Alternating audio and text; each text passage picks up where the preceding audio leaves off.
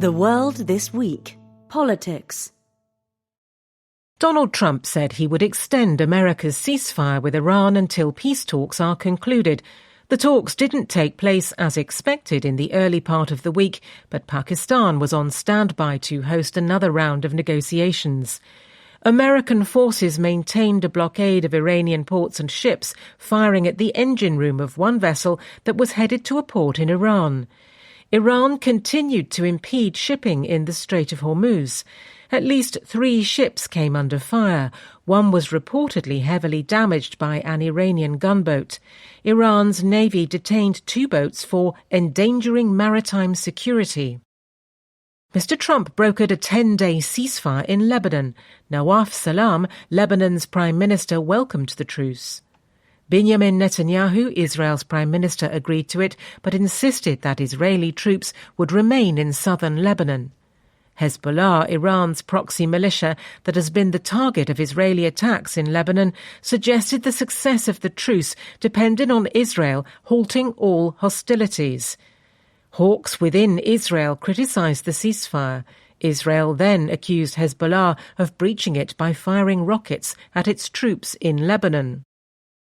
Taiwan's president cancelled a visit to Eswatini after Madagascar, Mauritius and the Seychelles refused to grant overflight rights to the presidential plane. Lai Ching-te, who had been due to attend celebrations for the 40th anniversary of King Mswati III's accession to the throne, said the countries had caved to pressure from China. Eswatini is the only African country that recognises Taiwan. Pete Hegseth, America's Secretary of War, sacked John Phelan as Secretary of the Navy, a civilian job that has no direct involvement with deployments in the Iran war. Mr. Phelan is the latest person to fall foul of the various feuds that have unsettled the Pentagon. The issue this time was Mr. Phelan's handling of the Navy's shipbuilding program.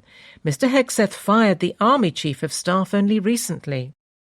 The Democrats' chances of winning the House of Representatives in November's midterm elections got another boost when voters in Virginia approved a congressional district map that could give the party 4 extra seats. Meanwhile, a second Democrat mired in scandal resigned from Congress.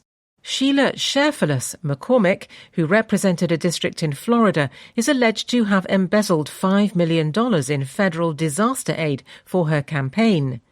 Eric Swalwell resigned last week amid sexual harassment and rape allegations. America's Justice Department charged the Southern Poverty Law Center, a prominent civil rights organization, with financial fraud. The SPLC is best known for reporting hate crimes and bringing legal cases against white supremacists, but the government alleges that it covered up its use of paid informants inside extremist groups. The head of the SPLC said the claims were false, that it was being targeted for political reasons, and that it had paid people in the past to inform on the activities of extremists. Lori Chavez de Rima resigned as America's Secretary of Labor amid complaints about her leadership. One member of staff reportedly complained about being asked to fetch wine for Ms. Chavez de Rima during work trips. The defeat of Viktor Orban in the recent Hungarian election has resolved a stalemate on the European Union's €90 billion, that's $105 billion loan to Ukraine. After Peter Magyar, the incoming Hungarian Prime Minister, suggested he would reverse Mr. Orban's block on the payment, Ukraine allowed Russian oil to start flowing again through a pipeline to Hungary and Slovakia. EU ambassadors meeting in Brussels then promptly signed off on the loan.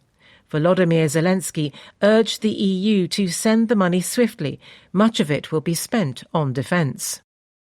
A gunman in Kiev killed 7 people before he was shot dead by police. The man had quarrelled with a neighbour before his shooting rampage.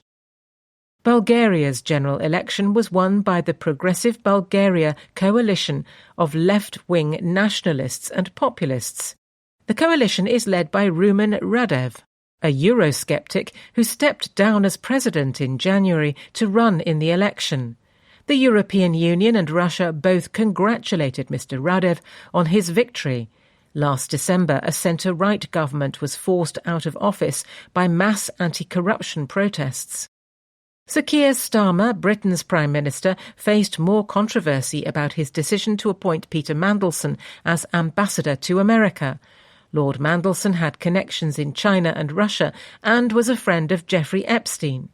Sir Oliver Robbins, who was sacked as the senior civil servant at the Foreign Office, told a parliamentary committee there was a very, very strong expectation from the Prime Minister's office to rush the process. Sir Keir blamed the Foreign Office for not telling him that Lord Mandelson had failed security clearance. Britain's chief rabbi, Ephraim Mervis, warned that a sustained campaign of violence against Jews was gathering momentum. 9 people were arrested for planning an attack on an unknown Jewish target in one of the recent incidents. In Japan, the government said it would relax restrictions on weapon exports to open up the defence industry's trade with foreign countries. No single country can now protect its own peace and security alone, says Takaichi Sanae, the Prime Minister, who sparked a row with China last year by suggesting Japan would respond if Taiwan is invaded. Beijing said it would resist Japan's new form of militarism. China was also angered by Japan's direct operational involvement in the annual military exercises held by America and the Philippines. In response, Chinese warships traversed the Yokohama waterway close to Japan's Amami Oshima Island, north of Okinawa. China said the drill complied with international law and practice. In El Salvador, the mass trial began of 486 alleged members of the MS-13 gang. They are charged with 47,000 crimes, including murder, drug trafficking and extortion. The leader in exile of Venezuela's opposition, Maria Corina Machado, said she would return home by the end of the year and urged America to press the socialist regime to hold elections. Ms. Machado was at a rally in Madrid. She met Spain's conservative leaders, but criticised the country's left-wing government for not helping Venezuela's democratic movement.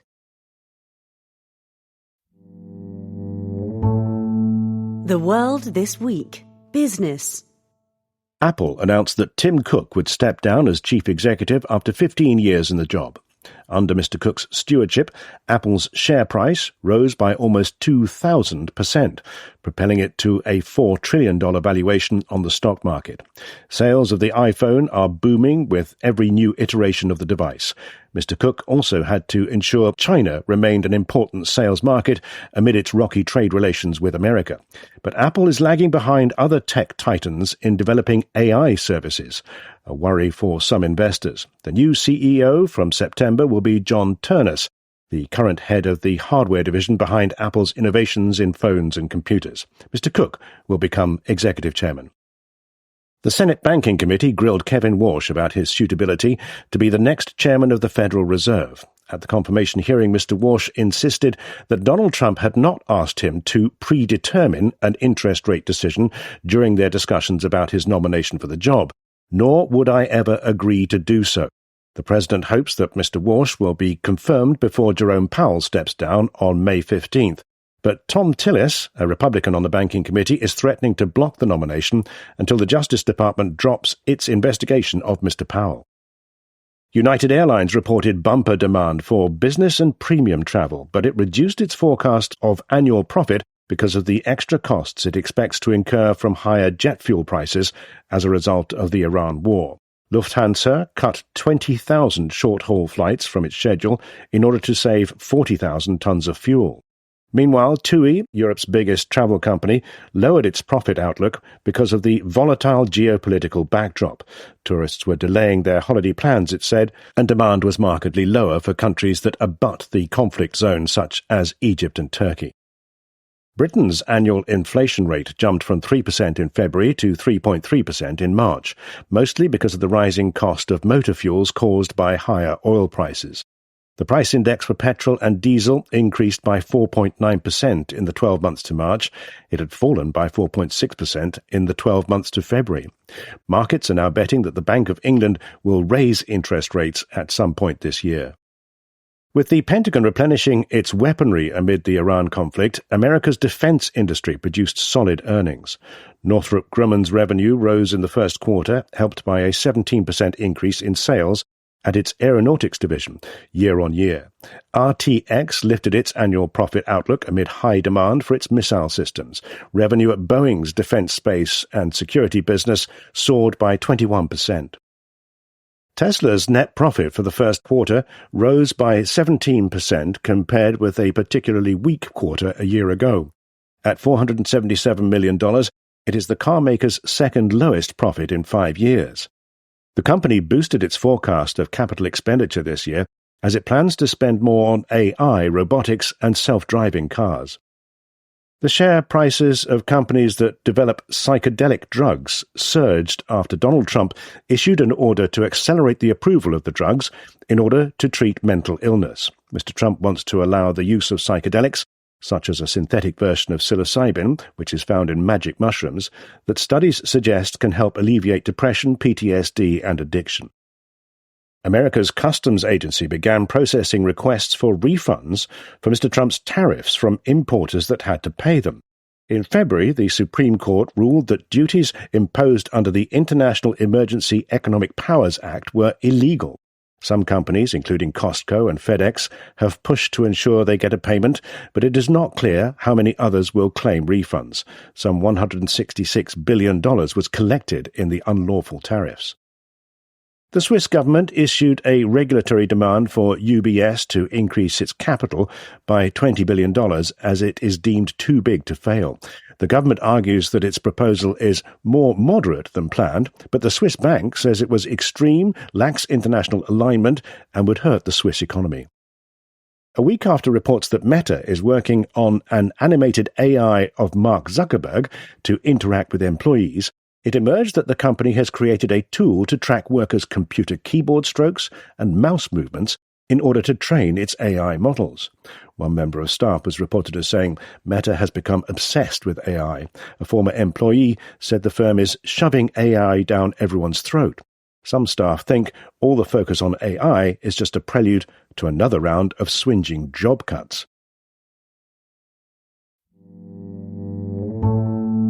Leaders. America prepares for the midterms. Too many Americans no longer believe their elections are fair. Largely because Donald Trump is so unpopular, his party will be trounced in the midterm elections in November. That is what the Economist's new forecasting model currently says. Democrats are almost certain to win the House of Representatives. They could even flip the Senate, a surprise for election nerds, because the map in this cycle strongly favors Republicans. Yet although the outlook for Democrats is good, for America's democracy it is alarming. Each party has come to see the other lot as cheats. Repeated meddling in election machinery by the president and his party, and their false claim that victory was stolen from them in 2020, have undermined voters' belief that elections are fair. The degrading contest to gerrymander congressional seats, the most intense in memory, further tells Americans that their politicians want to rig outcomes rather than compete. Some Democrats worry that Mr. Trump will steal the midterms. That is unlikely. But you don't have to expect the worst to fear the trend. Elections are not just about voters picking a winner. They are also a device for persuading the losers to accept the legitimacy of their opponent's claim on office. Sooner or later, the loser's loss of faith will cause a crisis. Midterm worriers can point to motive and opportunity. Losing the Senate as well as the House would sting Mr. Trump. The closeness of the Senate contest gives him a chance to meddle again. The midterms could also be a dry run for an attempt to steal the presidential election in 2028. Mr. Trump's constant efforts to weaponize the courts against his domestic enemies suggest he believes more than ever that rules are for losers. The worriers can also point to the president's behavior. He has issued executive orders to take bits of election administration away from the states and put the federal government in charge, supposedly to make the system more trustworthy. That is a familiar Trump move. First, identify a real flaw, a lack of trust he helped engender, then propose a plan that makes the problem worse, grabbing more power for himself. His scheme is unconstitutional and will probably fail. But it reveals his intent. If he could seize the running of elections, he surely would. If Mr. Trump cannot change the rules, he could still try to interfere on Election Day. In some places, conspiracy theorists will be in charge of ballot boxes. Some may believe the election in 2020 was stolen. Some MAGA loyalists have suggested he should dispatch ICE agents to polling stations to stop foreigners from voting illegally, which almost never happens. That would be illegal, and the courts would swiftly say so. The administration has been ambiguous, but should the temptation arise, it would not be hard to work out where to direct them. Democratic areas of Alaska, Maine, or Ohio, where control of the Senate will be decided, and where scaring minorities into staying at home could help Republicans. Even if this did not change the result, it would sow distrust, which could provide a platform for post-electoral mischief. After the votes are counted, the president's party could once again file lawsuits, as it did the last time he lost. In 2020, judges threw them all out, a reminder that Americans can have confidence in their courts. But MAGA world is litigious and has plenty of money. Never conceding defeat has become its organizing principle. The cases could drag on well past November 3rd. A loss in the courts is likely eventually, but the idea that someone somewhere has stolen the election may grow. Given such a litany of risks, you can understand the predictions of imminent doom. So it is worth underlining that, although America's electoral system is untidy and frequently confusing, with rules that vary from place to place, it still works. The Constitution says that elections will be administered by the states, not the federal government. That limits any president's ability to mess with them. Even within states, election administration is decentralized, relying on county officials who take their jobs seriously, and on the sort of doughty volunteers usually found at bake sales. Across the country, officials committed to the integrity of the vote are preparing to repel attempts to undermine it. Instead, the damage is more likely to be further vandalism rather than outright theft.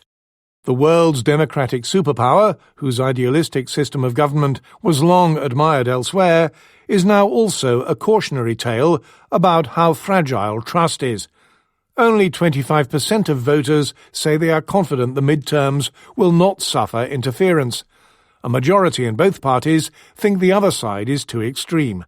Only 10% say both parties are honest and ethical. In a recent poll, more than half of Americans reckoned their fellow citizens were morally bad. Only 17% of Britons and 7% of Canadians did so. That is a gloomy way for America to celebrate its 250th birthday this summer. This mistrust is not all the president's doing. Polarization predates him.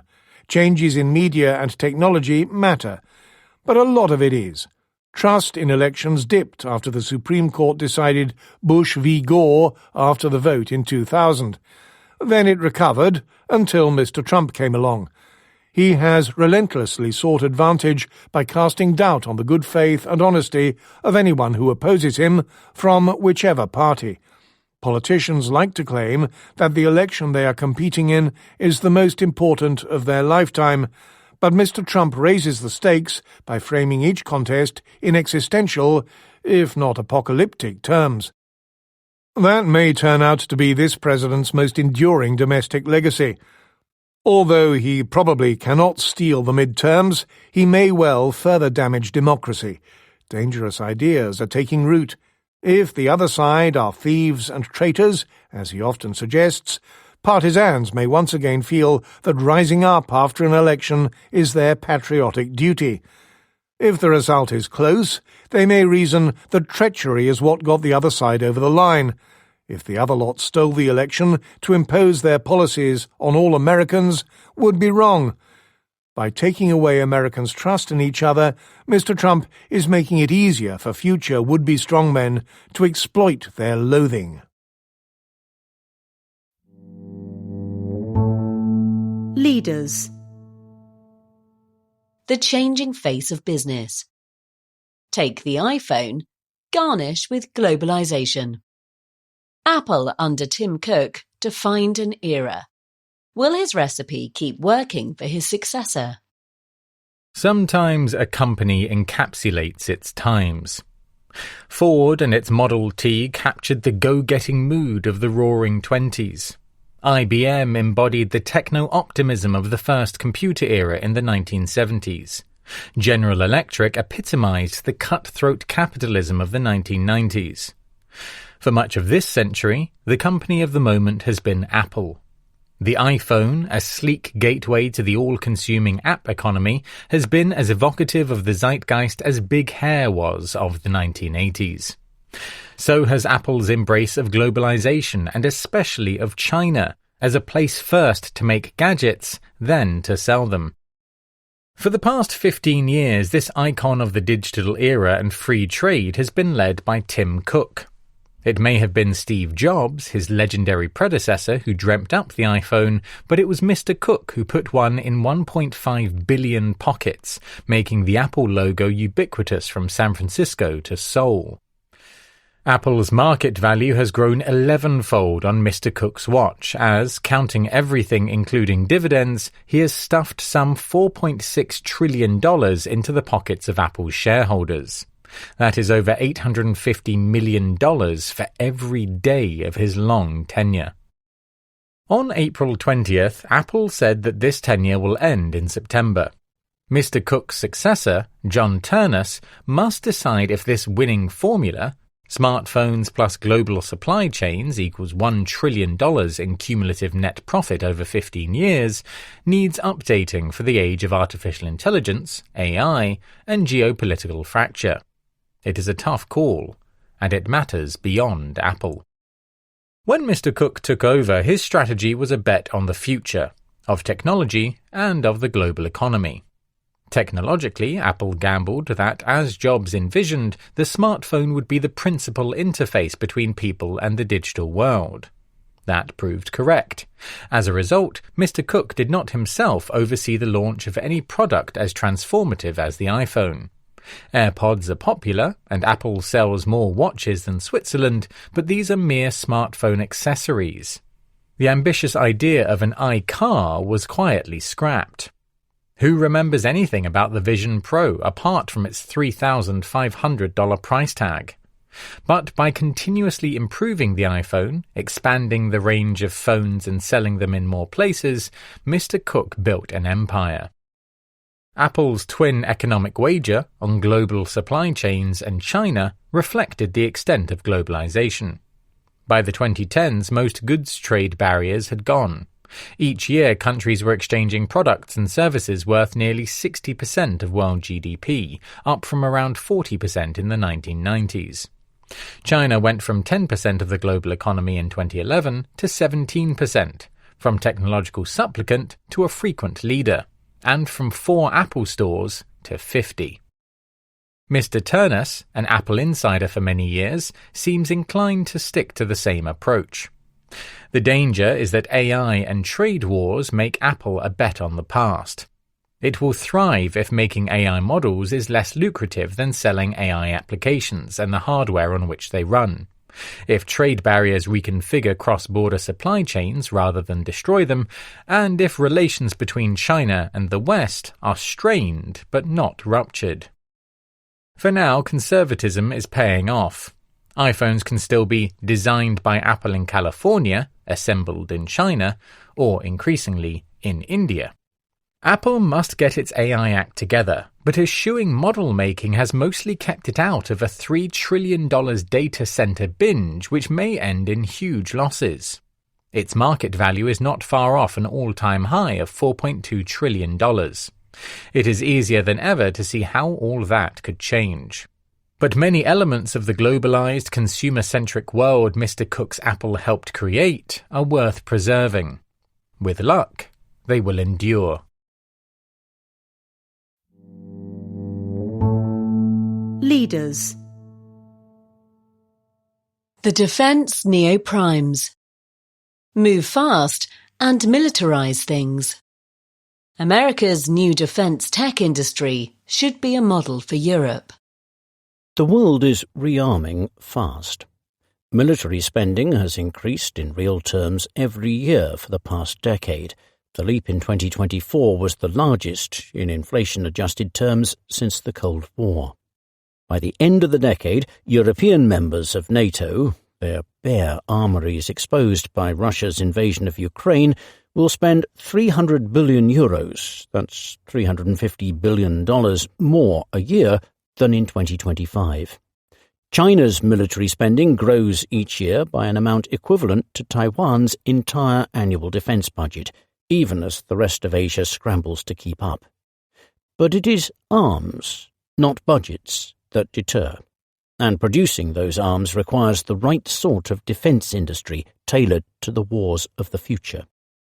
The wars in Ukraine and Iran appear to hold different lessons.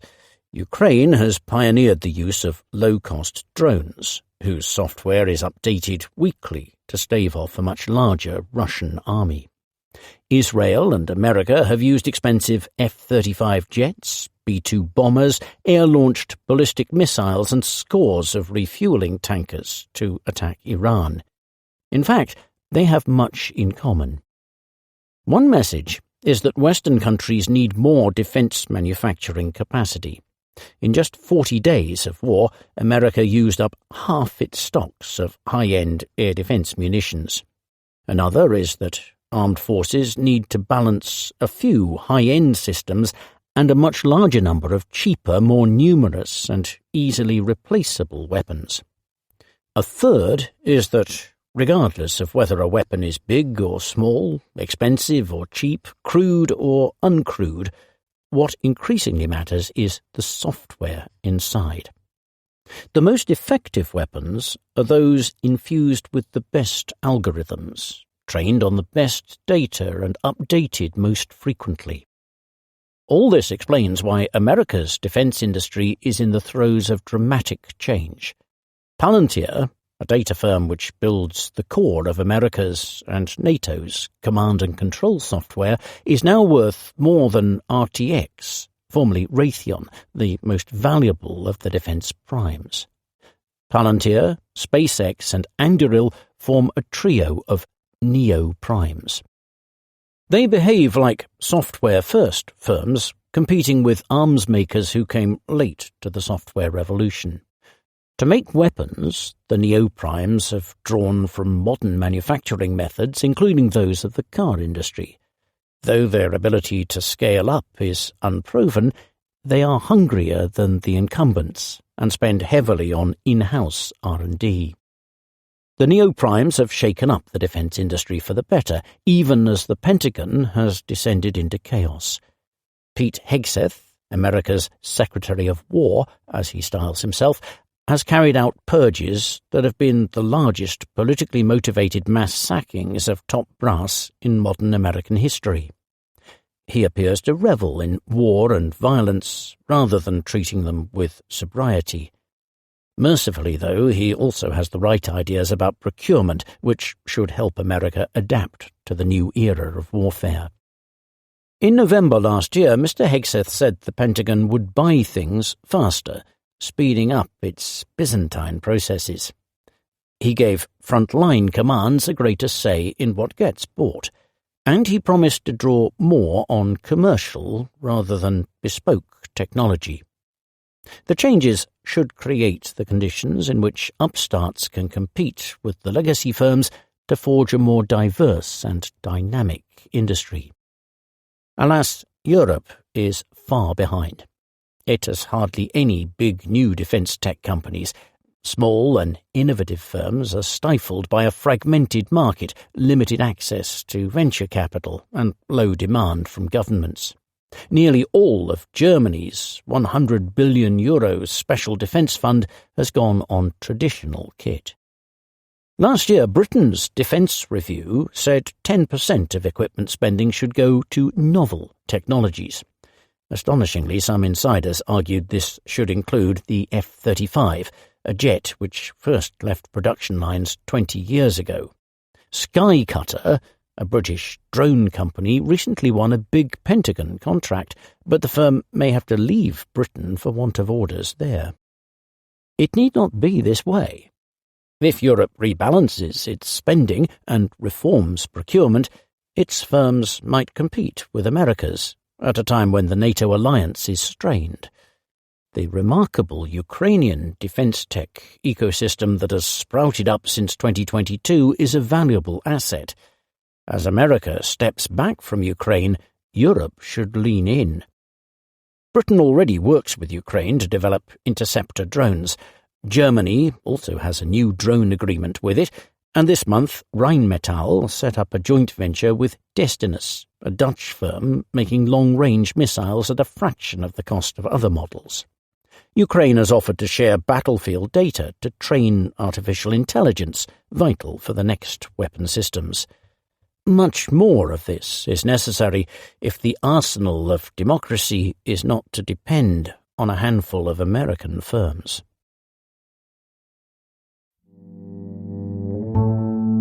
Leaders.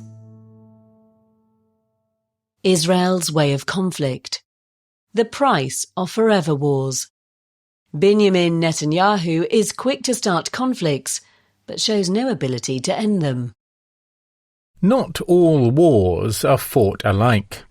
One reason for the 78-year survival of Israel, a small democratic country in a mostly hostile region, is that its leaders long grasped that fact. They saw how big gains come from preventing wars, but, when necessary, fighting them quickly, with clearly defined and realistic aims. Short conflicts, they believed, should be a prelude to something much more valuable, a flourishing civilian life. In times of peace, a country may best grow, building up its economic and technological prowess. For these reasons, over decades, Israel's military doctrine wisely, if not always successfully, set out that wars should be limited and based on deterrence, early warning, and decisive action. So it is dismaying to see how Israel's current leaders have abandoned that approach. As Israelis mark the anniversary of their independence this week, they are embroiled in too many conflicts of various levels of intensity that have been dragging on for 2.5 years. The Israel Defense Forces are overextended on 4 fronts. The army has seized security zones in the Gaza Strip, South Lebanon and Syria, and is engaged in an increasingly pitiless occupation of the West Bank. Together with America, it has just carried out a campaign of airstrikes on Iran, the second round in less than a year. For all their short-term operational successes, it is not clear what benefit prolonging these conflicts will bring, and the costs are mounting. The way Israel fights its wars has become bloody and ineffective. Israel was fully justified in responding forcefully to the massacre of its people by Hamas on October 7, 2023, and the missile launches by Hezbollah the next day. But the tactics it has since used in the Gaza Strip and southern Lebanon have caused many thousands of unjustified deaths and continue to cause suffering for millions of civilians displaced from their homes. Despite those years of fighting, Israel has failed to eliminate the threats on its border.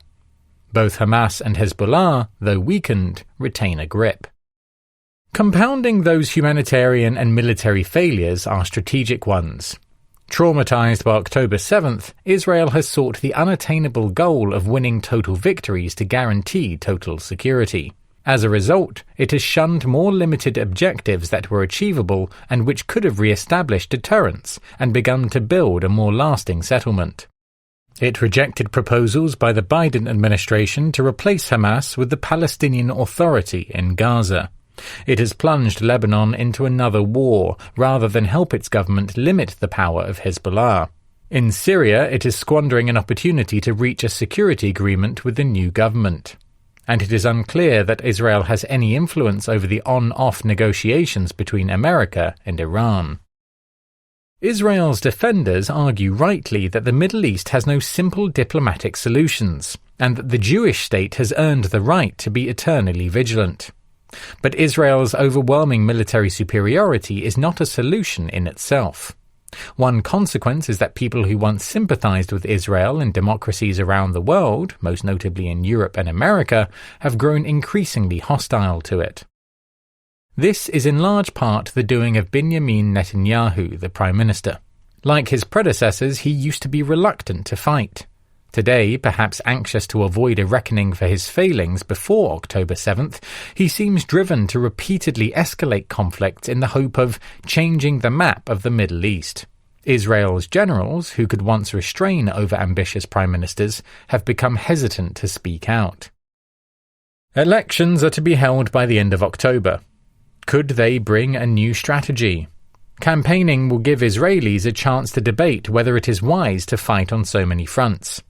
Yet many feel unsafe after the massacre of 2023 and are unwilling to listen to moderate messages from their leaders. Voters and political opponents are not scared of confronting Mr. Netanyahu. They question him, often aggressively, over constitutional affairs, corruption, and his coalition's subservience to ultra-religious interests.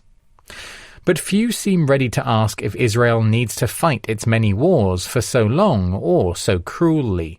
The main opposition figures offer no compelling alternative, preferring to limit their criticism to ways in which military operations are being carried out. Israel's politicians are letting their people down. Voters need to hear hard truths. Israel's founding generations grasped that wars must have limits. Israelis need to recognize that, even after the horrors of October 7th, those limits still exist.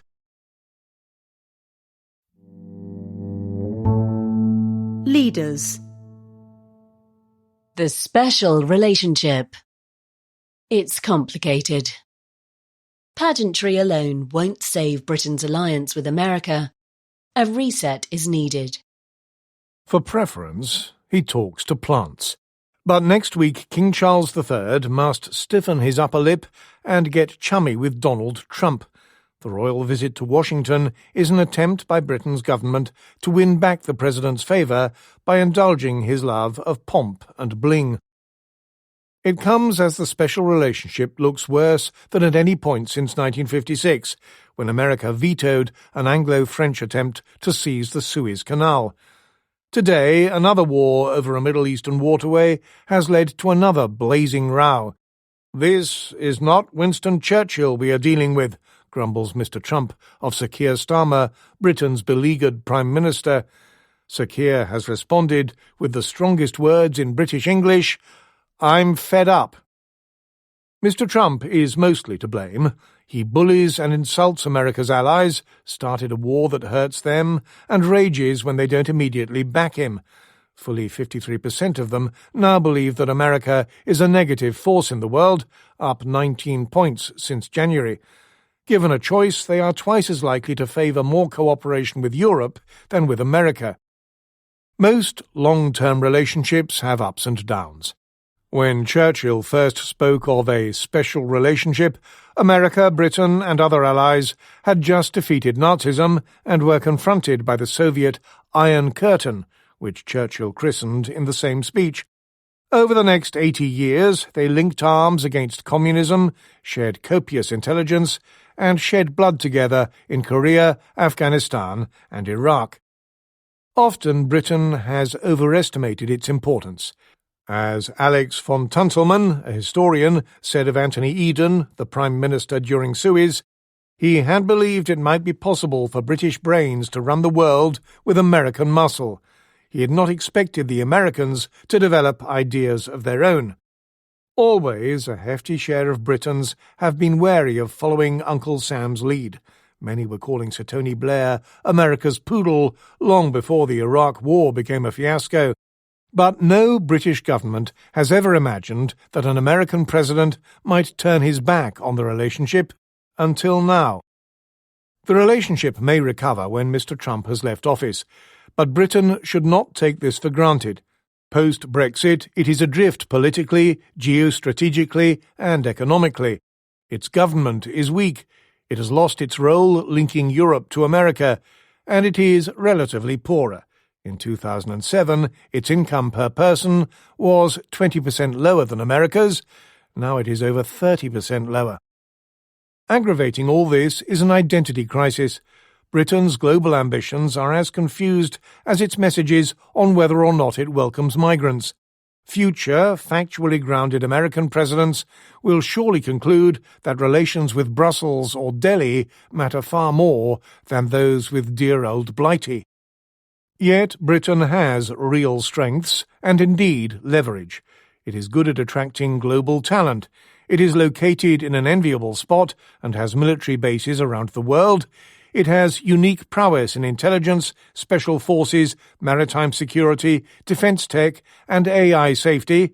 Its soft power is huge for such a small country, which helps explain why MAGA types are so obsessed with London's supposed downfall while not giving a monkeys about Berlin or Paris. The first step towards rediscovering Britain's mojo is to be honest about its shortcomings. As Mr. Trump says, Britain needs to spend more on defence. In the past, it has assumed that any wars would be fought alongside the Americans, so gaps in equipment did not matter much. Now that it may have to act alone or with Europeans, it looks naked. Britain should accept nuclear dependence on America for now, though hedge for the future, and preserve intelligence cooperation. It should move closer to Europe, and it needs skillful leadership. This week, Sir Keir was further weakened by his attempts to explain how he appointed Peter Mandelson, a friend of Jeffrey Epstein, a dead American sex offender, as envoy to the court of Mr. Trump. Alas, leadership is something Sir Keir is unlikely to provide. Letters. On the closure of the Hormuz Strait, racial segregation, free trade deals, music and the brain, and Catholic saints.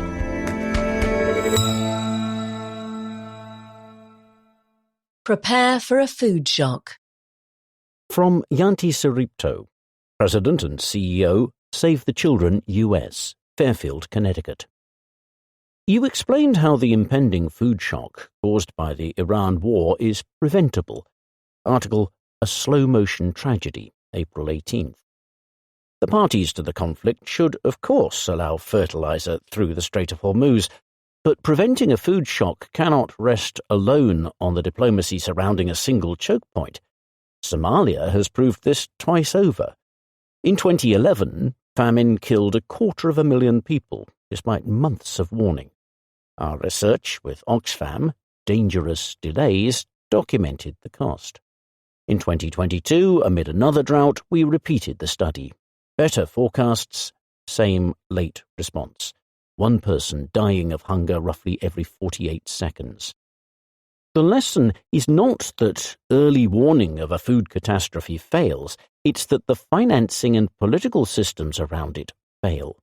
Where anticipatory action has been resourced, pre-positioning supplies, protecting livestock, scaling social protection before harvests fail, it works at a fraction of the emergency response costs. But the international system still defaults to waiting for the body count from starvation before mobilizing. Disruptions from the Strait of Hormuz already threaten to push 45 million more people into acute hunger. Every government and institution with the capacity to act should fund anticipatory measures now, not wait for the food shock to land and the cameras to arrive. A historical precedent. From Carlos Andrade, Sao Paulo. Chapter 3 of your America at 250 series, March 28th, mentioned the saga of Homer Plessy, a black shoemaker from New Orleans who was arrested in 1892 for refusing to retire to the colored car on a train. His case went to the Supreme Court. Plessy v. Ferguson questioned whether racial segregation laws at the time were constitutional. The court found that they were. 60 years earlier, in 1832, a little-known episode happened in Boston when Emiliano Munduruku, a Brazilian national, sued a boat captain for breach of contract for not allowing Munduruku's family to sit in a comfortable cabin because they were black, despite paying the highest fare. A jury in 1833 ordered the captain to pay $125 in damages to Munduruku, but the decision was reversed by the Massachusetts Supreme Court. Some scholars consider it to be the first lawsuit challenging racial segregation in America. Munduruku was one of the military leaders of the 1824 secession movement in Brazil, called Confederation of the Equator, a republican uprising aimed at forming a federation of provinces in the northeast. It was inspired by the American Revolution. The movement was defeated and Munduruku was sentenced to death, but he managed to escape and seek refuge in Boston. Forging ahead with free trade. From Michael Plummer, Professor of International Economics, Johns Hopkins University, SAIS, Europe, Bologna, Italy. Your article on global trade post-Liberation Day noted that Britain signed its most significant post-Brexit trade deal with India. Article Liberation Year, April 4th. Although that is an important accomplishment, Britain joining the Comprehensive and Progressive Agreement for Trans-Pacific Partnership, CPTPP, is arguably more significant. It is more wide-ranging than the India deal and its economic integration more extensive. Moreover, as you mentioned, the European Union and the CPTPP are soon to start work on developing new global standards, and Britain will now be part of that process. The expansion of the CPTPP to include Britain, the first of probably many enlargements, underscores the main point of your article. The world will continue to seek out potential gains from globalization with or without America. I'd certainly prefer with, but who listens to academics these days? Music soothes the mind. From Giovanna Baskihali Sliva, Johns Creek, Georgia. I want to offer a personal perspective on why playing music is good for the brain. Well informed, March 28th. My father lives with dementia in Brazil, and I reside in Georgia. Despite the physical distance, music has become our daily meeting place. Each day, my mother sets up a video call. I place my phone next to the keyboard and play for him. What unfolds is remarkable. Music seems to reach parts of his memory that are otherwise inaccessible.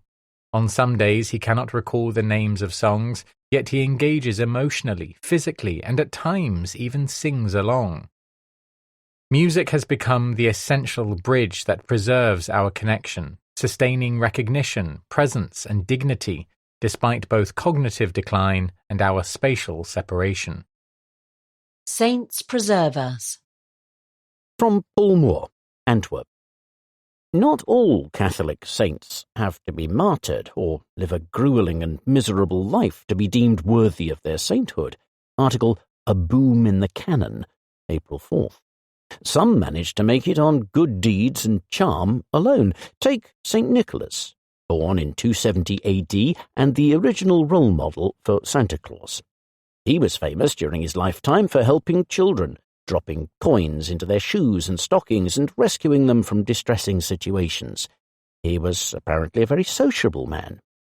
He did not undertake an annual circumnavigation of the globe on December 24th, but he became the patron saint of sailors, merchants, and repentant thieves. Perhaps more relevant in today's socially splintered age, he is the patron saint of unmarried people, and also the patron saint of brewers. Sounds like the kind of saint I would prefer to meet. From Robert Harley, New York. You identify Saint Fiacre as the patron saint of syphilis sufferers. He is also the patron saint of gardens and gardeners, as demonstrated by the botanical gardens bearing his name in Tully, Ireland, and his statue in my garden in Brooklyn. From Stuart Smith, Maastricht. Some 1,500 people passed through in an hour to view the skeletal remains of St. Francis of Assisi, which you compare to a passport queue. I would like to know which passport queue has ever passed so quickly. Passport queues do have a religious feel about them. They are a form of purgatory, except I rarely experience a sense of blessing or enlightenment at the end, merely relief. Briefing. Donald Trump and the November elections. Midterm madness. Might Donald Trump try to meddle in November's congressional elections? Basically, we just sort of rack our brains, says Joe Morell. What would happen if this happened? Usually the answer is, well, that's never happened before, but this is what we would do. Mr. Morell is the top-ranking Democrat on the House Committee on House Administration. In normal times, his team oversees matters of great importance to Congress, such as who gets a parking permit in the House garage. This being an election year, he is preoccupied with an even more existential question. What if Donald Trump tries to steal the midterms? Mr. Morell's committee is in charge of adjudicating disputed elections in the House of Representatives. He has spent months doing tabletop exercises and dreaming up worst-case scenarios.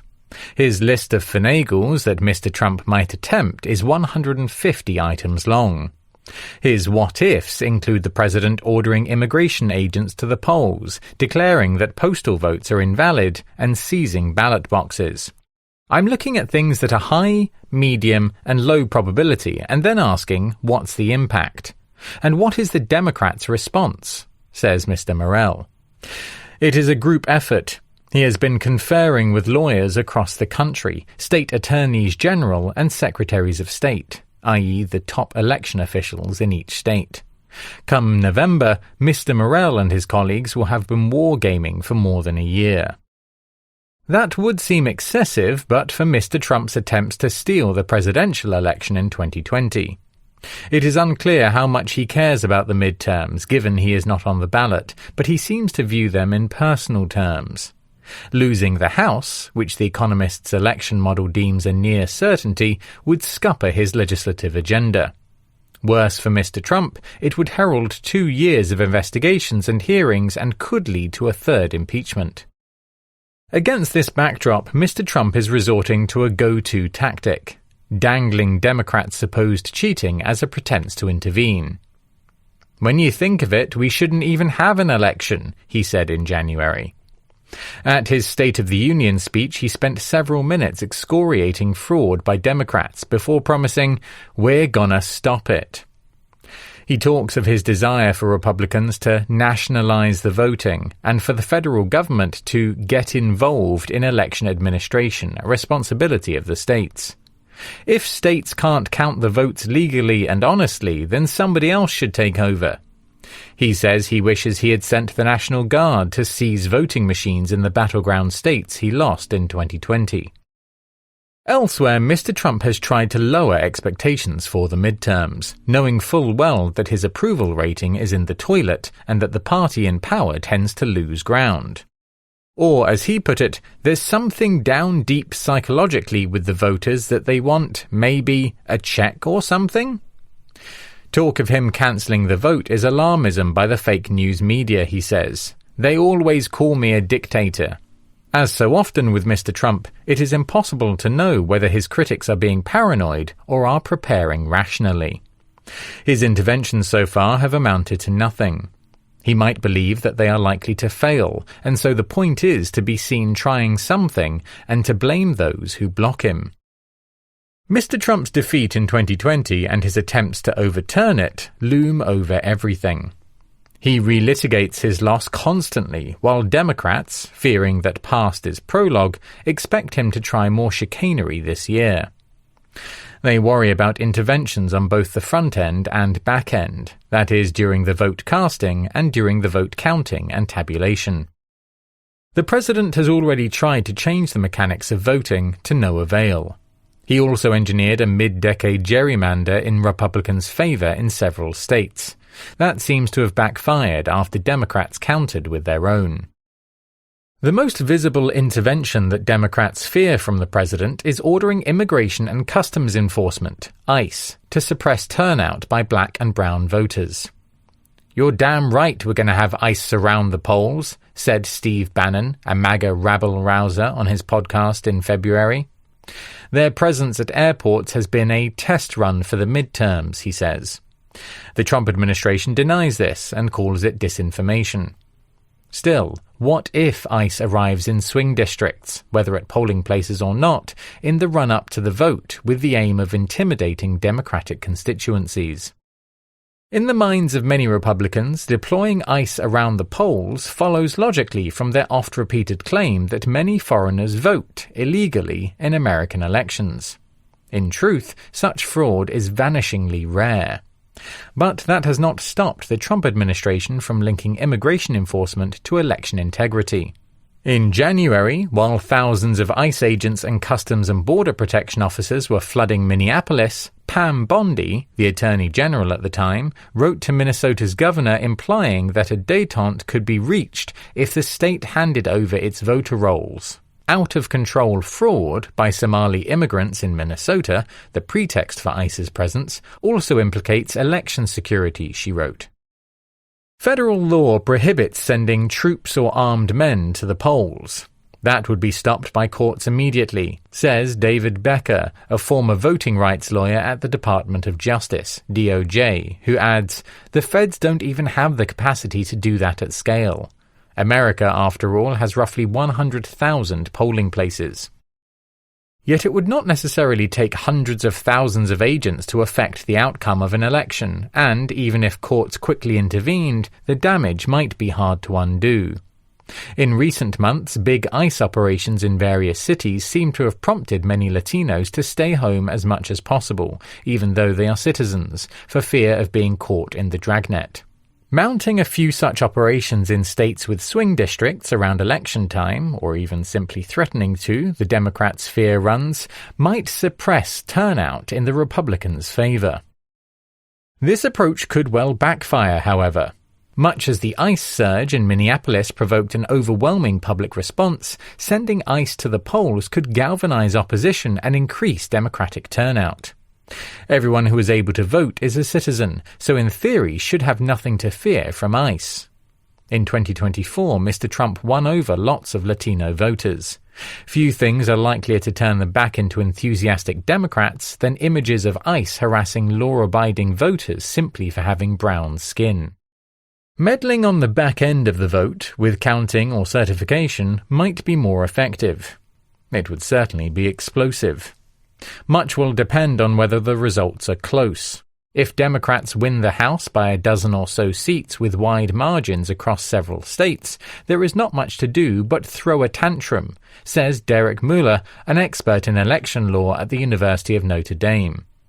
Our model thinks there is a good chance this will be the case.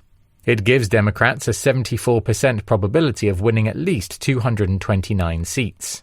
218 makes a majority. Things could get fraught, however, if control of the House or the Senate comes down to a handful of tight races. Narrow margins means more counting and recounting. When protracted tallying of this sort delayed the declaration of a winner in the presidential race in 2020, Mr. Trump demanded that the counting stop. His position had worsened as postal ballots, which take more time to review, were processed. This blue shift in Democrats' favor is not unusual. Republicans are less likely to vote by mail, largely because the leader of their party disparages it so much. Mr. Trump warmed to postal voting when he was on the ballot in 2024. Now he is back to denigrating it, while voting by mail himself last month in a special election in Florida. His bid to limit postal voting is the crux of a top-to-bottom effort to make voting more difficult, hoover up information held by states, and fish for fraud. None of these gambits has worked so far.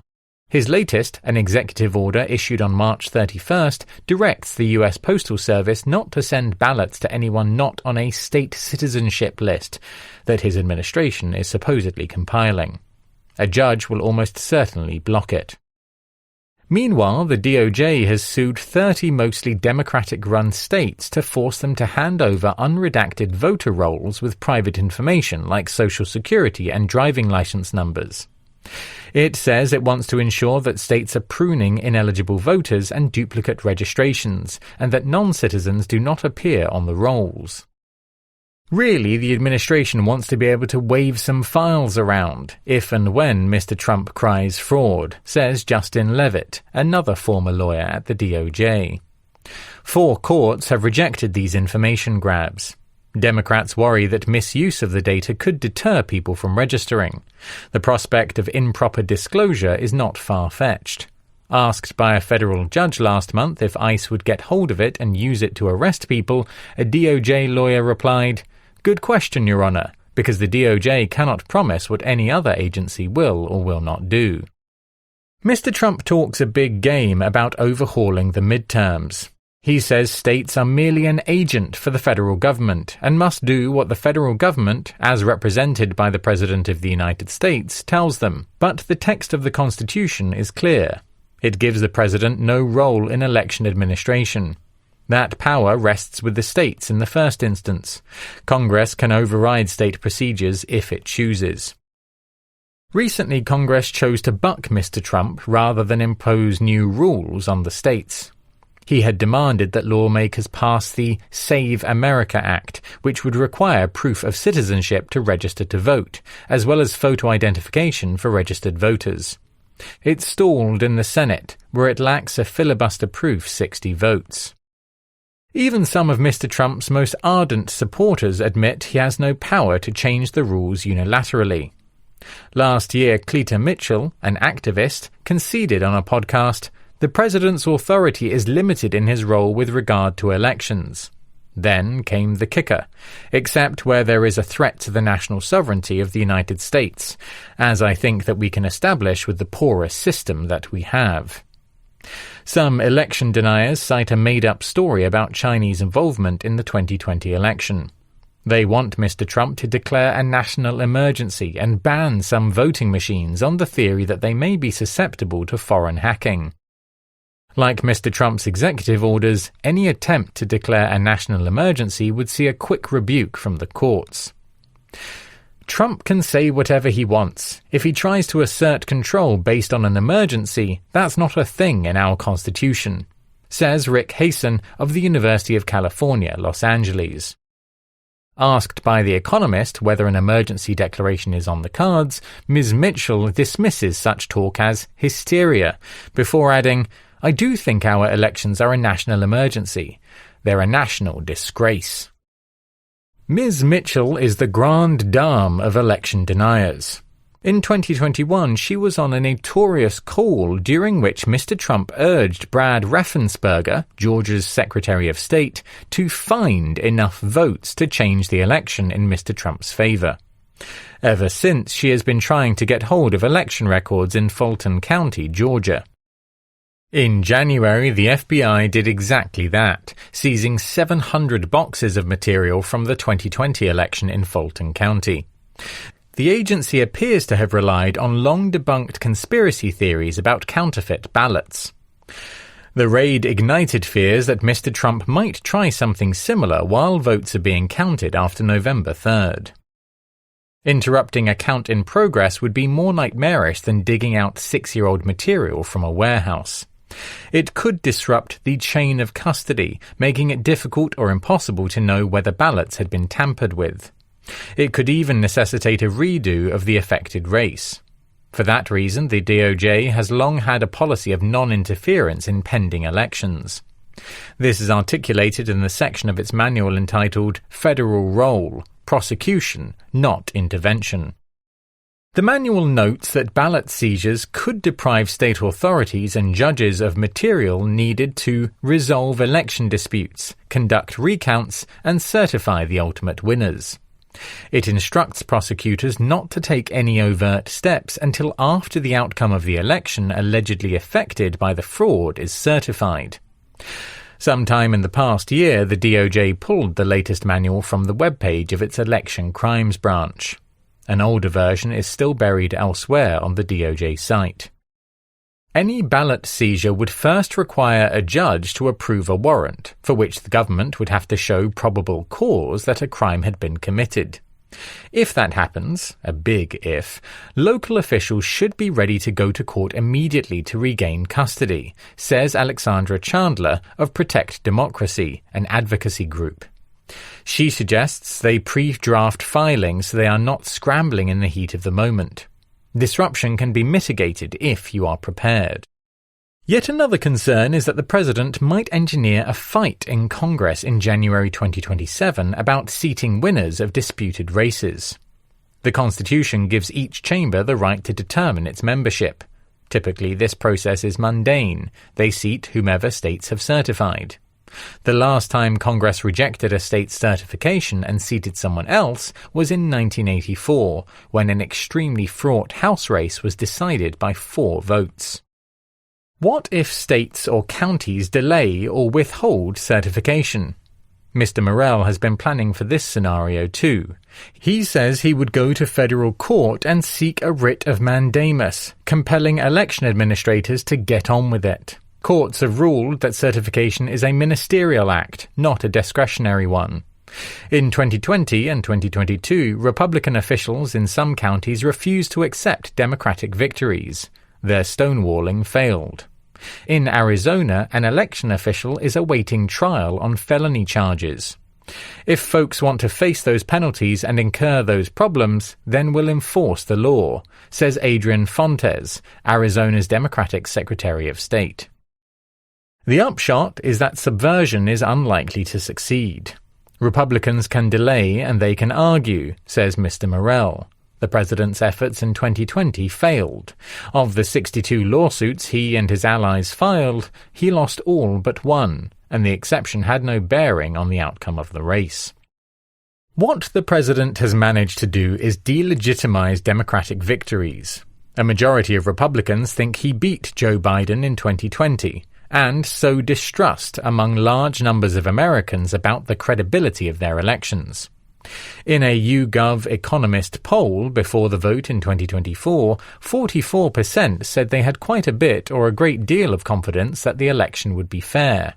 That has since dropped to 25% after Mr. Trump raised the spectre of cancelling the midterms. This suggests many take him seriously when he spouts outrageous stuff, or take Democrats seriously when they accuse Republicans of trying to rig the midterms. Mr. Trump has also undermined faith in election workers. Secretaries of state and county clerks once operated in obscurity. No longer. Years ago, Mr. Becker, one of the voting rights lawyers, commissioned a poll asking Californians to name their chief election officer. Only 7% answered correctly.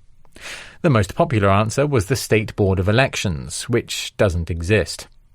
Now election workers routinely face threats and harassment, sometimes from Mr. Trump himself. Some politicians are scared of the verdict of the voter, Mr. Becker adds. Those people might think that they can intimidate voters to such a degree that they self-suppress, that they choose not to participate because they think voting is unsafe or inconvenient or does not matter. Mr. Becker worries that he and his colleagues at other pro-democracy organizations will contribute to that fear by talking up nightmare scenarios of election interference. In fact, the opposite is even more likely, that turnout this November surpasses that of 2018, which itself was the highest rate for the midterms in more than a century. Judging by turnout and results in elections over the past year, Democratic voters are fired up. The more Mr. Trump fulminates against elections, the keener they seem to punish him in this one.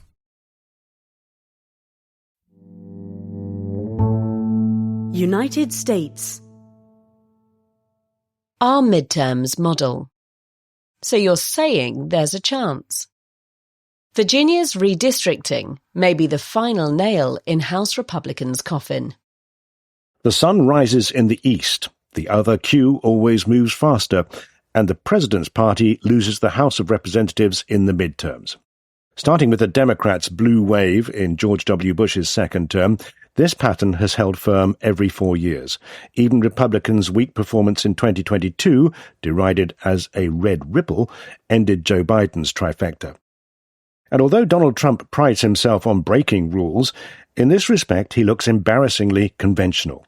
The Economist's new statistical forecast of the 2026 congressional elections gives Democrats a huge 98% chance of gaining at least the 3 seats needed to flip the 435-seat lower house, up from 94% before voters in Virginia approved a referendum on April 21st that gerrymanders 3 to 4 Republicans out of their seats. More surprisingly, despite a Senate map that looks nearly impregnable on paper, the model estimates that the party has a 48% probability of taking over the upper chamber as well. Given the unpredictability of elections, as shown by Mr. Trump's own victory in 2016, how can we be so certain? Although individual House races are thinly polled and frequently deliver upsets, district-specific surprises usually cancel out across hundreds of concurrent elections. If a party wins far more seats than expected, that is usually because it wins more votes than expected nationwide. And in modern times, the national popular vote for the House has generally landed close to estimates based on generic ballot surveys, which ask respondents which party they plan to support in Congress.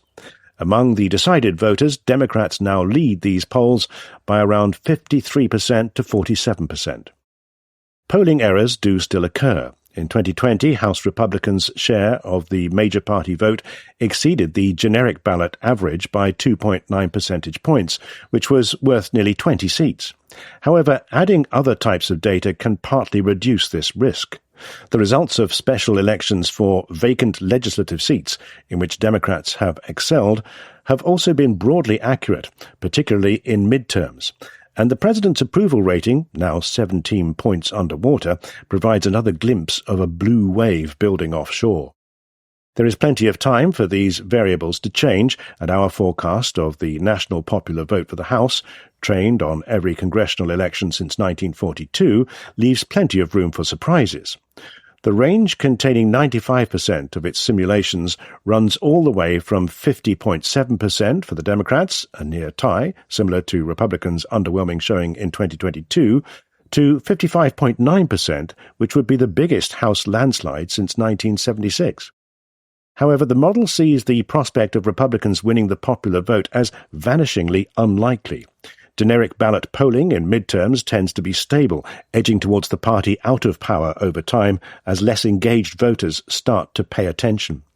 On top of this, the more poll respondents who have not made up their minds, the worse the president's party tends to do on election day. Undecideds break for the challenger is the rare political adage that data actually support. Control of the House is, in the end, determined in individual races, not by a nationwide vote.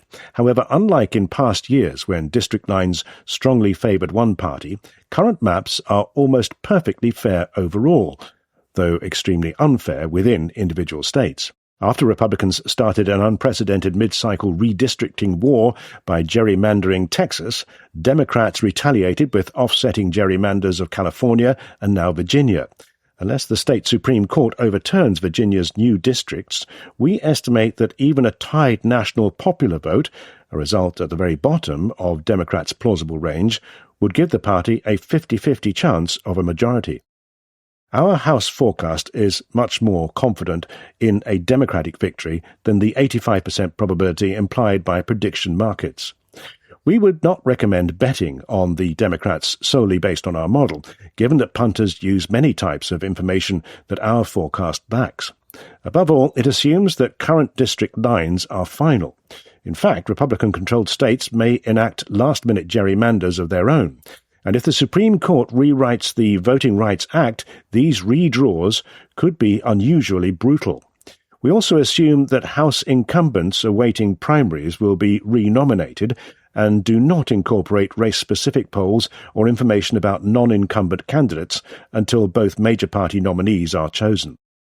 A corollary of the House looking like a shoo-in for the Democrats rather than a dogfight is that a dogfight is unfolding in the Senate. There, Democrats need to flip 4 of the 100 seats to gain control, a tall order given that all but 2 of their potential targets are in states that Mr. Trump won by double digits in 2024.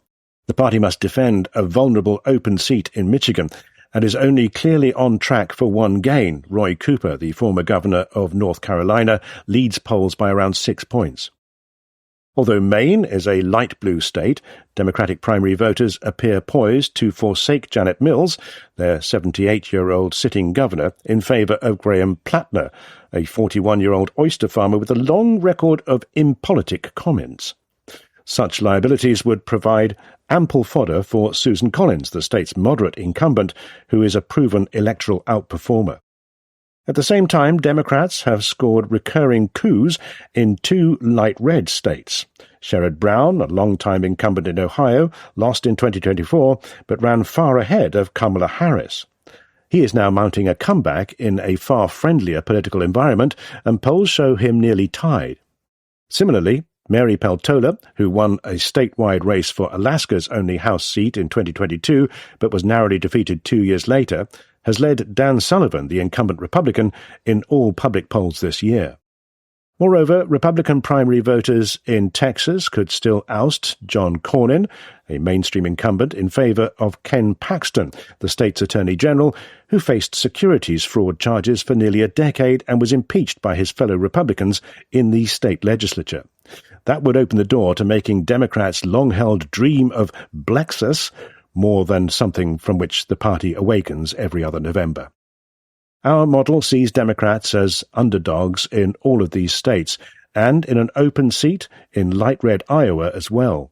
However, any scenario in which they are doing well enough nationally to win even one of these states is probably also one in which they sweep the easier contests, putting them on the cusp of the decisive 51st seat. If anything, our forecast may be a bit conservative on Democrats' Senate chances. Prediction markets already make them a narrow favourite to flip both chambers.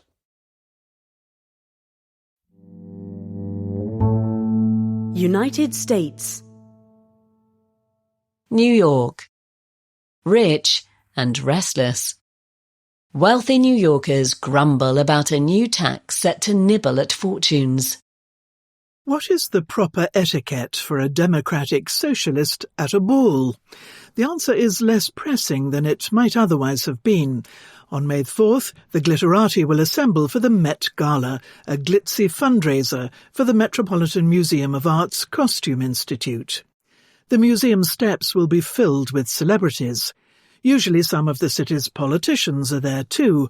5 years ago, Alexandria Ocasio-Cortez, a stylish congresswoman affiliated with the Democratic Socialists of America, showed up in a white gown emblazoned with "Tax the Rich" in bold red letters. Some, however, called her a hypocrite for attending the lavish affair. Zohran Mamdani, the city's new Democratic Socialist mayor, may be trying to avoid such criticism. He is skipping the event entirely. Raising revenue from the rich, though, is very much on Mr. Mamdani's agenda. He ran on a pledge to provide free buses, childcare, and publicly subsidized supermarkets in all 5 boroughs of the city. These were to be paid for with new taxes on the highest earners. A start was made on April 15th, when Kathy Hochul, the governor of New York State, proposed a pied-à-terre tax, backed by the mayor. This would apply to second homes in the city with assessed values of $5 million or more, whose owners are not tax residents and do not rent them out. Mr. Mamdani promoted the move in a video filmed outside the $238 million New York apartment of Ken Griffin, a Miami-based hedge fund magnate. The mayor would like to go further, raising corporate and income taxes, but he and Miss Hochul disagree on that. Still, she wants to help him address the city's sprawling budget deficit. Mr. Mamdani says he expects the pied-à-terre tax to raise $500 million annually. The details are still being worked out, but rates are likely to be set on a sliding scale, with the aim of hitting that target. For the rich, this counts as gentle. High-value residential real estate is typically undertaxed compared with other residential real estate, says Anna Champagnet of the Citizens Budget Commission, a think tank. The main effect will probably be to slightly reduce the prices of higher-end homes in the city and perhaps nudge some absentee owners to sell to New Yorkers who might make greater use of them. Yet this is far from a comprehensive rationalization of New York's tangled property tax system, and the pied-à-terre tax carries real risks, which the rich are quick to point out. Rates that are too high, or a scale with cliff edges, could do real harm. Bill Ackman, another billionaire hedge fund boss, gripes that it may push Mr. Griffin to move more of his employees to Miami. We should be applauding Ken for spending $238 million in NYC, not attacking him for doing so, wrote Mr. Ackman on X. Alex Witkoff, the property-developing son of Donald Trump's go-to envoy, echoed those comments. You don't save a city by driving out capital, you destroy it. But perhaps that's their goal. For all their huffing and puffing, wealthy New Yorkers have so far not seen their worst Mamdani-era fears come to fruition. The mayor's most ambitious and expensive ideas, such as universal free childcare, large-scale social housing projects, and free expanded public transport, are being implemented incrementally or not at all. Taxes, so far, remain at a reasonable level. And another kind of disaster was averted on April 17th, when building owners reached a last-minute deal with the city's doormen, avoiding a strike, and the horror of billionaires waiting in the lobby for food deliveries. Moreover, they can still enjoy a good party. The dress code of this year's Met Gala is "Fashion is Art," suggesting the outfits will be especially ostentatious, even by the event standards. The sponsors and honorary chairs are Jeff Bezos, the billionaire founder of Amazon, and his wife, Lauren Sanchez Bezos. Posters have sprung up around the city decrying their involvement, saying the gala is brought to you by worker exploitation. As for Mr. Mamdani, he told Hell Gate, a local news outlet, that he had other things to do, such as making the most expensive city in the United States affordable. United States. Legislating. Vote for Claude. Artificial intelligence is creeping into American lawmaking. Kent Rowe is a busy man. In addition to his full-time job as a farmland appraiser, he sits on the board of a utility company and on the council of his local Lutheran church. If that wasn't enough already, for up to 40 days a year, he serves as one of 70 lawmakers in South Dakota's House of Representatives. It is grueling work without much help. South Dakota has the smallest legislative staff in the country. Roughly 60 staffers help lawmakers with research and drafting legislation. These days, Mr. Rowe relies increasingly on artificial intelligence, or AI, to manage his workload. The representative says he uses AI chatbots for research, crafting arguments and mulling over talking points. Honestly, I love it, he enthuses. It's a search engine on steroids. He sometimes uses AI to help write bits of legislation too. The lawmaker runs first drafts of bills through Grok, an AI tool developed by Elon Musk's XAI, to refine his ideas or check which other states might have passed similar laws. He likes to prompt Grok to apply what he calls a constitutional stress test on proposed legislation. It's an accepted tool, same as a calculator is to do math, or a cell phone is to do phone calls, he points out. We're not in the world of buggy whips anymore. Usage of AI is booming among state lawmakers and their staff. A survey by the National Conference of State Legislatures, a non-partisan grouping of sitting lawmakers, found that 44% of state legislative staff used AI in their work last year, up from just 20% in 2024. Governors and state agencies are also adopting the technology, in part to prune back excessive and badly written regulations. Doomers warn of a deluge of AI-generated slop laws, gumming up legislatures, to say nothing of representatives merely regurgitating whatever Claude or ChatGPT tells them. Most state legislators turn to AI out of need. You have a lot of workload and no staff to help you out, laments Nick Hoheisel, a Republican member of the Kansas House of Representatives. He says research that previously took him hours can now be done in a matter of minutes. AI can also help stretched legislators who are expected to grasp a bewildering array of policy issues push back against better-resourced lobbyists. Monique Priestley, a Democratic member of the Vermont House of Representatives, says she uses AI to fact-check lobbyists on the fly during committee hearings. I've actually caught lobbyists in lies, she says.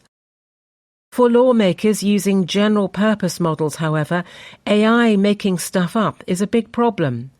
Mr. Rowe says he occasionally runs an AI prompt 10 times or 100 times over to calibrate for the right answer.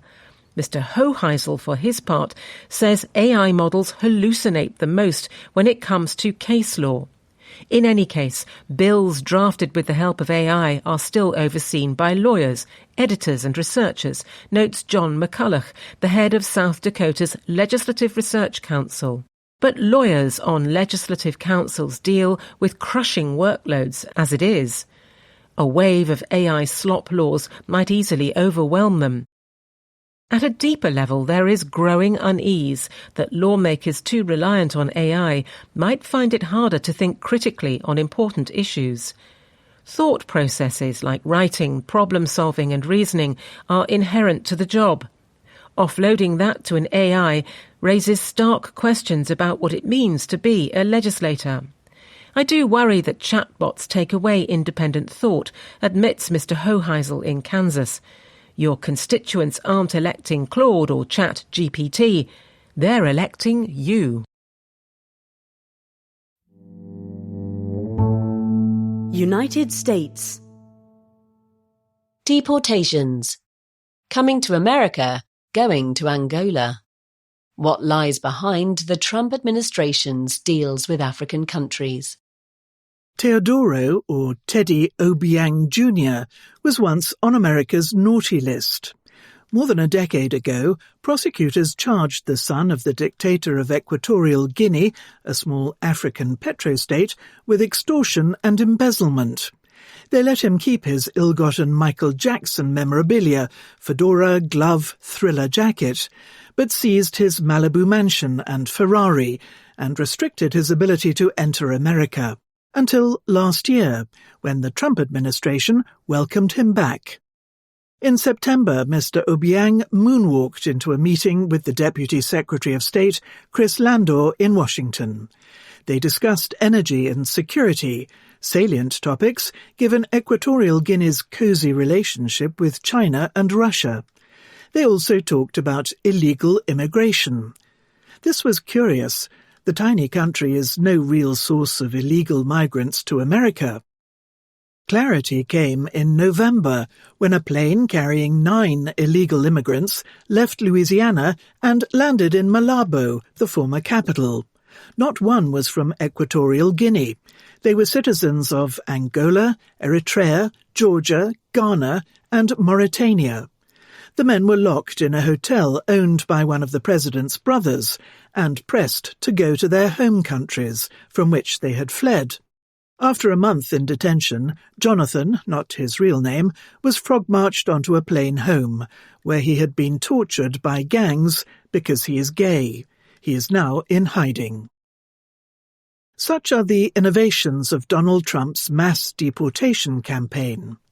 At least 16 countries, mostly in Africa and Latin America, have accepted deportees from America who are not their own citizens.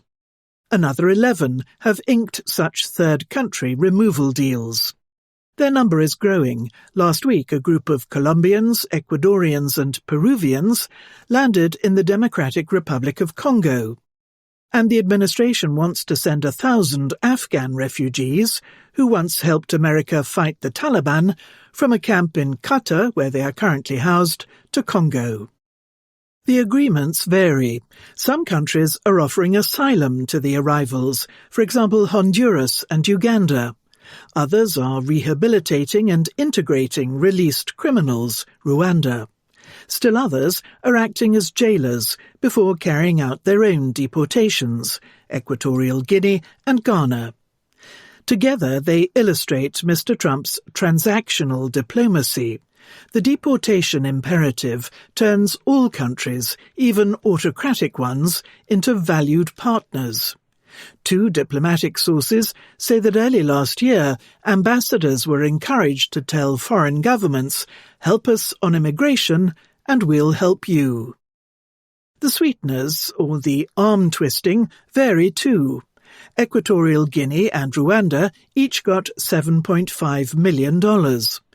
A $30 million grant to the UN High Commissioner for Refugees, or UNHCR, in Cameroon, was contingent on that country signing a deal. Ghana got some visa restrictions loosened.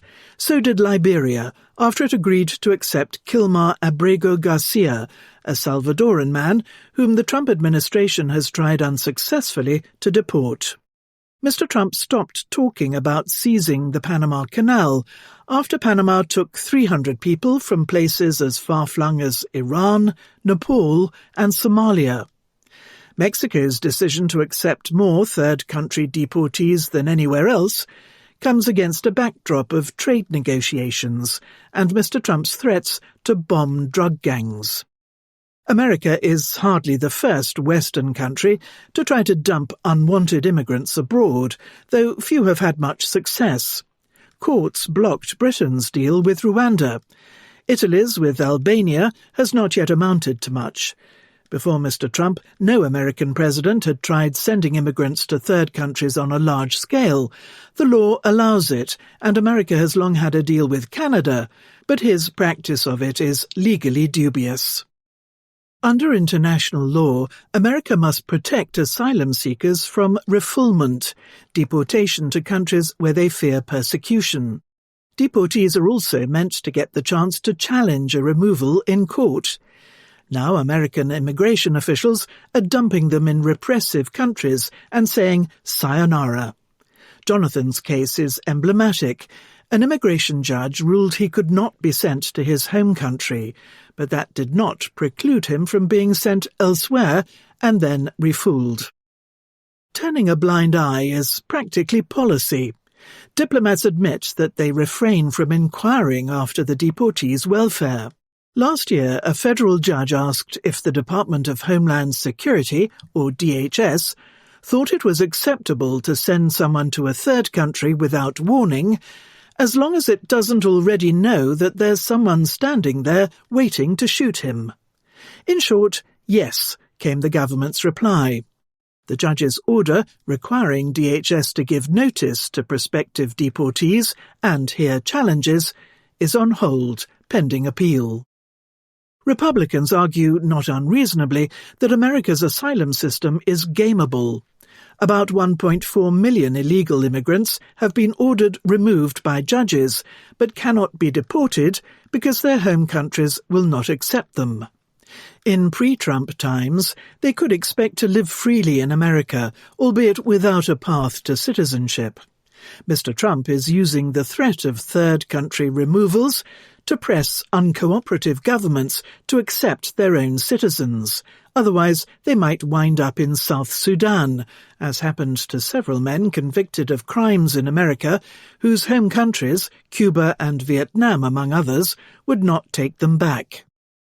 Yet, for all the cash and diplomatic capital expended on these deals, only 17,000 people have actually been deported to third countries. By contrast, total removals numbered 234,000 over the past 6 months, the vast majority to people's home countries. The truth is that no place wants to be America's mega processor. No one was willing. There's not much of a win-win you can articulate, says an American former national security official. If anything, the aim is to get immigrants to self-deport and deter others from coming. The scheme's a one more knock to the asylum system, to which the Trump administration has taken a sledgehammer. Denial rates have more than doubled. The president's nominee to be deputy head of the UNHCR wants America to withdraw from the Global Refugee Pact. Alma David, a lawyer, says the spectre of third country removals is doing what it was intended to do: scare the shit out of people. United States. Lexington.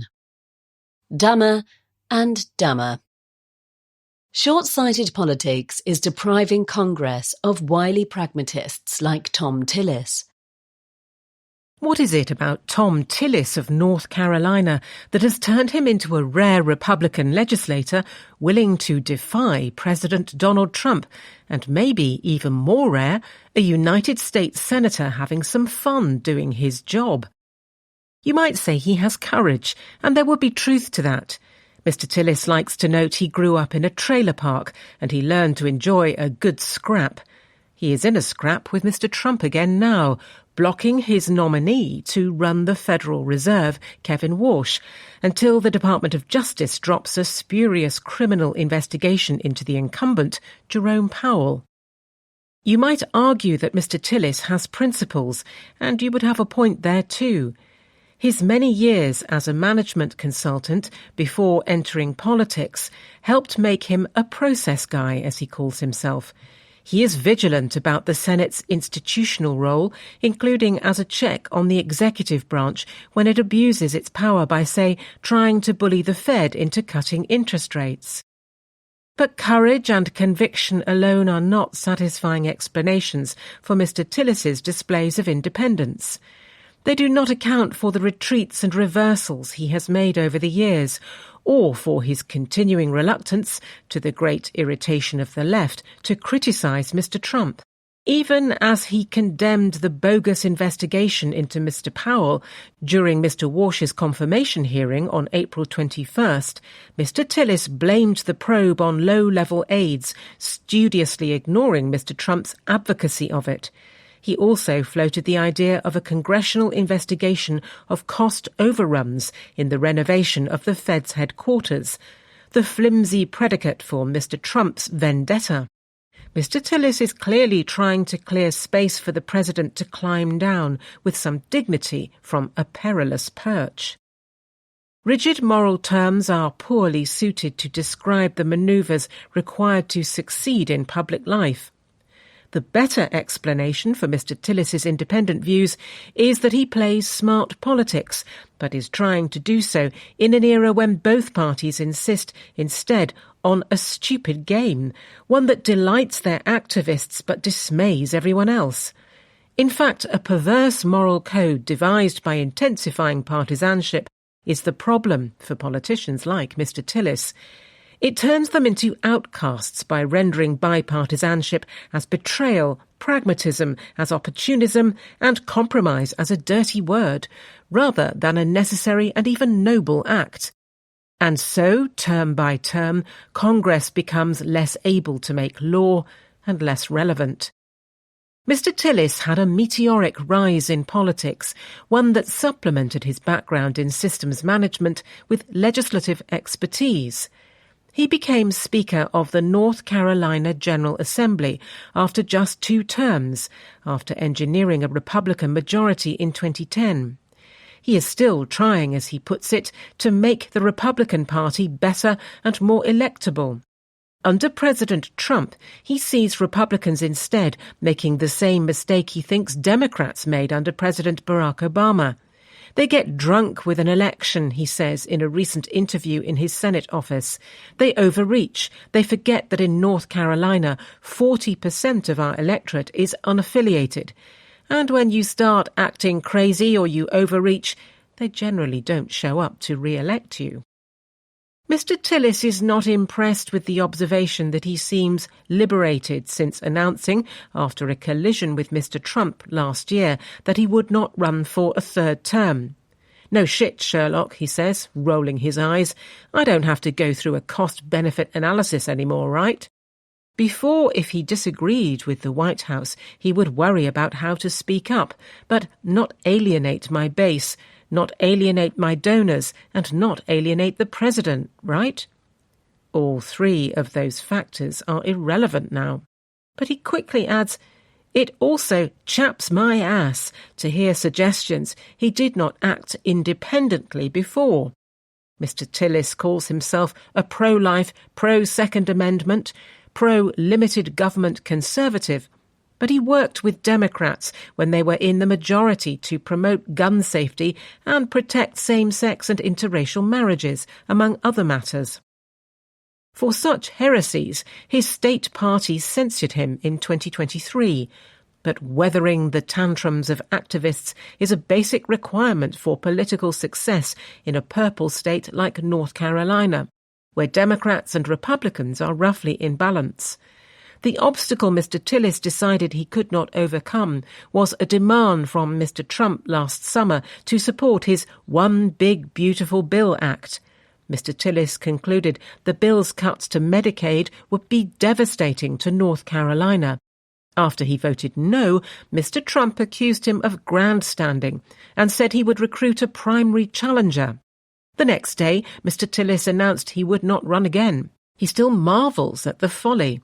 The bill was going to pass, even without his vote. He faced a tough campaign, but his party has worse odds of holding the seat without him.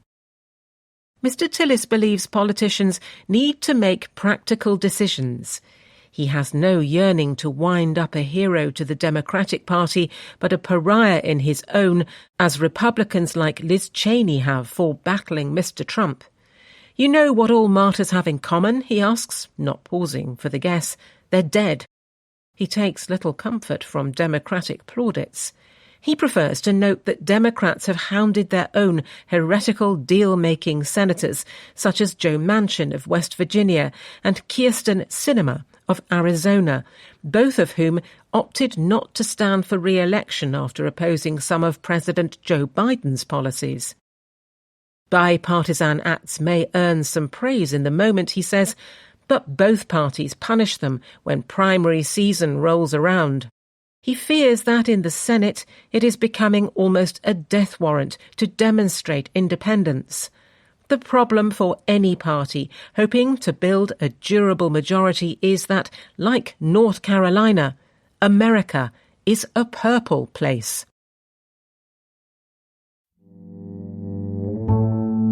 The Americas. North America. Cup half empty. As the World Cup approaches, North American relations are at a nadir. When in 2018 Canada, Mexico and the United States won their bid to host this year's Football World Cup jointly, the slogan was "United as One."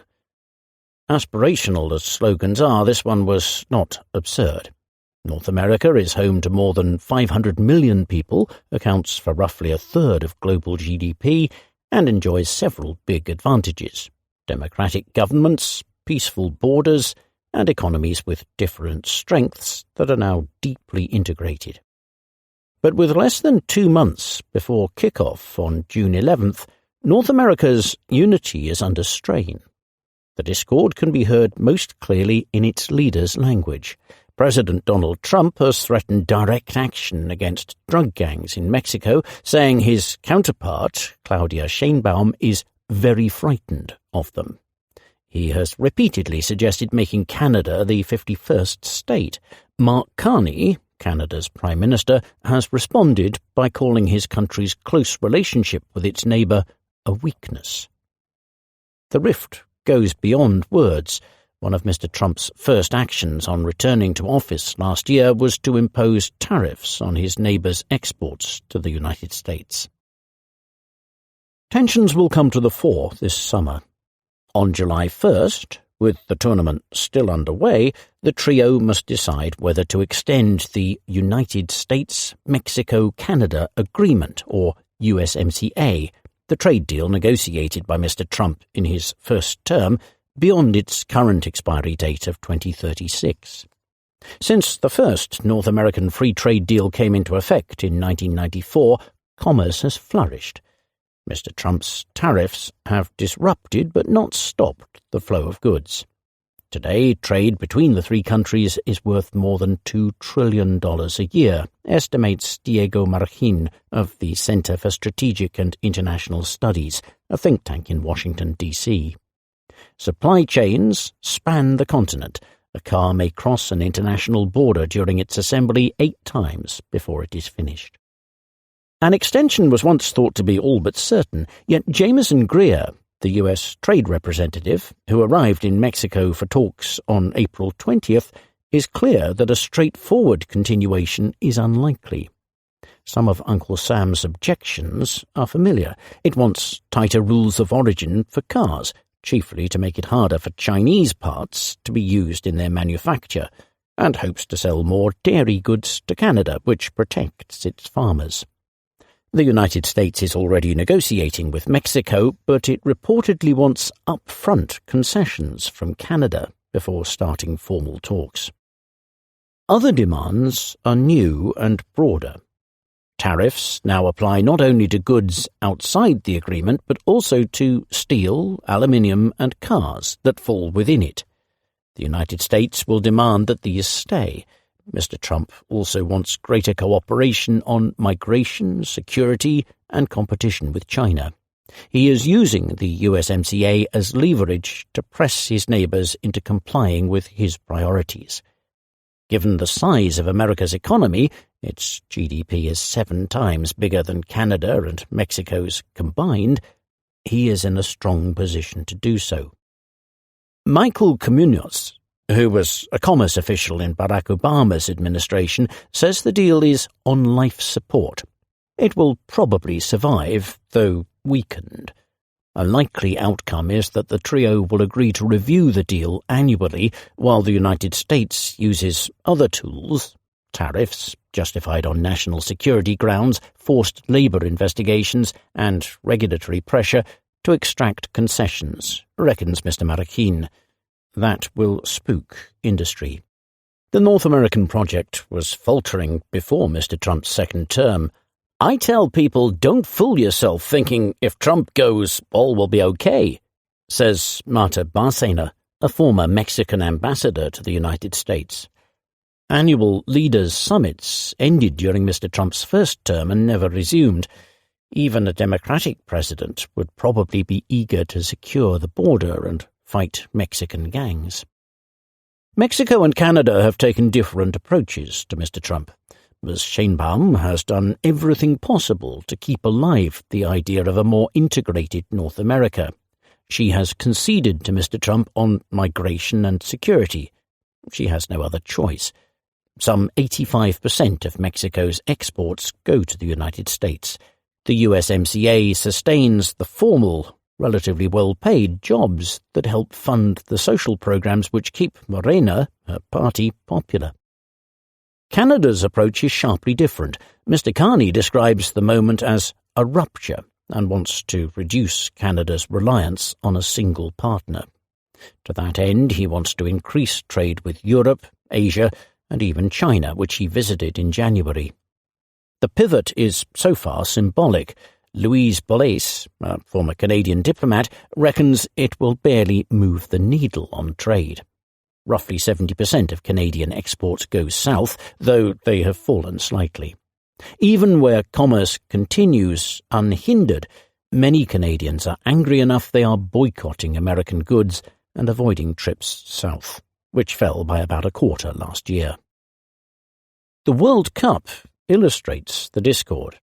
National merchandise is far more widespread than any joint material. An American travel ban affects fans from 19 countries, some of whom will be unable to attend matches in the United States. Many fear American agents will use the matches to round up immigrants without papers, many of whom are Mexican. Hospitality workers at a stadium in Los Angeles, where games will be played, are threatening to strike unless federal immigration agencies vow to stay away from the competition. Still, North America is so integrated that much will survive. The United States imports over 15% of its goods from Mexico, a bigger share than it gets from any other country. Despite tariffs, new supply chains are being created, including for high-tech goods, such as data center equipment.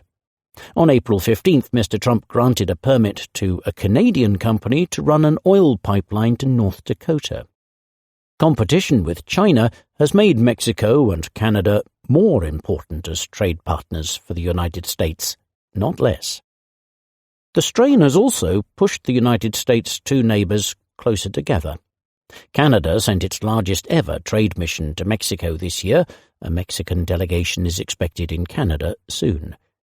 Even if the infrastructure for serious bilateral trade is not there, lettuce and broccoli from Mexico to Canada can't happen as it stands, says Mr. Marhin. The two governments are deepening their ties.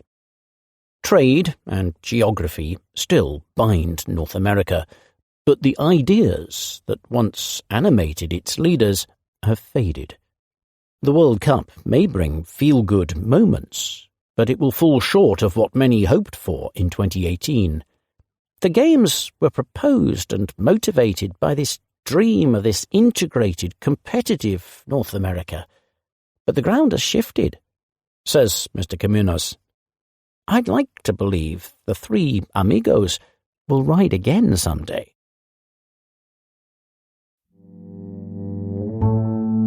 The Americas. National unity in Canada. Waiting for Wexit. Alberta's separatists are struggling. A year ago, Alberta's separatists were riding high. Support for independence rose when Mark Carney, the Prime Minister, won a fourth term for Canada's Liberal Party.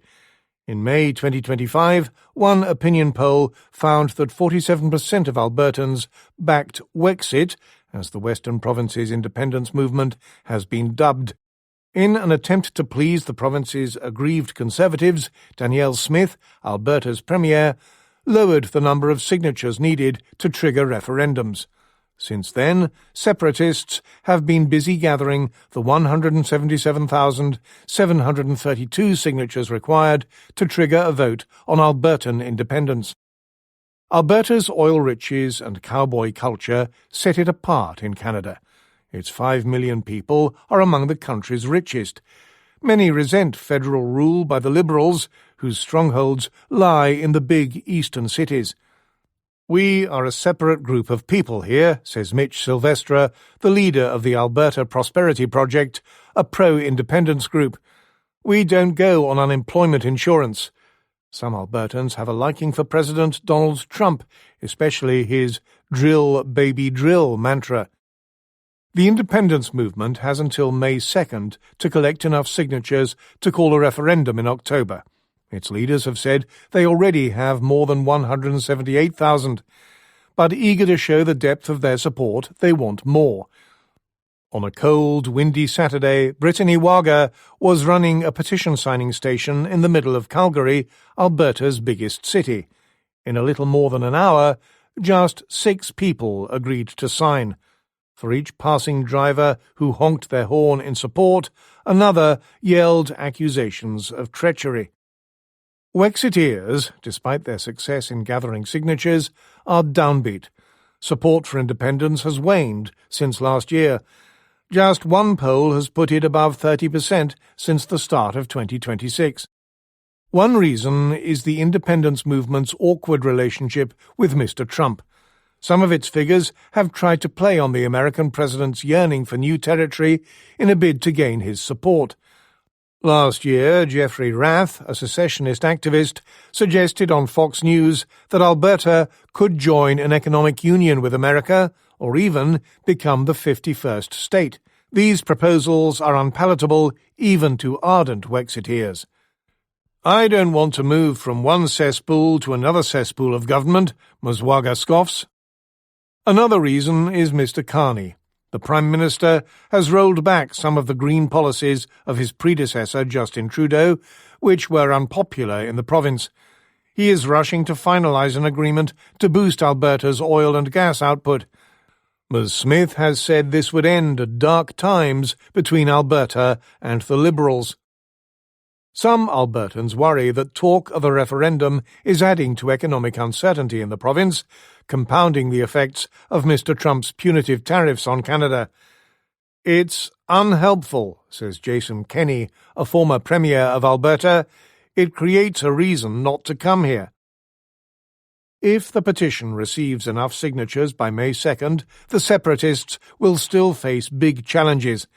The province's Indigenous First Nations argue that independence would undermine their treaties with the Crown, signed before Alberta became part of Canada. Turning Alberta's provincial borders into international ones would slice up the Indigenous lands governed by these agreements. Last month, several chiefs visited Buckingham Palace, wearing full regalia, to enlist King Charles's support. He was interested in trying to preserve the integrity of the country, reports Chief Darrell Watson. The Crown's role in the matter is more than symbolic. On April 10th, after a request by the Athabasca Chipewyan First Nation and the Blackfoot Confederacy, a judge in Alberta ordered a 1-month pause before provincial authorities can begin certifying the signatures on the petition. If the courts find that independence would violate the First Nations' rights, it could stymie the separatists' hopes altogether. Wexiteers are closer than ever to getting a referendum on Alberta's future, but the challenges they face look stronger than ever, too. The Americas. Peruvian polls. Not so festive. A botched election adds to Peru's democratic dysfunction. La Fiesta Democrática, as Election Day is known in Peru, is usually a well-run operation. But when people went to vote on April 12th, the fiesta became a fiasco. Delays in delivering election materials caused long queues outside polling stations in Lima, the capital. Peru's election organizer, ONPE, said those unable to cast a ballot would not be fined. Voting is compulsory. That added insult to injury. Voting is supposed to be a right, says Emilio Rojas, who waited hours to do so. What happened to every vote counts? Voting was extended to a second day at nearly 200 stations that failed to open. On April 21st, ONPE's head resigned. Few voters were in a festive mood to begin with. Peru has had 9 presidents since 2016. 4 former leaders have been imprisoned. Another killed himself to avoid arrest. The churn has wrecked trust in institutions, but has not stopped others from seeking the top job. A record 35 candidates ran for the presidency this year, 36 including one who died ahead of the vote. None had widespread support. Now Peru is in electoral limbo. Keiko Fujimori, the daughter of Alberto Fujimori, the late right-wing strongman, won a big enough lead to secure her place in the second round scheduled for June 7th. The race to be her opponent is still too close to call. Roberto Sanchez, a leftist, is ahead of Rafael López Aliaga, an ultra-conservative, by fewer than 20,000 votes. A complete count is unlikely before mid-May. Supporters of Ms. Fujimori and Mr. López Aliaga want a tough leader to tackle crime. Mr. Sanchez, in contrast, channeled resentment of elites. His slogan, "We're not a poor country, we're a looted country," resonates with supporters of Pedro Castillo, a left-wing president who attempted a self-coup in 2022. Election observers found no evidence of fraud. But the debacle at the polls in Lima may have harmed Mr. López Aliaga, the city's former mayor. Preliminary analysis of absentee rates suggests it could have cost him thousands of votes.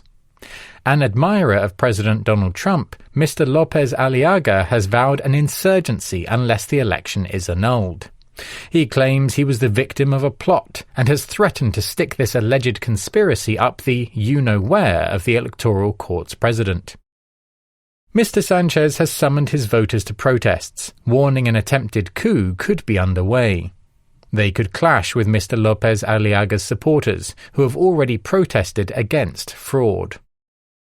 Tensions with the United States are adding to the turmoil. Last week, Peru's interim president tried to back out of a deal to buy F-16 fighter jets, arguing that his successor should decide. The US ambassador responded angrily. The deal went through, but on April 22nd, the foreign and defense ministers resigned over the affair. Mr. Trump has not endorsed anyone. But if Mr. Sanchez makes it to the runoff, the American president might be tempted to back Ms. Fujimori. While Mr. Sanchez would probably face the same constitutional constraints and conservative Congress that thwarted Mr. Castillo's radical proposals, he would join other leftist leaders in Latin America who reject Mr. Trump's efforts to dominate the region. Whoever wins will have a weak mandate. The three top candidates together won less than half of the vote. The lack of legitimacy of presidents and politicians in general is one of the biggest problems in Peruvian politics, says Rodrigo Barrenechea of the Pacific University in Lima. Deep distrust and a shambolic election could be an explosive combination.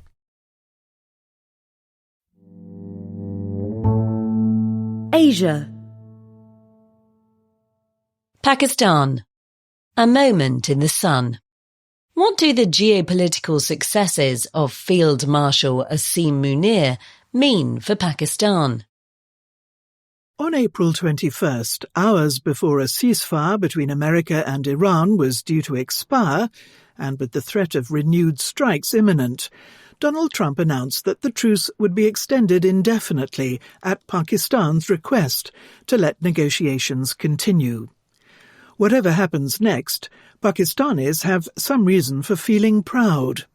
For decades, the country has been known mainly for endless IMF bailouts and terrorist insurgencies. Now it has shown itself to be a deft handler of global power politics. At the centre of all this has been the man whom Mr. Trump has feted as his favourite field marshal. Throughout the crisis, Asim Munir, the country's mustachioed army chief, has been on the phone regularly to Mr. Trump and his Vice President J.D. Vance. Diplomats say he is immersed in the details. During the first round of talks last week, he was often the only one of the principals seen diligently taking notes. The former spy chief spent 3 days in Tehran last week. He was the first high-profile visitor since the bombing stopped, meeting senior political and military leaders there. Soon afterwards, the Iranians said they would open the Strait of Hormuz, only to backtrack in protest at Mr. Trump's blockade. Some observers have been surprised by the nimbleness of the military strongman, but those in Pakistan who have watched his rapid rise say that he is sharp, wily, ruthless and ambitious.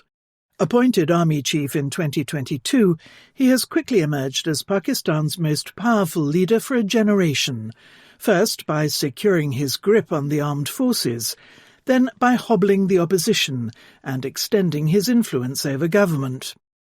Thanks to some constitutional chicanery, he is thought to have secured his position for a decade, perhaps longer. No one in Pakistan doubts that he is the one, not Shahbaz Sharif, the Prime Minister, calling the shots. Field Marshal Munir's dream is to elevate the world's fifth most populous country and its only Muslim nuclear power to what he sees as its rightful place in the international order, no matter that many millions of Pakistanis still struggle to get by. Can he take advantage of his moment in the sun, or will the dominance of yet another military strongman merely serve to deepen Pakistan's many problems? It is not the first time that Pakistan has involved itself in high-wire diplomacy. The country's military leaders have long had a fetish for playing on the global chessboard, says a former senior official. Pakistan spent 3 years running a back channel between America and China, ahead of President Nixon's visit to China in 1972. But often, the official adds, such delicate work has at best provided an ego boost or strengthened the regime against internal challenges, rather than yielding benefits to the population at large. The case that this time will be different starts with Iran. Despite the recent goodwill, the two countries have long had a tricky relationship, aggravated by insurgencies on either side of the border. Pakistan worries about flows of refugees if the war goes on, and its own large Shia population growing restive. But if it succeeds as a peacemaker, diplomats hope it will be well placed to play a leading role in reconstruction, creating jobs for its crowds of young people. Pakistan's seat at the table could also be used to push for the removal of sanctions that have halted a long-planned Iran-Pakistan gas pipeline. Field Marshal Munir also hopes to flex Pakistan's military muscle. After the war, Gulf states will feel more threatened and less sure of American protection, says Mushahid Hussain, a former senator. Pakistan's most, many would say only, functional institution is a big, well-drilled army. Defence spending increased by around a fifth this year. A mutual defence pact with Saudi Arabia, signed last year, is seen as a model. Pakistan already has around 13,000 soldiers and 18 jets stationed in the Desert Kingdom. The deal has not been made public, but insiders say Saudi Arabia has promised investment in return for security guarantees. There is also growing talk of creating some kind of Islamic NATO involving Egypt, Pakistan, Saudi Arabia, Turkey, and perhaps others to boost cooperation on defence and security. The past few weeks have also been a reality check for India, says Hina Rabbani Kar, a former foreign minister of Pakistan. It has long aimed to isolate Pakistan diplomatically and made a renewed tilt to do so after the two fought a 4-day war last year. Instead, it is Pakistan that has strengthened its role in the Middle East and its relationship with both America and China, while India has found itself watching from the sidelines. Though the Field Marshal has played his cards well, geopolitical success may end up doing little to stave off pressing problems at home. The twin spectres of the IMF and terrorist insurgency remain. Living standards have barely risen in a decade. The Field Marshal's plan for making the economy work better largely involves extending military control over it. An investment council he chairs has yielded little. Anger over soaring fuel prices since the war began has so far been muted, but only because the regime has warned opposition parties not to hold protests. Big cities are experiencing gas shortages and rolling blackouts, and in the coming months, food prices are likely to rise. The worry is that if he is unable to alleviate such problems, Field Marshal Munir will be more likely to turn to repression. Imran Khan, a former Prime Minister, sits in solitary confinement. Having governed as a populist, he was ousted by the political and military establishment in 2022, then put away on specious charges. Behind bars, his popularity has soared. His position now is liberty or death, says his sister Alima. Seasoned observers doubt he will be released as long as the Field Marshal rules. Hundreds more have been locked up, according to opposition parties. When we plan a protest, our people get picked up and taken to unknown places, says Ali Zafar, a senator from Mr. Khan's party, the PTI, which has been partially dismantled. Fazal Ur-Rahman, a veteran Islamist politician, complains that the 2024 election was rigged, before adding that the Field Marshal is a good man and a brave soldier. The country still has a nominally democratic constitution. The PTI even runs one of its provinces. But the Field Marshal has tilted Pakistan's hybrid system even further towards military control. One insider suggests that only a facade of civilian government remains. Increasingly, the army's dominance is openly acknowledged. In the past, Pakistan's generals have often preferred to wield power from behind the stage, letting politicians face the wrath of voters. One consequence of Field Marshal Munir's ascendancy is that he has put himself front and centre.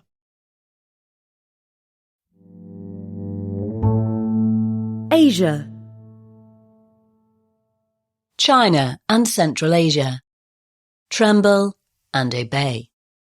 An anti-China protest lands a group of Kazakhs in prison. China likes to portray itself to Central Asia as a benevolent ally, bringing wealth and development to the 5 former Soviet countries to the west of its province of Xinjiang, where the Chinese government is accused of committing human rights abuses against Muslim minorities. Kazakhstan, Kyrgyzstan, Tajikistan, Turkmenistan and Uzbekistan are all heavily reliant on economic partnerships with their powerful neighbour, which demands little in exchange but loyalty, especially when it comes to keeping a lid on public expressions of solidarity with fellow Muslims. A group in Kazakhstan have found this out the hard way after a peaceful anti-Chinese protest cost them their freedom. On April 13th, a Kazakh court jailed 11 of them for 5 years. 8 more received non-custodial sentences. The court found them guilty of inciting racial strife against the Chinese people. They had argued that their action was a legitimate political protest directed at Xi Jinping, China's leader, and his government. They staged their demo last November near the Sino-Kazakh border. They demanded freedom for Alimnur Tuganbay, a Chinese-born Kazakh citizen under arrest in China, whose wife Guldaria Sherizat was among the protesters and has now received a prison sentence. They also criticized abuses in Xinjiang, where Kazakhs are among Muslim minorities locked up in re-education camps as restrictions are imposed on their religious practice. China denies these abuses. The protesters were Kazakhs born in Xinjiang, where Kazakhs are the second largest Muslim group after Uyghurs, who have moved to Kazakhstan. So is Mr. Turganbay, the Kazakh citizen whose case sparked this protest. He was detained on a visit to Xinjiang last year. The demonstrators yelled, "Down with China, down with the Communist Party, and down with Xi Jinping," before burning and trampling on Chinese flags and a portrait of Mr. Xi. That did not go down well in Beijing. China urged Kazakhstan's government to take appropriate measures. It singled out the involvement in the protest of activists from Nagiz Atajurt, a Kazakhstan-based group which documents abuses in Xinjiang. That movement has long been a thorn in China's side, and it has pressed Kazakhstan's government to silence it. In 2019, Kazakh police arrested its leader, Sherikhzan Bilash, on charges of inciting racial strife. He escaped prison time with a plea bargain before fleeing into exile. Bezkat Maksud Khan, the group's co-leader, has been jailed over the latest protest. The trial has cast a spotlight on China's sway over Central Asia, where it is the largest trade partner, investor and creditor. China expects Central Asian leaders to follow the party line over Xinjiang. Kazakhstan's president, Kassym-Jomart Tokayev, a Mandarin speaker who has accused human rights groups of spreading lies about atrocities in Xinjiang, seems happy to kowtow to that demand.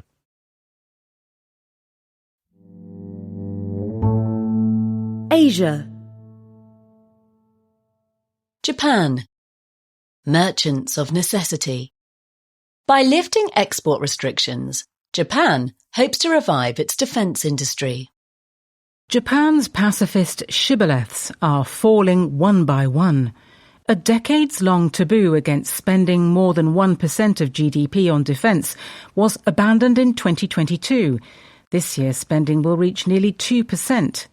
After long refraining from possessing weapons that could hit enemy territory, Japan deployed its first long-range counterstrike missiles last month.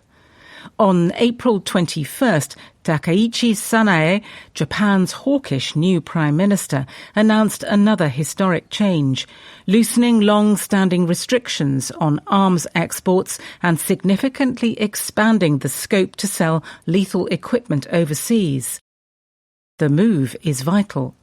Facing growing pressure from an ever more assertive China and less support from an ever more unreliable America, Japan wants to reduce its dependence on foreign supplies and to play a bigger role in providing regional security. Officials hope opening up export opportunities will push the country's defence contractors to boost production, expand capacity and bring down costs. Yet changing the rules will only make all this possible. Industry still needs to rise to the challenge. For decades after the Second World War, Japan strictly limited its sales of weapons overseas. Universities and researchers tended to see collaboration on defence technology as taboo. Japan's major defence contractors evolved as relatively small wings of larger industrial and technology conglomerates. Though they developed advanced capabilities, they were constrained to serving a single customer, and a frugal one at that: Japan's own defence ministry. As a result, the industry is in bad shape, one bigwig from the ruling Liberal Democratic Party, or LDP, admits. Japan relies heavily on kit from America. Yet with conflicts raging in Ukraine and the Middle East, defence supply chains have become strained. American officials admit they cannot produce enough for Japan's needs. An audit published in January found 118 orders of military equipment worth some $7 billion remained unfilled 5 or more years after the contracts were signed. The Iran war has led to delays in promised deliveries of Tomahawk missiles to Japan. The shackles began to come off Japan's defence industry a decade ago, under the then Prime Minister Abe Shinzo. The latest revisions scrap rules that limited exports to 5 non-lethal categories: rescue, transport, surveillance, warning and minesweeping. Lethal arms will now be allowed to be sold to countries that have defence technology agreements with Japan. 17 countries have them at present, including America, Australia, India and several Southeast Asian states. Exports to countries involved in conflict will still be barred, but the government will allow exceptions if it is deemed necessary for Japan's own security interests. America, as well as neighbours who share concerns about China, such as the Philippines, praised the move. A Chinese spokesman equally predictably denounced the reckless actions of a new Japanese militarism. The revival of Japan's defence industry hinges on several issues. First is whether Japanese contractors can cope with competition abroad from established giants like America, but also upstarts in the region such as South Korea. Japanese firms will probably focus on niches where they have competitive advantages, such as submarines and ships. This month, Australia struck a $6.5 billion deal to procure new Mogami-class frigates from Japan's Mitsubishi Heavy Industries. Another question concerns the capacity to ramp up production at home, especially given severe labour shortages. Finally, the industry will need to adapt to new domains of warfare. That will mean expanding the ecosystem beyond traditional contractors to include more startups focused on areas like drones and AI.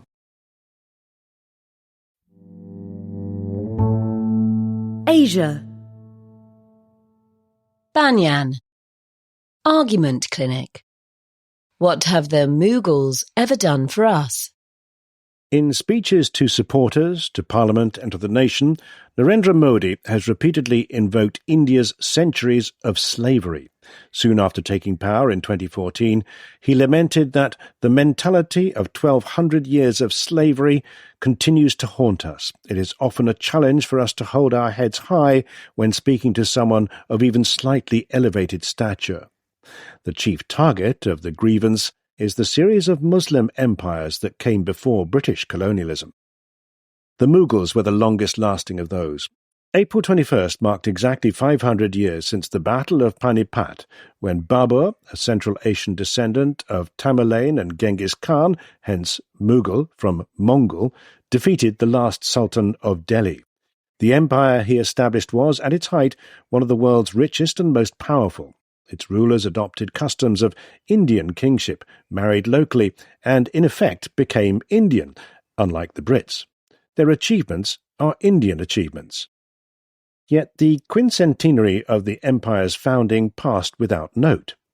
The Mughals, Mr. Modi's Bharatiya Janata Party, or BJP, insists, destroyed temples, which is true, and humiliated Hindus, which is contested. They took everything India had, and what, the ideology asks, did they ever give us in return? Language, for one thing. Mr. Modi's speech in 2014 was delivered in Hindi, India's most spoken tongue. Of the 28 words that made up the original of his quote above, a quarter entered India via Persian, points out Richard Eaton, a historian of Muslim India. The language of the Mughal court infuses the vocabulary of most northern Indian languages. Indeed, Hindi and Hindu both come from Hind, the Persian name for the river known in English as the Indus, thus India. But what, apart from putting the Hindu in Hindu nationalism, have the Mughals ever done for us? The cuisine known globally as Indian is in India called Mughlai. The tandoor, a clay oven from which emerge flaky naans and charred kebabs, came from the Persianate world, as did samosas, sherbets, various desserts, and biryani, India's most ordered dish on delivery apps for 10 years straight. The party pooper wing of the BJP frowns on meat and eggs, but even vegetarians enjoy a good tandoori paneer from the Persian paneer, a kind of cottage cheese that probably came via Afghans. Granted, tandoori anything is irresistible, but what apart from language and food have the Mughals ever done for us? 4 of India's 10 most popular ticketed historical sites for local tourists and 6 among foreigners were built by Mughals. The Taj Mahal tops both lists. Every year the Prime Minister delivers an Independence Day speech from the Red Fort, a Mughal monument in Delhi so central to India's self-image it features on the back of the most common banknote. The sitar, made famous by George Harrison, is a product of the Mughal era. The sherwani, worn by grooms Hindu and Muslim, evolved from Mughal court dress. The popular religions of medieval India, Sufism, the Urdu language, and Indo-Saracen art were the common property of the conquerors and the conquered, and tended to blend them together, wrote Jagannath Sakar, a revered Indian historian. Persian translations of Hindu epics were commissioned by Akbar, a Mughal emperor fascinated by religious practices, a trait Aurangzeb, his great-grandson and keen demolisher of temples, did not share. But what, apart from language, food, architecture, music, art, and syncretism, have the Mughals ever done for us? They brought the BJP to power. In 1990, when the party held just 16% of seats in Parliament, it launched a national campaign demanding a temple on the ground said to be the birthplace of Lord Ram, the protagonist of the Ramayana. At that site stood a mosque built during the reign of Babur, the first Mughal emperor. In 1992, a mob demolished the mosque under the gaze of BJP officials, sparking a nationwide conflagration that forged the party's base, eventually propelling it to office. By early 2024, when Mr. Modi consecrated the promised temple, his party held 56% of seats. It has spent the past decade renaming Mughal cities, rejecting Mughal cuisine, and writing Mughals out of history books. It is one thing to raise an edifice of brick and mortar. It is harder to eradicate a culture that has over 5 centuries permeated India's blood and soil.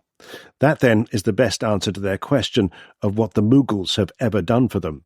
They gave political Hinduism its eternal, indispensable villain. China. Offering alternatives. Views of the Middle East.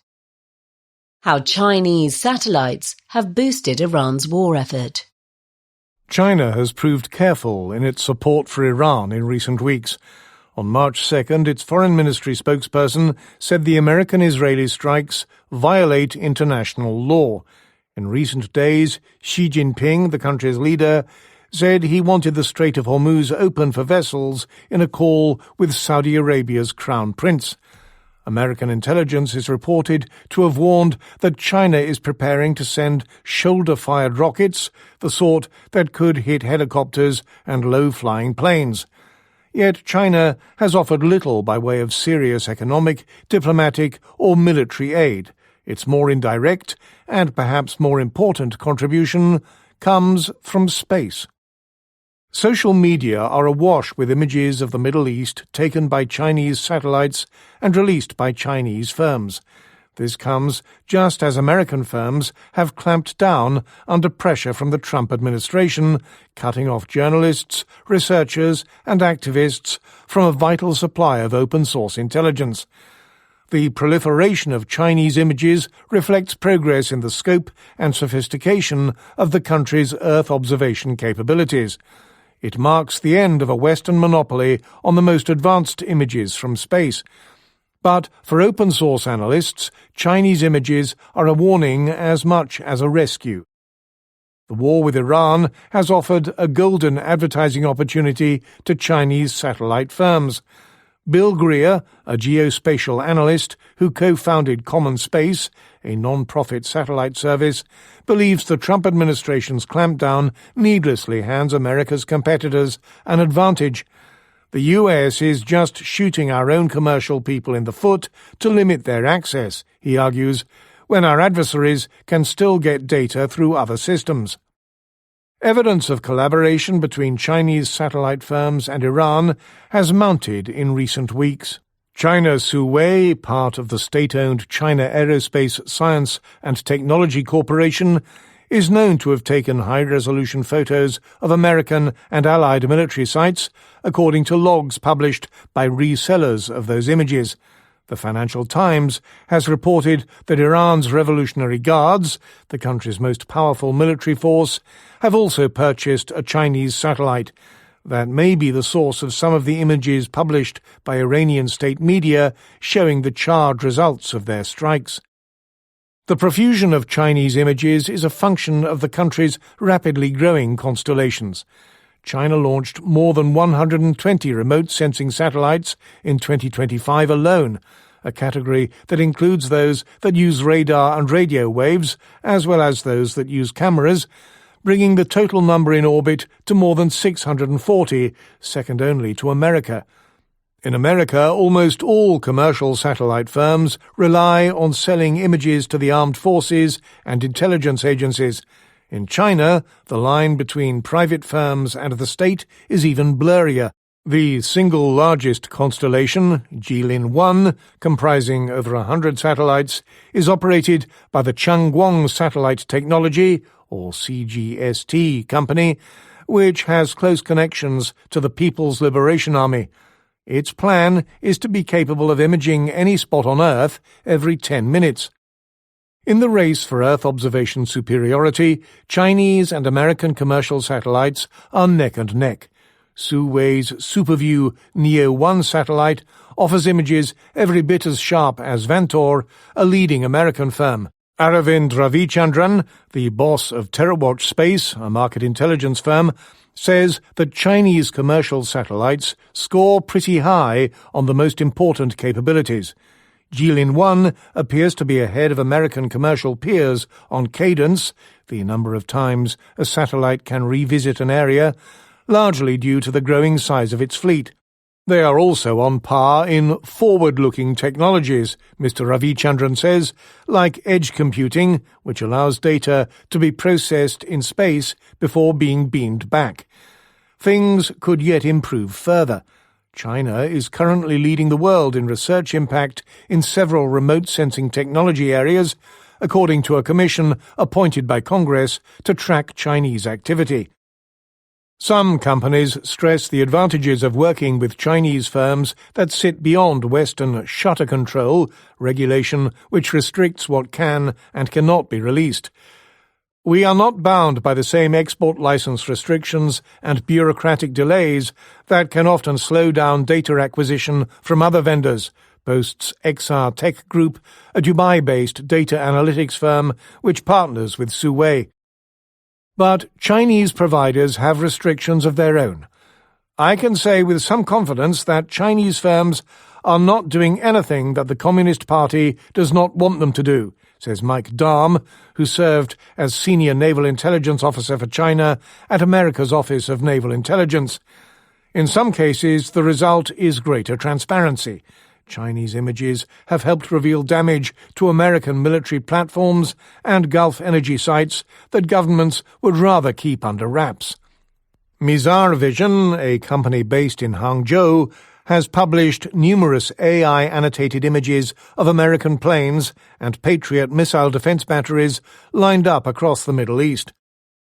Mizar Vision's releases also reflect how Chinese firms use AI to squeeze more out of low-resolution images where it can be harder to make out small objects.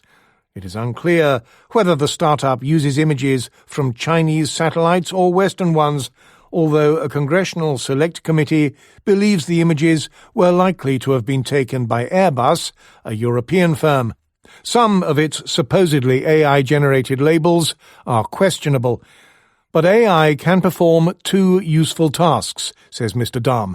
One is the use of computer vision to identify a blurry object, such as a plane, by its shape and size. The other is to track changes over time. One high-resolution photo can show where planes are. Then cheaper and more plentiful low-resolution images can reveal what is going on. You may not be able to tell what the dots are, says Mr. Dahm, but each is presumably an aircraft. The public release of labelled images by Mizar Vision may have another benefit beyond the advertising it provides. As researchers comment on the images, including errors of analysis, that can be used to refine the firm's models. They're providing the training feedback in real time to the algorithms to refine them and make them better, says Mr. Dahm. Now the engineers can go back and say, that wasn't a THAAD, air defense radar. The THAAD radar actually looks like this, right? This is not the first time Chinese satellite images have helped America's adversaries. In 2023, America put sanctions on CGST for providing images of Ukraine to the Wagner Group, a Russian mercenary outfit. In April last year, the State Department said that CGST had supplied Houthi rebels in Yemen with images that could help target American warships and other vessels in the Red Sea. But sanctions appear to have had limited effects on China's satellite industry. Spacety, another Chinese firm, just raised $190 million from state-linked funds and venture capital, although it too was put under American sanctions 3 years ago for aiding Wagner. New capabilities are fast approaching. China has two known commercial constellations which can record video, Jilin-1 and Zhuhai-1. Planet is the only American company with video capability publicly documented. Jilin-1 uses satellite-to-ground laser communications to transfer video from orbit. But Chinese competitiveness does not mean researchers and journalists can easily substitute for the loss of Western images in the Middle East. Some Western researchers told The Economist that they are wary of Chinese providers with potential ties to their country's armed forces. Others say that Chinese providers ignore them. Fans of open-source intelligence once hoped that the explosion of satellite imaging would result in greater transparency. It has, for some. Everyone is building their own Earth observation systems, says Mr. Greer, pointing to countries in Asia, South America, and elsewhere, but almost all of them are specifically for defense and intelligence, he laments. Just getting more people spying on each other and less available as a public good. China. Exports. Defying expectations.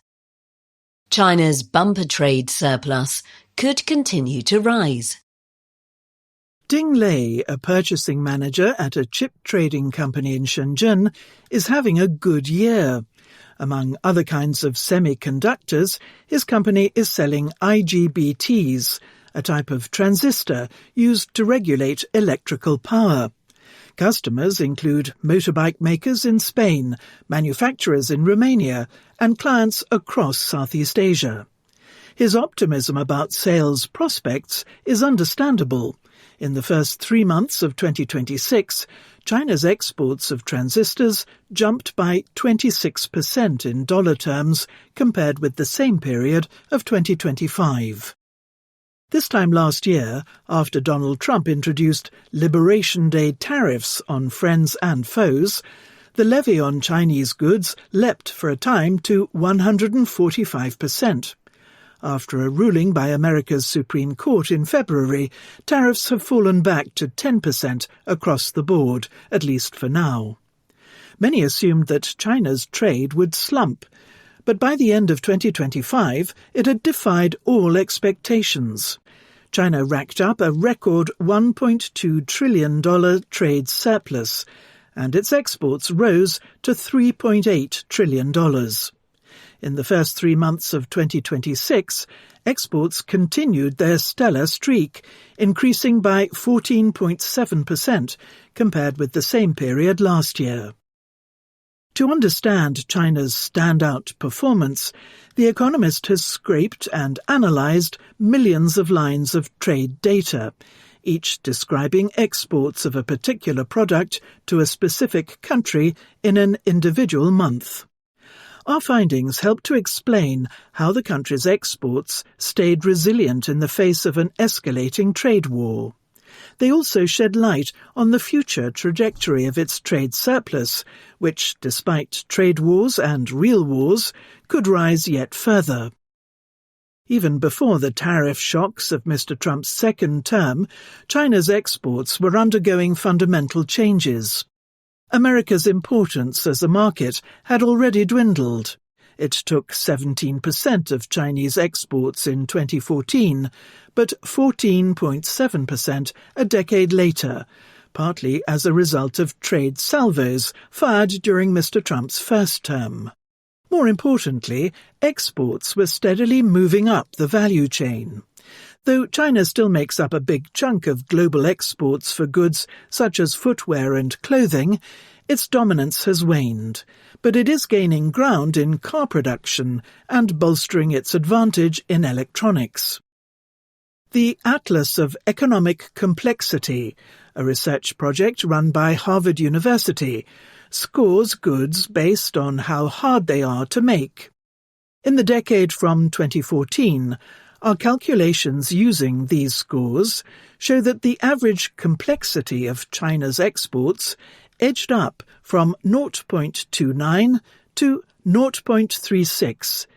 Intriguingly, America's fell from 0.06 to minus 0.15. 0 is the average complexity of all goods. As a result of the Trumpian turmoil, China's exports to America decreased by over $100 billion in 2025, a 20% decline from 2024.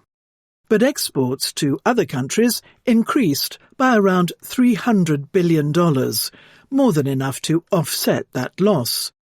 And many of the countries that imported much more from China last year also exported a lot more to America.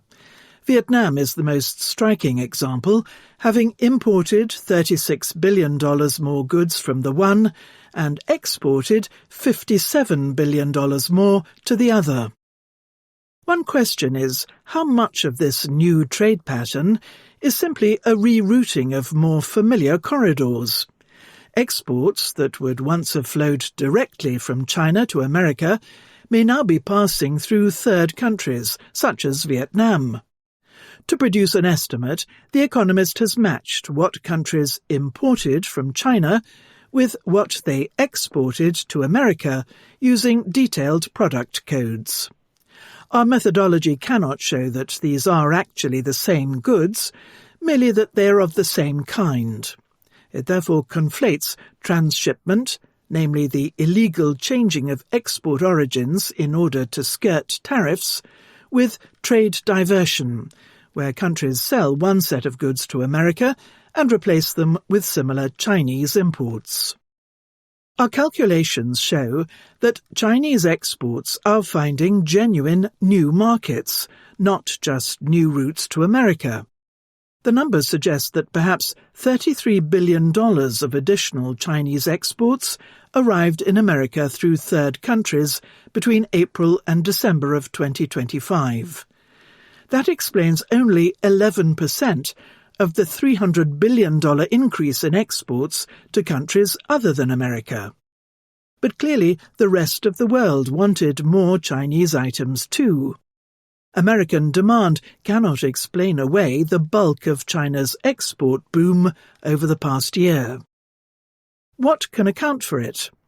Once the world's factory, China is now becoming a factory to the factories, concludes the McKinsey Global Institute, a think tank linked to the consultancy. Exports of intermediate goods used in the making of other goods and capital goods, tools and machinery grew by 10.2% in 2025, compared with export growth of 5.5% overall, and a sharp 4.6% decline in exports of consumption goods.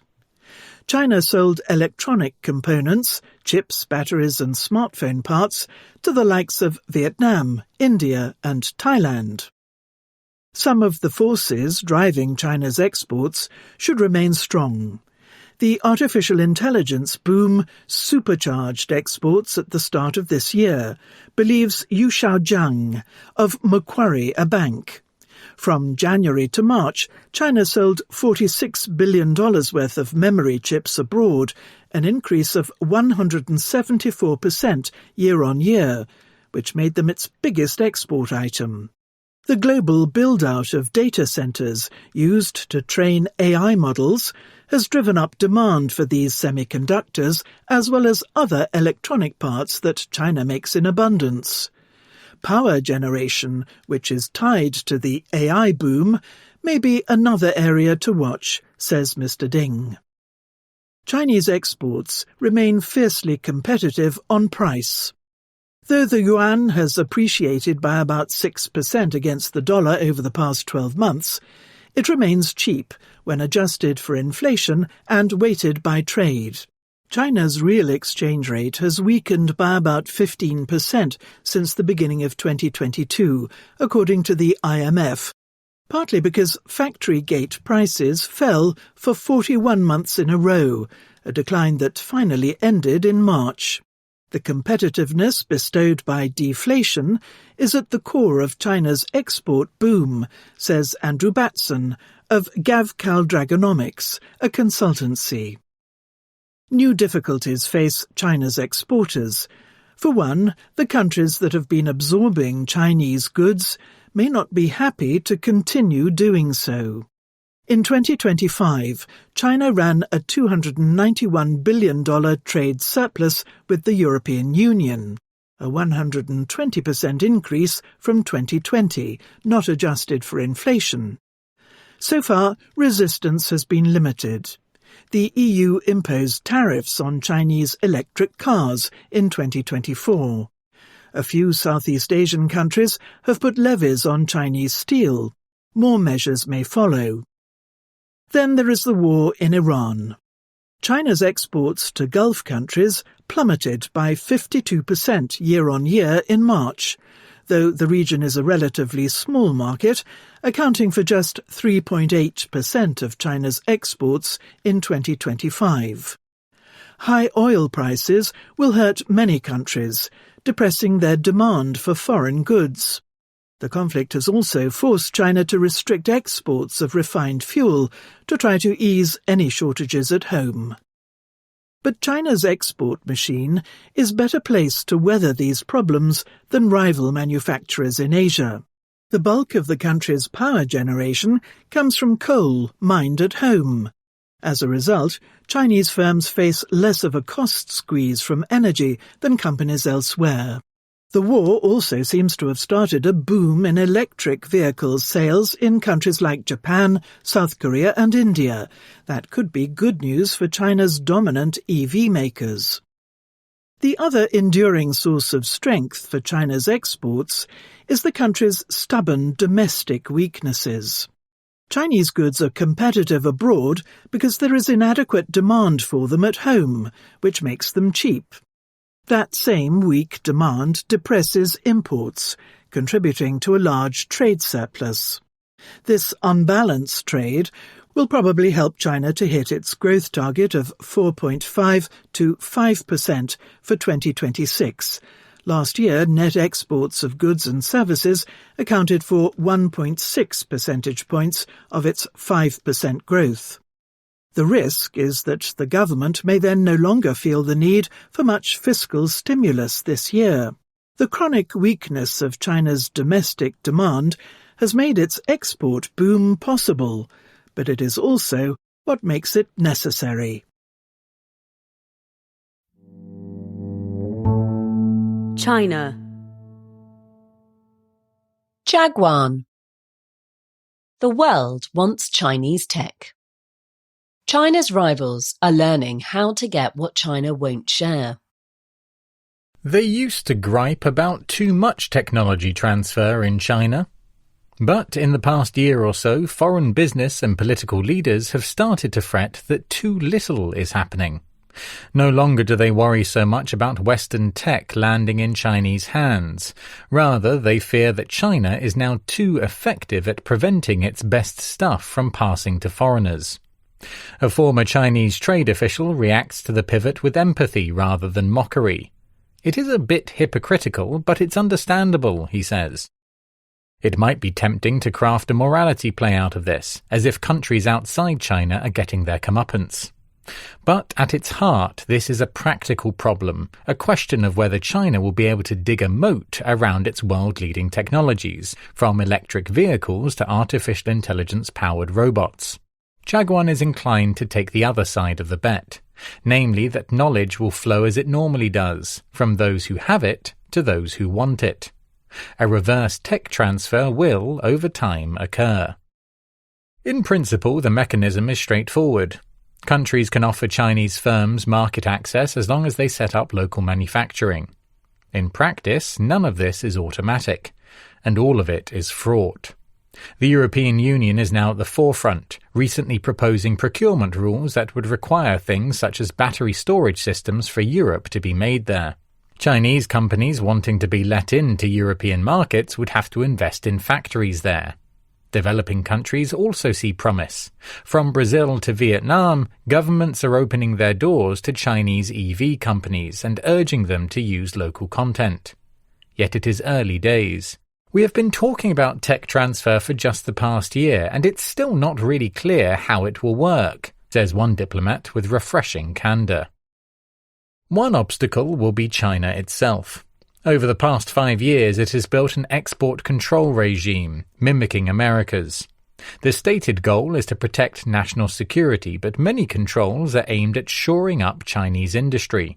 Last year, for example, the Commerce Ministry said it would require companies to obtain licenses before exporting technologies used in EV batteries. A Western trade official sees little prospect of Chinese officials letting out anything genuinely valuable. They have already reacted angrily to the Made in Europe legislation, viewing it as a ploy to weaken Chinese industry. The saga of Manus, an AI startup, also highlights Chinese leaders' paranoia. Founded in China, Manus shifted its business registration to Singapore last year, facilitating a sale to Meta, Facebook's parent company. Chinese regulators are now attempting to unwind that deal and have barred Manus's 2 co-founders from leaving the country. But China's own record in digesting foreign tech offers some guidance for the rest of the world. Persistence will be essential. China took 3 decades to hone its methods, incentives for investors, requirements for local joint ventures, content rules, partnerships with foreign universities and, yes, theft of intellectual property. One critical need is more attention to Chinese scientific research. Much of it, at least in pre-commercial phases, is in journals, says Tai-Ming Chung, an analyst of Chinese tech policy. It's something we didn't think about that now we have to, he says. Moreover, it is a mistake to think tech transfer involves discrete bits of technology, such as a blueprint for photovoltaic cells. Instead, what matters is the whole process, including workforce training, a lesson that India is slowly absorbing. Apple, whose investments helped build up China's supply chains, now produces a quarter of its iPhones in India. Even if most components are sourced from China, many are made in Chinese factories owned by foreign companies, according to analysis by Chris Miller and Vishnu Venugopalan for the American Enterprise Institute, a think tank. The implication is that the Chinese supply chain may ultimately prove more mobile than it currently seems. At the same time, the rest of the world would have to follow a different formula from China's. Instead of relying on the government's top-down strategy, other countries will have to depend on companies themselves. The auto sector offers an early indication. Almost all global car makers, General Motors, Hyundai, and Volkswagen, to name a few, are now developing EVs in China, learning from local firms. Many ideas are also seeping out through research and development partnerships. The biggest companies are off limits, but there are thousands of suppliers to work with, says one Chinese executive with a foreign car maker. China's tech controls may also have the opposite of their intended effect. For young innovators in AI, the crackdown on Manas is chilling. If they are unable to sell to foreigners, they will never get full value. That will only give them more incentive to take ideas abroad early on. The ultra-competitive Chinese business environment pushes in the same direction. The Chinese auto executive says many local suppliers are starved for profits, which makes foreign partnerships yet more tempting. For all its manufacturing prowess, China still wants what the West has to offer, notably in the semiconductor industry. In that sense, the current wrangling over tech transfers has an air of negotiation to it. As the former Chinese trade official puts it, China will not fully benefit from its inventiveness unless it can export its own technology. The point, he says, is to extract a price from others, including access to their latest innovations. This is not a winning proposition for now, especially as American officials want to keep China away from cutting-edge chips. But it points to a possible, even a likely future, in which tech flows both ways across China's borders. That may worry leaders in both Beijing and Washington. They will, however, struggle to stop it. Middle East and Africa. Israel. A new way of war. Benjamin Netanyahu has brought about a big shift in Israel's national security doctrine. In the run-up to Israel's Independence Day, the motorway between Jerusalem and Tel Aviv is always festooned with flags. But this year, between the blue and white Israeli pennants, hangs another kind of star-spangled banner, America's. Israel's government had hoped that Donald Trump would arrive on April 22nd to celebrate the 78th anniversary of its independence. He was to be the first non-Israeli to receive the Israel Prize, a state honor. Mr. Trump, however, was a no-show. Instead of a presidential visit, on April 16th, Israel received orders from America's president to stop bombing Lebanon. The ceasefire also included Hezbollah, an Iran-backed militia, which began firing on Israel on March 2nd, prompting the latest fighting. Mr. Trump is now the only person who can end the wars Israel seems incapable of ending itself. Since the attacks of October 7, 2023, it has fought devastating and prolonged campaigns in Gaza, Lebanon, and Iran. It has abandoned a long-standing national security doctrine favoring short, decisive wars. Instead, Israel has blundered, wreaking havoc and inflicting appalling suffering while sapping its own resources and damaging crucial alliances. This is the fifth ceasefire Mr. Trump has imposed on Israel in the past 15 months. 2 were in Gaza in 2025 and 2 over Iran. Israel and America launched the current war against Iran together, But it was Mr. Trump who paused it, against the wishes of Benjamin Netanyahu, the Israeli Prime Minister. Israel is not a party to the on-off talks between America and Iran on a more comprehensive deal. It will have to abide by whatever is agreed in Islamabad. Nevertheless, Mr. Trump has tired of the open-endedness of Israel's wars and the disruption they have caused. Arguably, the American president recognizes what Israel, both its government and many of its citizens, refuses to accept: that Israel's current wars are failures. They dragged on without a clear diplomatic purpose or outcome, says Jeremy Issacharoff, a former Israeli ambassador who has also been in charge of strategic affairs at the Foreign Ministry. The ceasefires are a positive development, but having them dictated to us by America harms Israel's deterrence and makes it a client state. In Gaza and Lebanon, Israel launched massive airstrikes and ground campaigns in response to attacks by Hamas, militants in Gaza, and Hezbollah. It did huge damage to both groups and killed their leaders. But it has also killed tens of thousands of civilians, levelling much of Gaza and destroying entire towns and villages in Lebanon. In both places, ceasefires were agreed, but then collapsed. Israel captured swathes of territory as security zones to be held indefinitely. But Hamas and Hezbollah, though weakened, remained entrenched.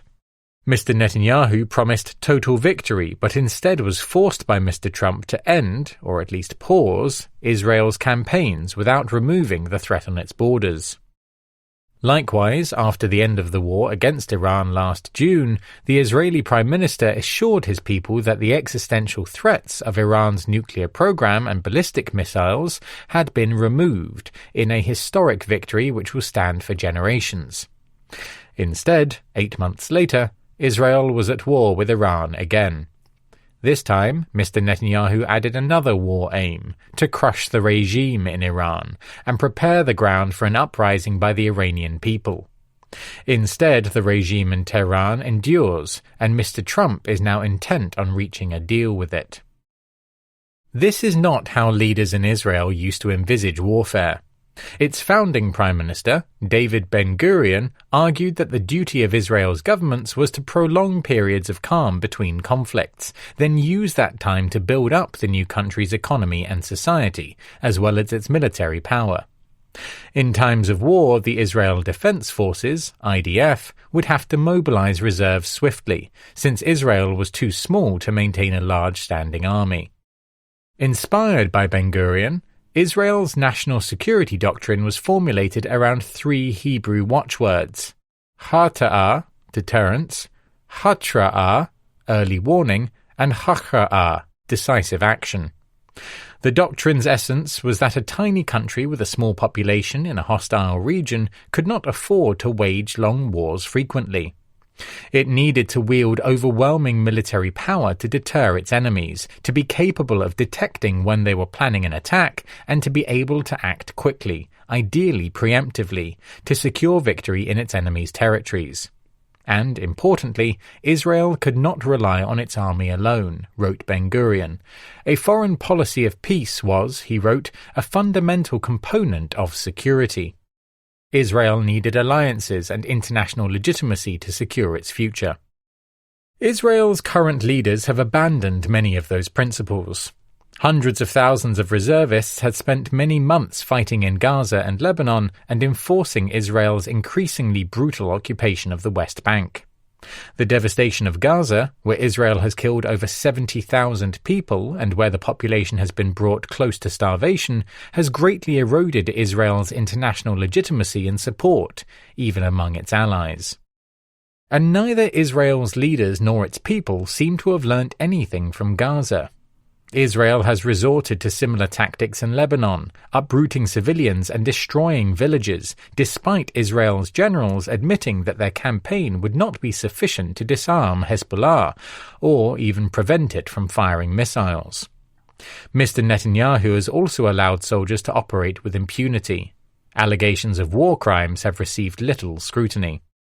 The Israeli public doesn't want to hear now that you can't just destroy Hamas or Hezbollah or topple the regime in a massive country like Iran, says Dan Meridor, a former minister from Mr. Netanyahu's Likud party, who in 2006 had the task of revising Israel's national security doctrine. They want to hear that the IDF is omnipotent, but as long as the aims are unrealistic and the only solutions are solely military, we're bound to fail. The massacres of October 7th traumatized Israelis and their military leaders. Yet Israel's politicians and generals have so far faced no reckoning for failures of deterrence and early warning, largely because of the continuing wars. Mr. Netanyahu, anxious to hold together his far-right coalition, which includes ministers who have advocated ethnic cleansing in Gaza and southern Lebanon, has refused to appoint an independent commission of inquiry. Meanwhile, a new unofficial doctrine has emerged in which the notion of preemptive action has been redefined. According to this, if Israel can no longer rely on detecting enemies' intentions, it must act much earlier against their capabilities. That principle guides its wars with Iran and the occupation of security zones inside Gaza, Lebanon, and even Syria, though the new government in Damascus is trying to reach a security agreement with Israel. Senior IDF officers grumble about having to fight wars without an overall strategy. But in public they have fallen into line with Mr. Netanyahu's open-ended conflict. The IDF used to be able to restrain the politicians, says Or Rabinowitz, an expert on Israeli strategy at Stanford University. But the generals are too cowed now by their October 7th failure to oppose the government's worst tendencies. They can't even rein in their own soldiers who are helping settlers in the West Bank attack Palestinians. The only restraint now is Trump's foot on the brakes. Middle East and Africa. Tanker wars continued. No war, but no shipping. The ceasefire between America and Iran has been extended, for now. Yet again, there was a certain sense of déjà vu, a ticking clock, a threat of catastrophic war, a behind-the-scenes diplomatic scramble, and then, at the last minute, a reprieve. On April 21st, Donald Trump said that he would extend America's 2-week ceasefire with Iran, which had been due to expire within hours. Its blockade of Iranian shipping remains in effect, however. This was the second time in 2 weeks that the American president had retreated from a threat to bomb Iran's power plants. A delay was necessary, he said, because Iran's seriously fractured government had yet to respond to his latest proposal for ending the war. Those divisions are real, but they do not entirely explain why Iran refused to attend another round of negotiations in Islamabad, the Pakistani capital, planned for this week. The regime thinks it has the upper hand and is keen to extract concessions, in this case the removal of America's blockade of its ports, as a condition for simply showing up. But Mr. Trump takes the opposing view. He thinks the blockade has given him the advantage and that a cash-strapped Iran will soon fold. It is hard to end a war that both sides believe they are winning. The ceasefire announcement capped a bewildering few days of diplomacy. On April 17th, Abbas Araghchi, the Iranian foreign minister, said the Strait of Hormuz was now completely open. Yet the next day, the Islamic Revolutionary Guard Corps, or IRGC, fired on ships that tried to use the waterway. Meanwhile, Mr. Trump seemed unaware of the whereabouts of his lead negotiator. He said J.D. Vance was en route to Islamabad on April 20th, only for the Vice President's motorcade to arrive at the White House hours later. Mr. Trump did not specify how long the truce would remain in effect. In practice, a formal deadline may not matter. It will hold until one side decides to break it.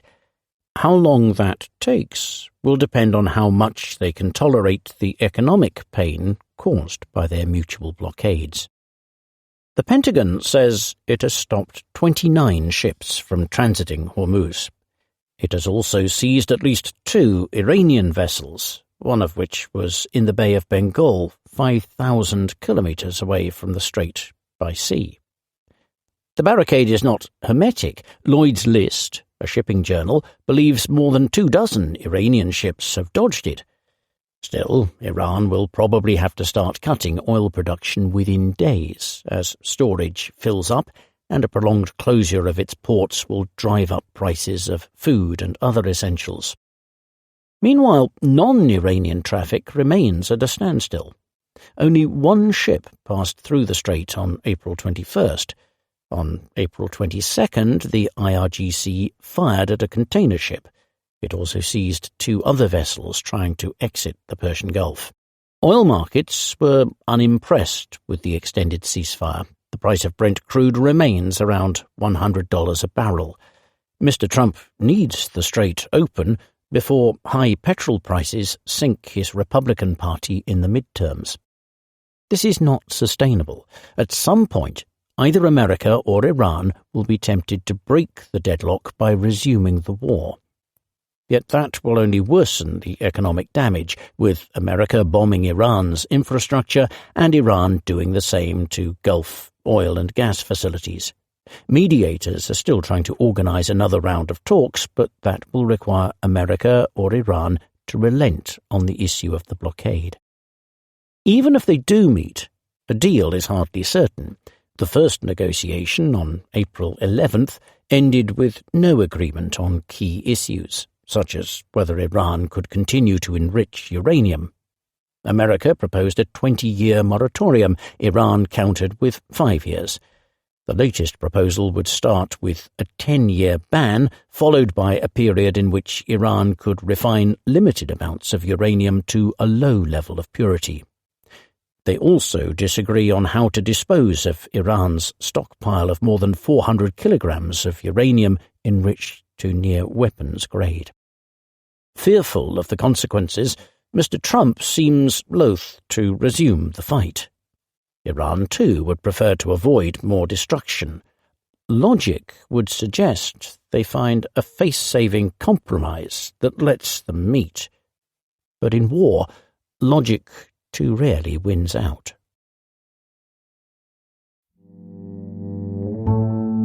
Middle East and Africa. Diplomacy with Iran. A jungle of power. Which Iran is America dealing with? Even before the first round of talks between America and Iran had begun, Iran watchers sensed that something was askew. Delegations dispatched for talks with America are usually lean, disciplined, and tightly briefed. The one in Islamabad, the Pakistani capital, was anything but. Some 80 Iranians joined the flight on April 10th, among them roughly 30 billed as decision-makers. They included diplomats who had helped write Iran's 2015 nuclear deal and a firebrand MP who denounced any deal with America. Rancor in their hotel was so ferocious that Pakistani mediators spent as much time refereeing the Iranians as engaging with the Americans. The indecision coming out of Iran signals a power struggle. For only the second time in its 47-year history, it is without a present and absolute supreme leader. One observer likens the situation to a jungle of power. For any future American delegation in Islamabad, this raises the question of who exactly they would be talking to. The prime cause of the tensions is the vacuum at the top. 7 weeks after an American-Israeli airstrike killed Ali Khamenei, the supreme leader for 37 years, his successors have failed to agree on a date for his funeral. His son and designated successor, Mojtaba Khamenei, may either be incapacitated or too weak to impose his authority. Israeli assassinations have thinned the army's top ranks. Their successors lack their sway and experience and may heed the Islamist radicals who take to the streets every night. Most of all, Iran's Central Command has been dispersed to guard against those assassinations. Decentralization is good for the system's survival in war, but bad for its functioning when the fighting stops, says an Iranian cleric who knows Mujtaba. Since a ceasefire was declared on April 8th, the regime's wartime cohesion has been fraying. Formal authority rests with the Supreme National Security Council, or SNSC, comprising the President, Parliament's Speaker, and the Security Services chiefs. Mohammad Bagher Ghalibaf, the Speaker, has been designated Chief Negotiator, with Abbas Araghchi, the Foreign Minister, as his lieutenant. But their apparent readiness to negotiate has provoked a backlash, particularly from the Islamic Revolutionary Guard Corps, or IRGC, the 190,000-strong force at the regime's radical heart. Hence, Iran's pronouncements on the status of the Strait of Hormuz and whether to fight America or try diplomacy have been contradictory. Pro-regime crowds in Iran have taken to denouncing Mr. Ghalibaf and Mr. Araghchi. Military communiques issued by men in fatigues appear to have replaced sermons by clergy. Even puritanical dress codes seem to be slipping. At a recent rally, an unveiled woman led chants, breaching the 4-decade taboo on women singing solo in front of men. In a further sign of military control, outlets linked to the Guards have floated the idea of delaying municipal elections scheduled for May 1st. Since toppling the Shah in 1979, Iran's leaders have disagreed on whether or not to confront America. But the fault line between nationalists guided by realpolitik and Islamists fired by revolutionary passion has widened.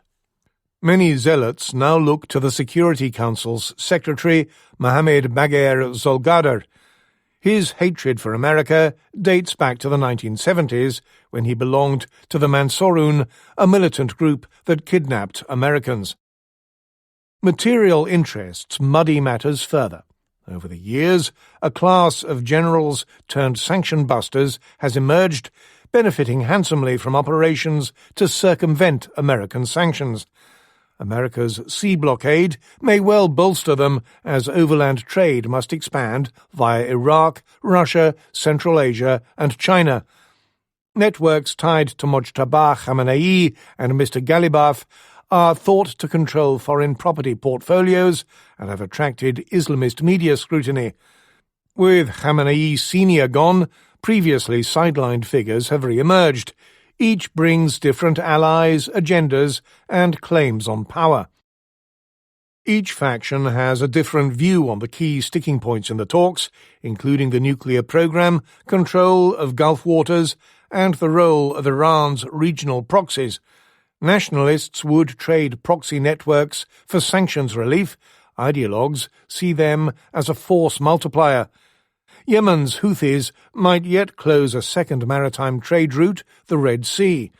For the nationalists, nuclear brinkmanship risks Iran being attacked, whereas the ideologues prefer North Korea's model: get a bomb to bolster deterrence. Pragmatists see control of Hormuz as leverage for a wider security pact with the Gulf Arabs, while the ideologues see it more as a lucrative toll booth and choke point on the world economy. On April 15th, Asim Munir, Pakistan's army chief, visited Tehran, seeking common ground among Iran's factions. The regime's claims that it needs $270 billion to repair war damage may help concentrate minds. But the depth of divisions among Iran's bigwigs may explain why their regime has yet to say whether or when its representatives will return to Islamabad for more talks. Middle East and Africa. War in Sudan. RSF Inc. How the Rapid Support Forces built a military and economic empire. After days of heavy fighting, in March the Rapid Support Forces, or RSF, captured Kurmuk, a town in southeastern Sudan on the border with Ethiopia. Like much of Sudan's civil war, the battle drew little notice abroad. Yet it could rank among the most consequential since the conflict began in April 2023. Besides turning Blue Nile, a state once remote from the fighting, into a pivotal battleground, it showed the effectiveness of the RSF's alliance building. In seizing the town, the paramilitary group collaborated with local rebels. Most striking was the apparent involvement of Ethiopia. For the first time, the RSF appears to have staged an offensive from deep within the territory of one of Sudan's neighbours. The battle illustrates the group's transformation from an unusually well-armed and well-connected paramilitary unit into a transnational business-cum-military empire. As the war began, the Sudanese Armed Forces, or SAF, the National Army, believed it would make short work of the fighters led by Mohammed Hamdan Dagalo, a warlord known as Emeti. 3 years later, the scale of that miscalculation is clear. More than 33 million of Sudan's 50 million people require aid. At least 19 million face acute hunger. Some 14 million have fled their homes. Perhaps hundreds of thousands have been killed. The economy is in ruins. The state has all but collapsed. The RSF's military and economic footprint, on the other hand, has grown. The SAF last year reclaimed Khartoum, the capital, and the Fertile Nile corridor. But the RSF and its allies still hold roughly half the country. That includes most of Darfur, the group's mineral-rich stronghold, where it is accused of committing genocide, and swathes of Kordofan and Blue Nile. Moreover, as the evidence of Ethiopian involvement suggests, the RSF's influence, infrastructure and interests now extend beyond Sudan's borders. Since the early days of the war, the RSF has worked to secure flows of arms and fuel by weaving a web of airfields and logistics hubs in Sudan's neighbourhood. At first, supplies moved chiefly through Amd Jaras, an airbase in Chad that the United Arab Emirates, or UAE, the RSF's chief foreign backer, is said to have used to funnel weapons and medical aid into Darfur. The UAE acknowledges providing some early support to the RSF, but denies it is still doing so. In 2025, the centre of gravity shifted to southern Libya, where Khalifa Haftar, a Libyan warlord and ally of Mr. Dagalo, facilitated supplies. More recently, Ethiopia and the Central African Republic have become important conduits. Yet, with the exception of Egypt and Eritrea, which are aligned with the SAF, every country bordering Sudan allows the RSF to operate in some way on its territory. Partly that is because all have strong ties to the UAE. The RSF has also persuaded them it is worthwhile by investing in its own commercial and diplomatic networks across the region. Ethiopia gives it the most latitude. Since late 2025, the group's military footprint there, in the far west near Kurmuk, has allegedly included a camp to train thousands of its fighters. Satellite imagery analysed by Yale University's Humanitarian Research Lab points to the presence at an Ethiopian army base of, among other things, vehicles resembling those deployed in Kurmuk. Yale says its findings show clear visual evidence that the RSF is launching attacks from inside Ethiopia. The Ethiopian government did not respond to the allegations. The UAE says it categorically rejects claims that it has provided weapons, funding, trainers or logistical support to the RSF. The RSF refuses to comment. African countries that do not border Sudan also appear to be assisting the RSF. Credible evidence suggests the Ugandan army may have helped move weapons and fuel to the group through South Sudan, says Joshua Craze, a British researcher. Last year, an investigation by Bellingcat, an open-source intelligence collective, identified Kenyan-labelled crates of ammunition inside an alleged RSF weapons depot near Khartoum. RSF officials live and move freely in both Uganda and Kenya. The group also recruits from far and wide. Abdel Nasser Saloum Hamed, a Sudanese analyst, says it offers fighters across the Sahel around $500 per month to serve in its ranks. a good wage by local standards. Some come from farther afield. Since 2024, hundreds of Colombian mercenaries have helped the RSF fight in Darfur. They travel via an air bridge that spans the UAE, Chad, Libya and the semi-autonomous region of Puntland in Somalia. During a visit in 2025, The Economist saw a cargo plane at the airport in Bosaso, Puntland's main port. It was registered to Kyrgyzstan, but according to conflict monitors, is controlled by the UAE. On your correspondence flight were about a dozen burly men speaking Spanish. A new report by the Conflict Insights Group, an analysis firm, shows that support from UAE-backed Colombian mercenaries enabled the RSF to capture El Fasher, a city in Darfur, in October 2025. The RSF's military prowess is made possible by its deep pockets. In 2017, Mr. Dagalo, who started out as a camel trader and commander in the Janjaweed militias, the RSF's forerunners, notorious for their slaughter of black African ethnic groups in the 2000s, seized control of Darfur's largest gold mine. The exports enabled him and his family to buy up private and public assets. By the time the war erupted in 2023, Mr. Dagalo was Sudan's de facto president and one of its richest men. His business empire straddles the Horn of Africa and the Red Sea. According to a forthcoming report by The Sentry, an American investigative group, members of the Dagalo family and companies linked to the RSF own more than 20 properties in Dubai, worth $24 million in total.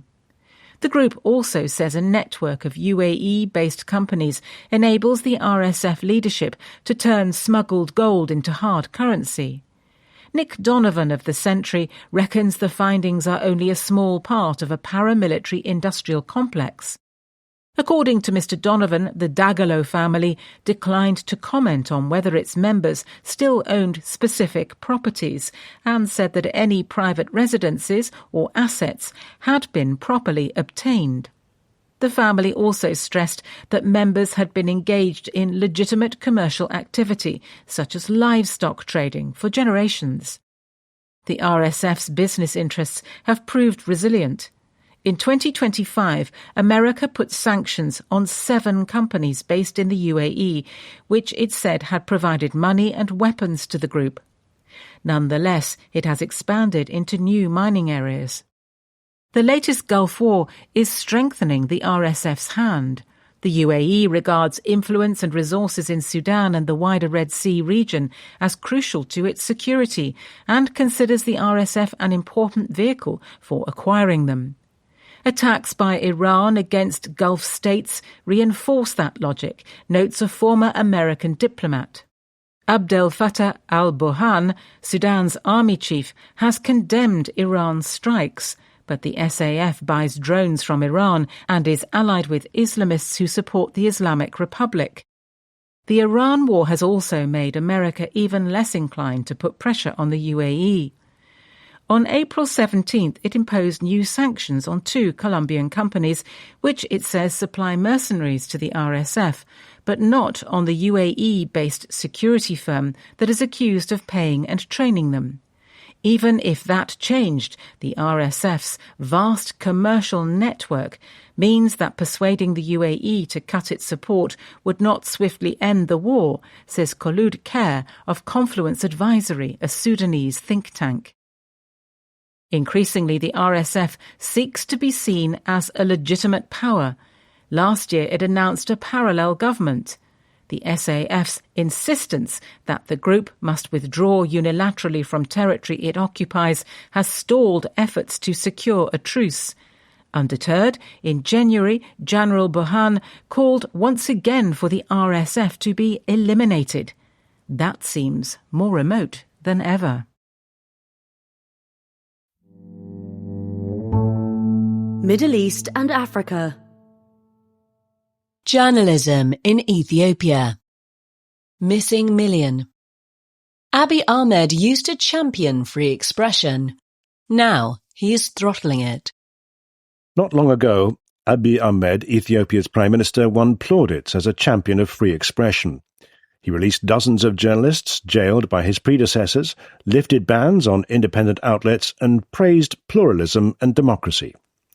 8 years after he first took office, Ethiopia is gearing up for an election in June. Mr. Abiy says it will be the most open and democratic poll in the country's history. In reality, it will be a sham. Many of Mr. Abiy's rivals are either in exile or in jail. Opposition parties have been co-opted, cowed or banned, and journalists often disappear mysteriously nowadays, taken by unidentified men to undisclosed places on suspicion of unspecific crimes.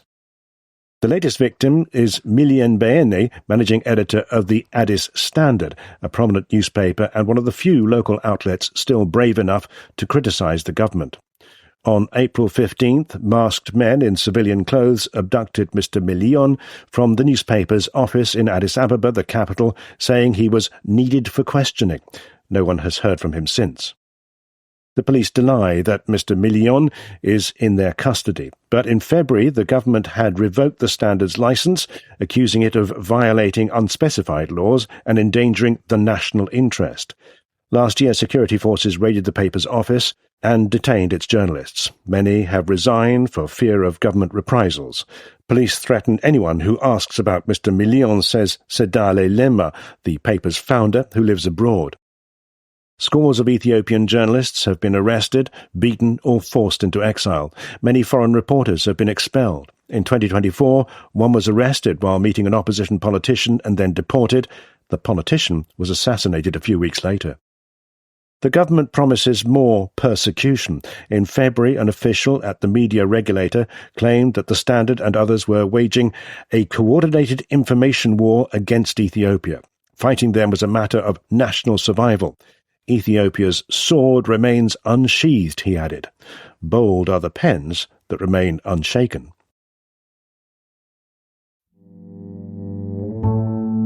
Europe. Germany's defence splurge. Can the Bundeswehr fight? An interview with the Chief of Germany's Armed Forces. On a plane to Dusseldorf recently, Carsten Breuer, the head of Germany's armed forces, met a passenger who wanted to thank him and his troops for their service. It is a scene he might once have imagined only in America, beams the general, demonstrating the new respect the Bundeswehr enjoys among Germans. But the story is telling in a second way. Previous inspectors general, as Germany's most senior soldier is officially known, would probably not have been recognised.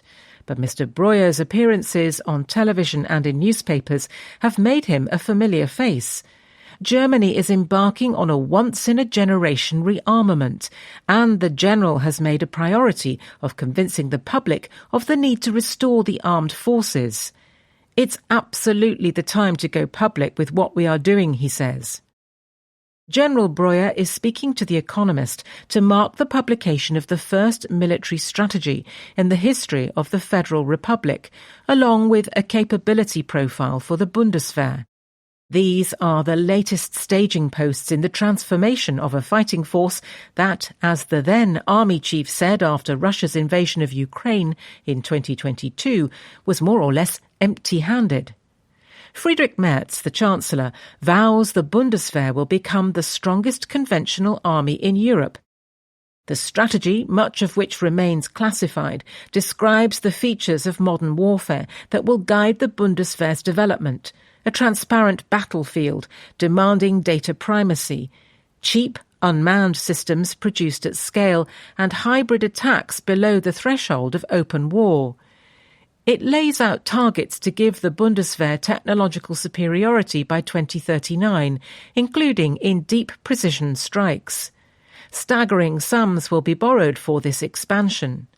By 2029, Germany pledges to meet NATO's spending target of 3.5% of GDP, and its defence budget could top €160 billion, that's $188 billion. It will have left Britain and France in the dust. Most importantly, the strategy signals a pivot from a Germany that once ran down its military means, while muttering platitudes about European cooperation, to one boldly taking leadership among allies. We are not doing this only for ourselves, says the general. We are doing this for the sake of Europe. Eyebrows have been raised, notably in France, which worries about Europe's rearmament being shaped by a country still groping its way towards a strategic culture and which is still wary about deploying troops to fight. But most allies welcome Germany's conversion. In all my conversations, I've never heard anyone say, "We are suspicious about what you're doing in Germany," the general says. Pentagon officials are said to be delighted. Will the money be spent wisely? Critics, said to include Mr. Merz, worry that too much will go on tanks, jets and other legacy systems, and not enough on the R&D or next-generation technology, which has proved its worth in Ukraine. Much has simply backfilled the neglect of previous years, acknowledges the general. But this is needed as a foundation on which more innovative weaponry can be built. As for Ukraine, the general calls the war a teacher, not a blueprint. His ambition is to import Ukraine's rapid wartime innovation cycles to peaceful Germany. One challenge is to improve a procurement system notorious for delays and legal requirements so onerous they lead to vast cost overruns. When General Breuer took over in 2023, he says, "We had procurement processes designed to procure almost nothing, and a generation of officers better at closing barracks than replenishing weapons stocks." New rules have improved matters, he insists, citing a lightning-speed procurement of loitering munitions from March to December last year. Another test is to find the 260,000 troops needed to meet Germany's NATO obligations by 2035, up from today's 185,000, as well as building a reserve of 200,000. A new law obliges men turning 18 to fill out a questionnaire assessing their readiness to enlist. But most think Germany will have to eventually consider reintroducing the draft, which was suspended in 2011. This could mark the first occasion for serious public resistance to rearmament. A survey by the Bundeswehr Center of Military History and Social Sciences finds a small majority of Germans in favour of conscription for young adults, but not among young adults themselves. Russia is creating the conditions for a war against NATO, warns the strategy. A less clearly expressed worry is over the role of America. China is not mentioned. General Breuer notes a strategic dilemma for European countries that know they must accept responsibility but aren't yet able to take over capabilities from America. There has to be a roadmap, he says. But as Donald Trump flirts with quitting NATO, critics fear a Bundeswehr conceived in 1955 as an alliance army will struggle to cope with a chaotic American withdrawal. That is not Plan A, says the general, but I would not be a military leader if I did not think about different scenarios, including the worst-case scenario. Even the strategy's central scenarios require an independent German approach to deployments. Is Germany really Kriegstaktik, or war-ready, as Boris Pistorius, the defence minister, puts it? Two recent European proposals, a coalition of the willing to police a notional Ukraine ceasefire and a naval mission in the Strait of Hormuz, are driven by Britain and France, with Germany's role uncertain. We focus on collective defence and on homeland defence. Crisis response operations are secondary, says the general. That may be different from the UK, the US, and probably France. But Kriegstaktik is about showing that deterrence works. Europe. Ukraine and the Mid-East. The odd thruple. Ukraine is building bridges to Turkey and Syria. Few foreign missions in Kiev appear as dreary as Syria's embassy. It is squeezed into a squat apartment block in Lukyanivka, a neighbourhood repeatedly targeted by Russian attacks. The facade of the hotel next door has been torn open by a Russian drone. The embassy has been closed since 2018, when Ukraine ordered it shut in response to war crimes committed by the regime of Bashar al-Assad, Syria's former dictator. That will soon change, On April 5th, Volodymyr Zelensky, Ukraine's president, conducted a surprise visit to Damascus, and Syria said it would reopen the mission. Ukraine, for its part, says it will soon appoint an ambassador to Syria. The two countries restored diplomatic relations last September. Ukraine had severed them in 2022 after Mr. Assad recognized Russia's annexation of the occupied parts of the Donetsk and Luhansk regions. The country's leaders make an unlikely pair. Mr. Zelensky is a former comedian of Jewish descent. Ahmed al-Sharaa, Syria's president, spent years commanding a branch of al-Qaeda. Yet they have found common ground, notably on trade. Syria has some of the world's largest phosphate deposits, said to total roughly 2 billion tons, which Ukraine hopes to use for agriculture. Ukraine has wheat, which Syria, impoverished by more than a decade of civil war, badly needs. Mr. Zelensky has suggested bartering one for the other. Further down the line, Ukraine hopes for a security partnership. Syria needs help modernizing its army, including its aging Soviet-era weapons systems, and rebuilding its port and energy infrastructure. Ukraine's engineers and military advisors worked in Syria during the Cold War, and 4 years into Ukraine's war with Russia, it has become a defense tech juggernaut. It would be keen to return, not least to taunt the Russians. Russia was the main sponsor of the previous regime in Syria. It retains 2 military bases there and has tried to preserve cordial relations with the new government. Vladimir Putin hosted Mr. Sharaa in Moscow last year, but its influence has waned dramatically and will continue to do so as long as it refuses to extradite Mr. Assad. Having overseen the torture or killing of hundreds of thousands of Syrians, he absconded to Moscow when his government collapsed and was granted asylum. Ukraine spies an opening. We want to step into Russia's fading footprint wherever we can, says Yevgenia Gabar, a former Ukrainian diplomat now with the Atlantic Council in Washington. Turkey, Syria's new gatekeeper, is happy to facilitate. President Recep Tayyip Erdogan's government avoids open confrontation with Russia, but it benefits from the Russians' diminishing sway in the Caucasus, the Middle East and Central Asia. That has led it to edge closer to Ukraine. Baykar, a pioneering drone firm in Turkey, is building a factory in Kiev. Other Turkish defence firms are rumoured to be considering joint ventures too. Russia remains one of Turkey's biggest trading partners and the source of a large share of its oil and gas imports. But the days where Mr. Erdogan flaunted his independence from NATO by purchasing Russian military kit, notably an S-400 air defence system in 2017, are long gone. Ukraine still counts mainly on America and Europe for its security.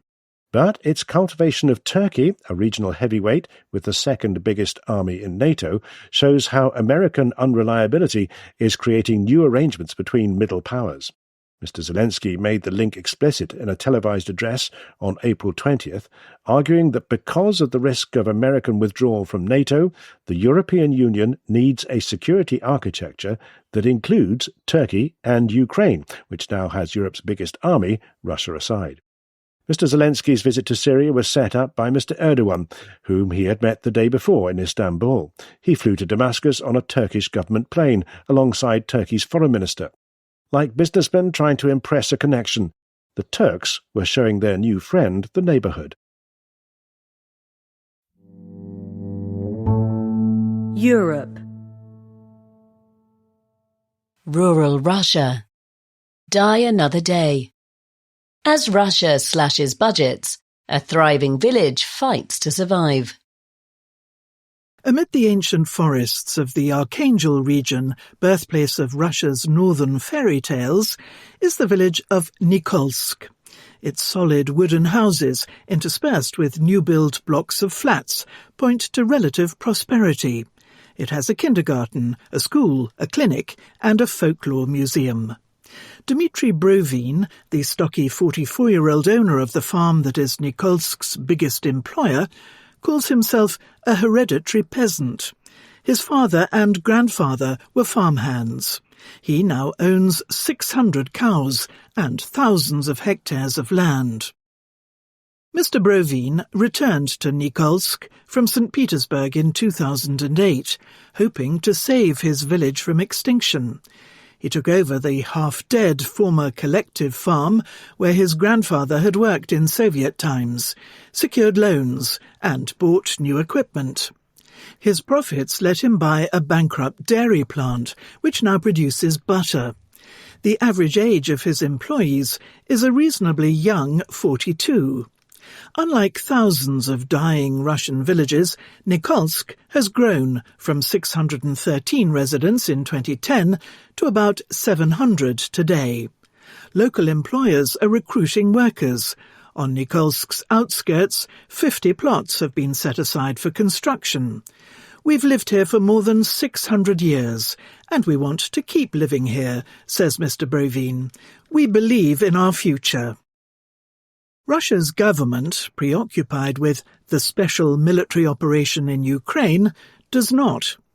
Last year, district officials, obeying the government in Moscow, said they intended to cut the upper forms at the school, often the first step towards closure. Mr. Brovin says 2 employees who had planned to stay in Nikolsk and build houses are now considering leaving. Nikolsk is trying to defy a trend.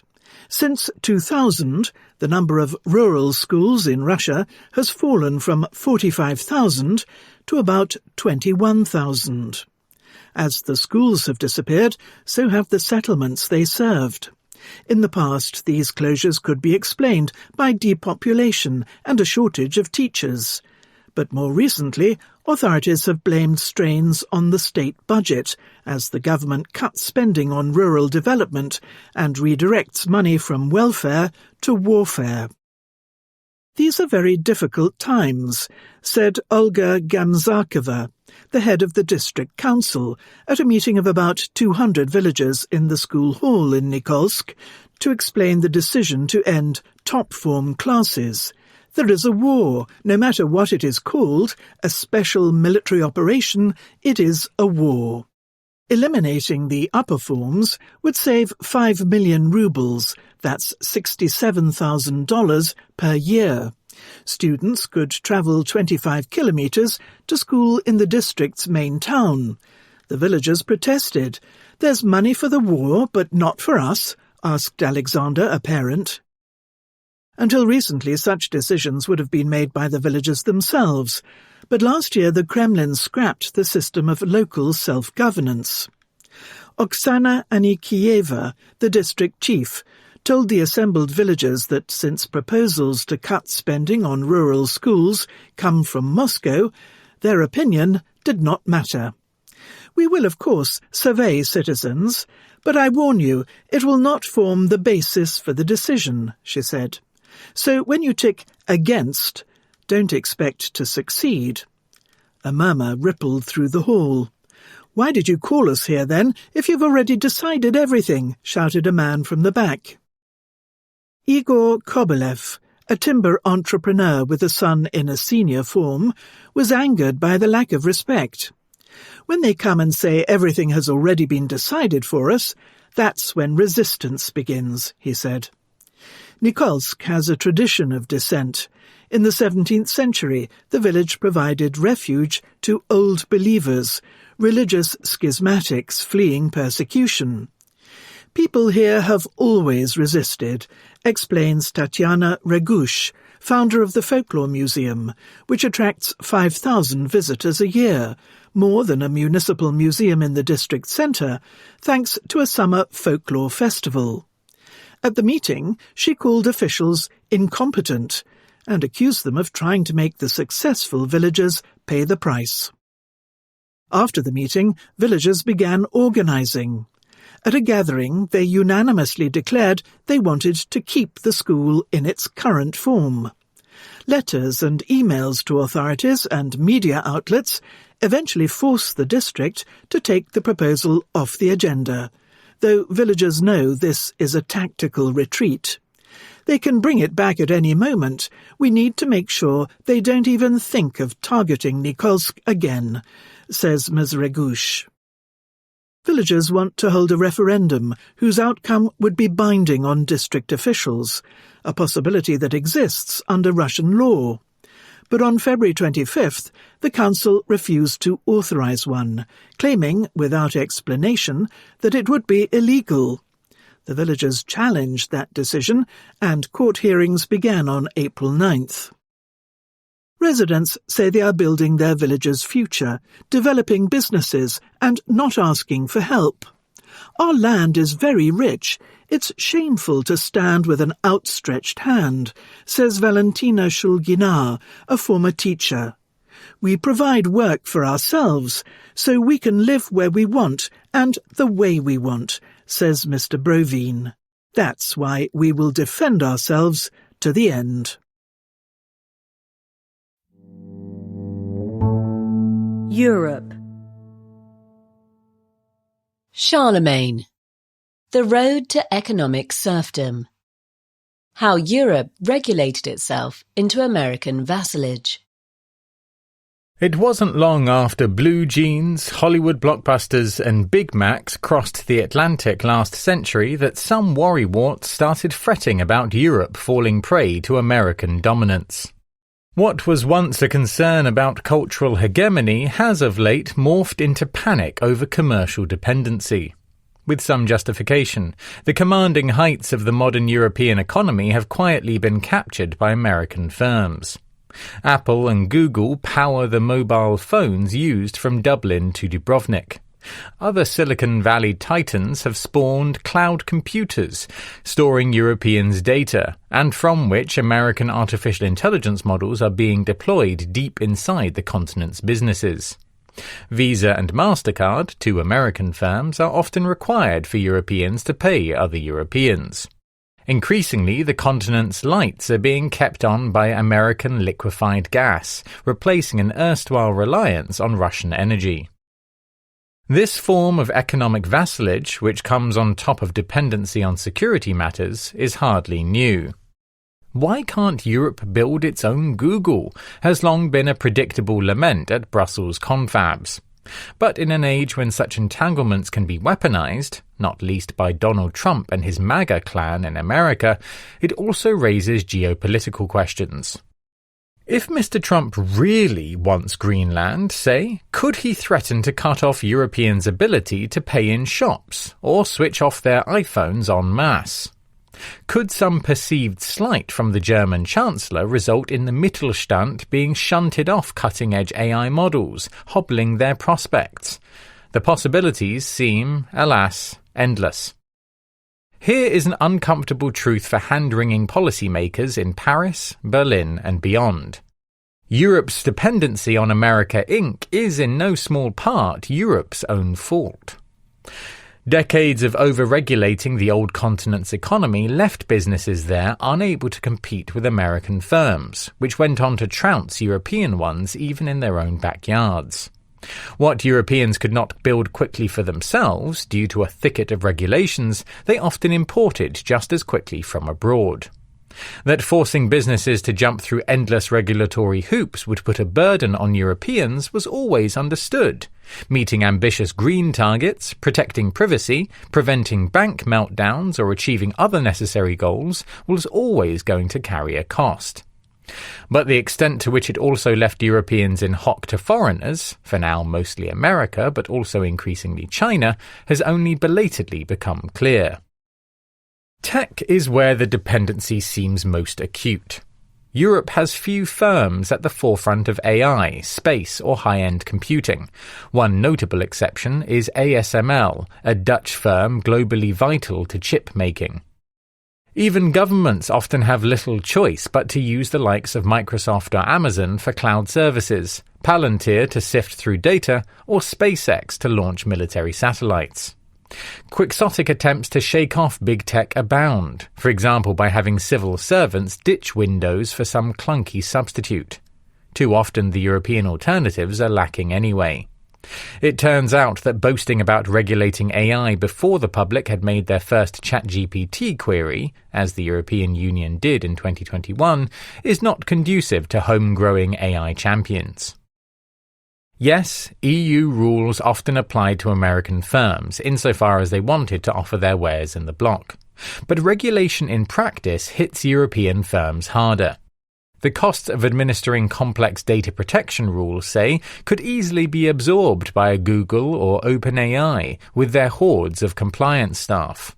Not so their European rivals, which have usually lacked scale, if only because the EU's fragmented single market made it harder for them to grow beyond their home country.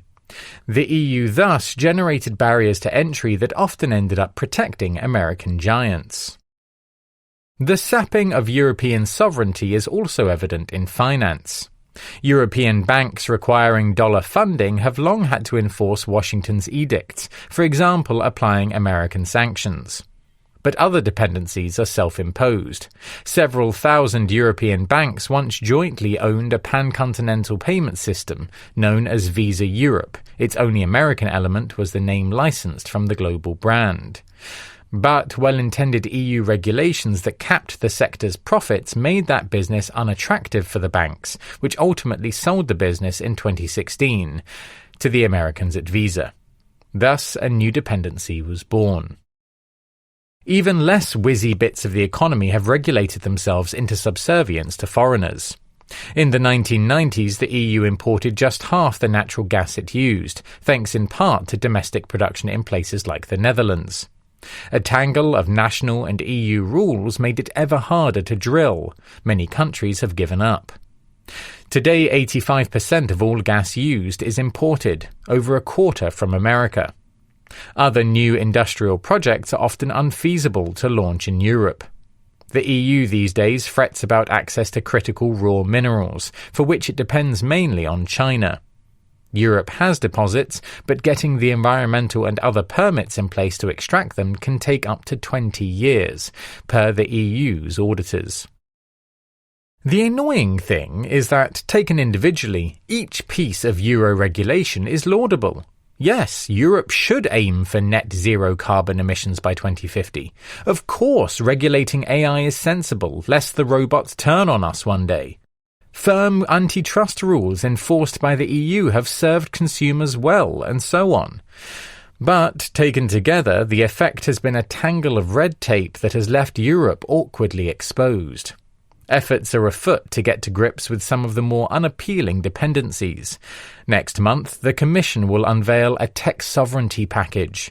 But it remains to be seen whether Europe can escape its role as a superpower in rule-making, yet a supplicant in everything else that matters.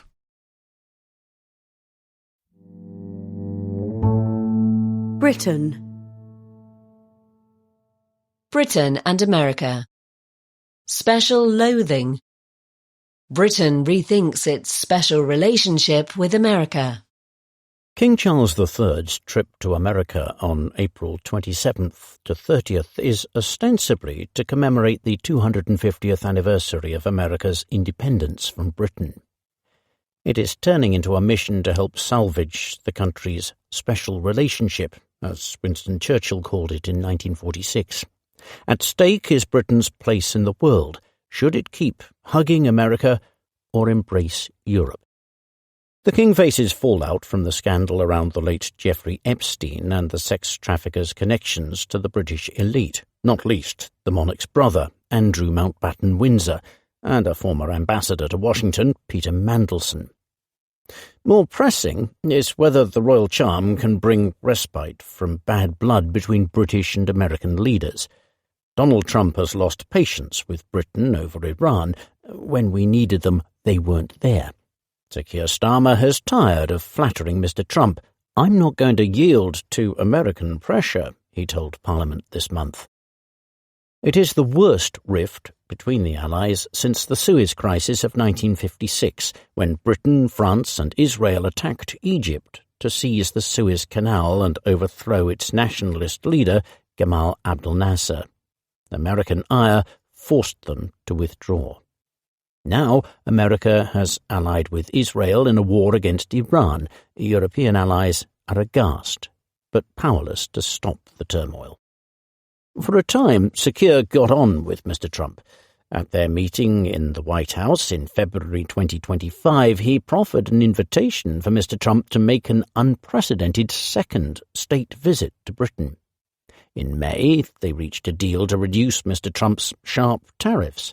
A NATO summit in June passed off well too, as allies pledged to increase defence spending to 3.5% of GDP by 2035, plus a further 1.5% on defence-related infrastructure. Mr. Trump cast himself as NATO's saviour. At Windsor Castle in September, the president waxed lyrical. America and Britain were like two notes in one chord, or two verses of the same poem. Alas, the poetry is gone. Mr. Trump was irked by European resistance to his wooing of Russia at the expense of Ukraine and to his renewed demand to annex Greenland, a Danish territory. The war in Iran brought matters to a head. Mr. Trump denounced Europeans as cowards for restricting the use of their bases and refusing to help reopen the Strait of Hormuz. Britain is hardly the only target of his wrath, but his broadsides carry particular force because of the country's historical closeness. Always more special to Britain than to America, the relationship is being rent by many forces. Britain's role as a bridge between America and Europe, questionable at the best of times, has collapsed with Brexit. America has wanted to turn from Europe to constrain a rising China. To exacerbate matters, Mr. Trump has a contempt for rules and alliances that Britain holds dear. MAGA's online echo chamber, moreover, portrays Britain as a land of violent crime and rampant Islamism. The American and British publics are growing disenchanted. Opinion polls suggest Americans and Britain still held each other in high regard at the turn of the century, with more than 80% of respondents in each country saying they had a favourable view of the other. Americans' approval of Britain has fallen from 91% to 76% in the past 5 years. Britain's opinions have deteriorated more gradually, but farther. Just 34% now express a positive view of America.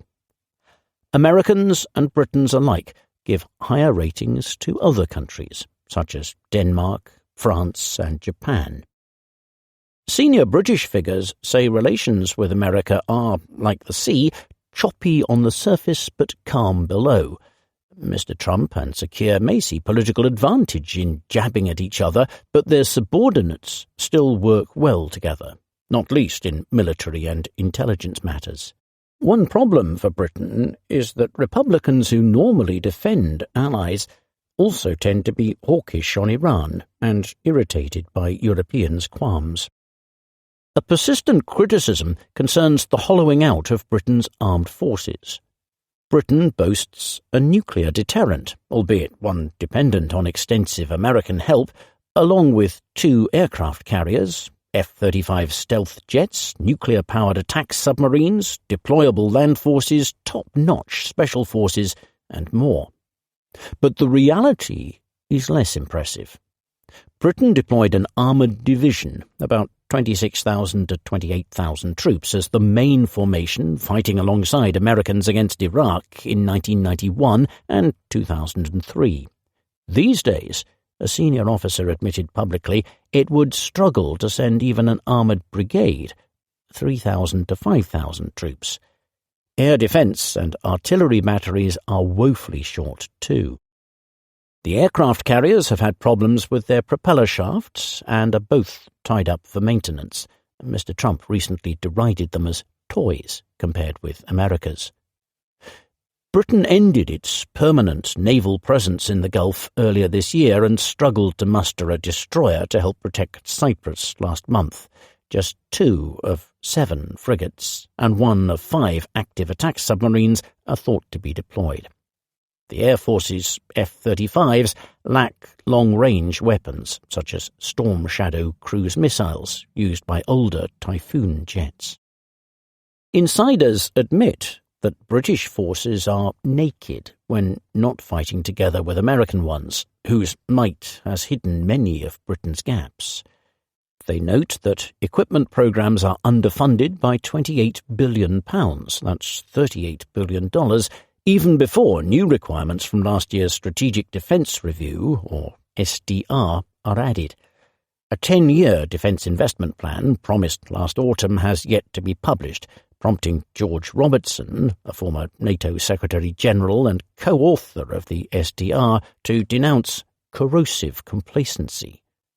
These days, the Trump administration refers to Israel, not Britain, as America's model ally. Cooperation in intelligence is more equal.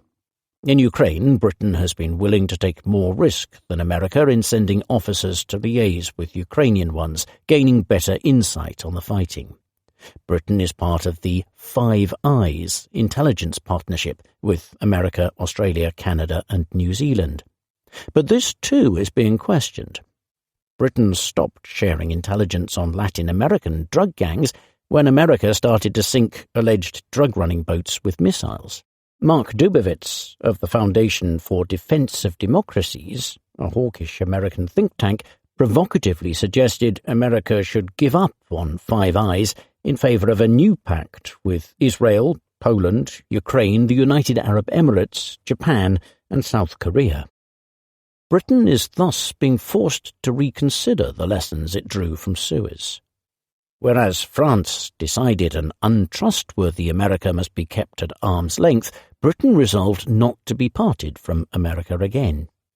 Britain long had the better of the argument, but now France looks vindicated and Britain dangerously exposed.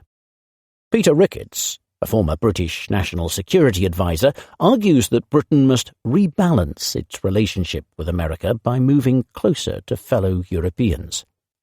Some officials still hope that, as happened after Suez, America will turn back to its British friend. Yet, even a more sympathetic successor to Mr. Trump will expect Europeans to do a lot more to defend the Atlantic as America turns to the Pacific. Vladimir Putin ended Britain's long peacetime dividend. Mr. Trump is scuppering notions of its special place in the world. He will courteously welcome the king, but has made it plain that he sees Britain as a much diminished power.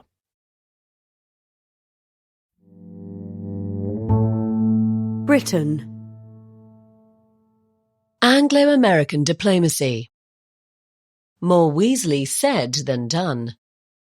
Divided by a common language. The problem for the British soldiers was English understatement, and, admittedly, the thousands of Chinese soldiers attacking them. It was 1951. It was the Korean War, and 29 Brigade had been asked to defend a hill. Soon they were low on men, ammunition, and hope.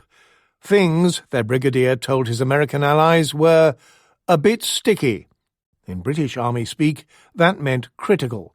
The Americans heard, "We're fine," and left him to it. America and Britain are two nations divided by a common language.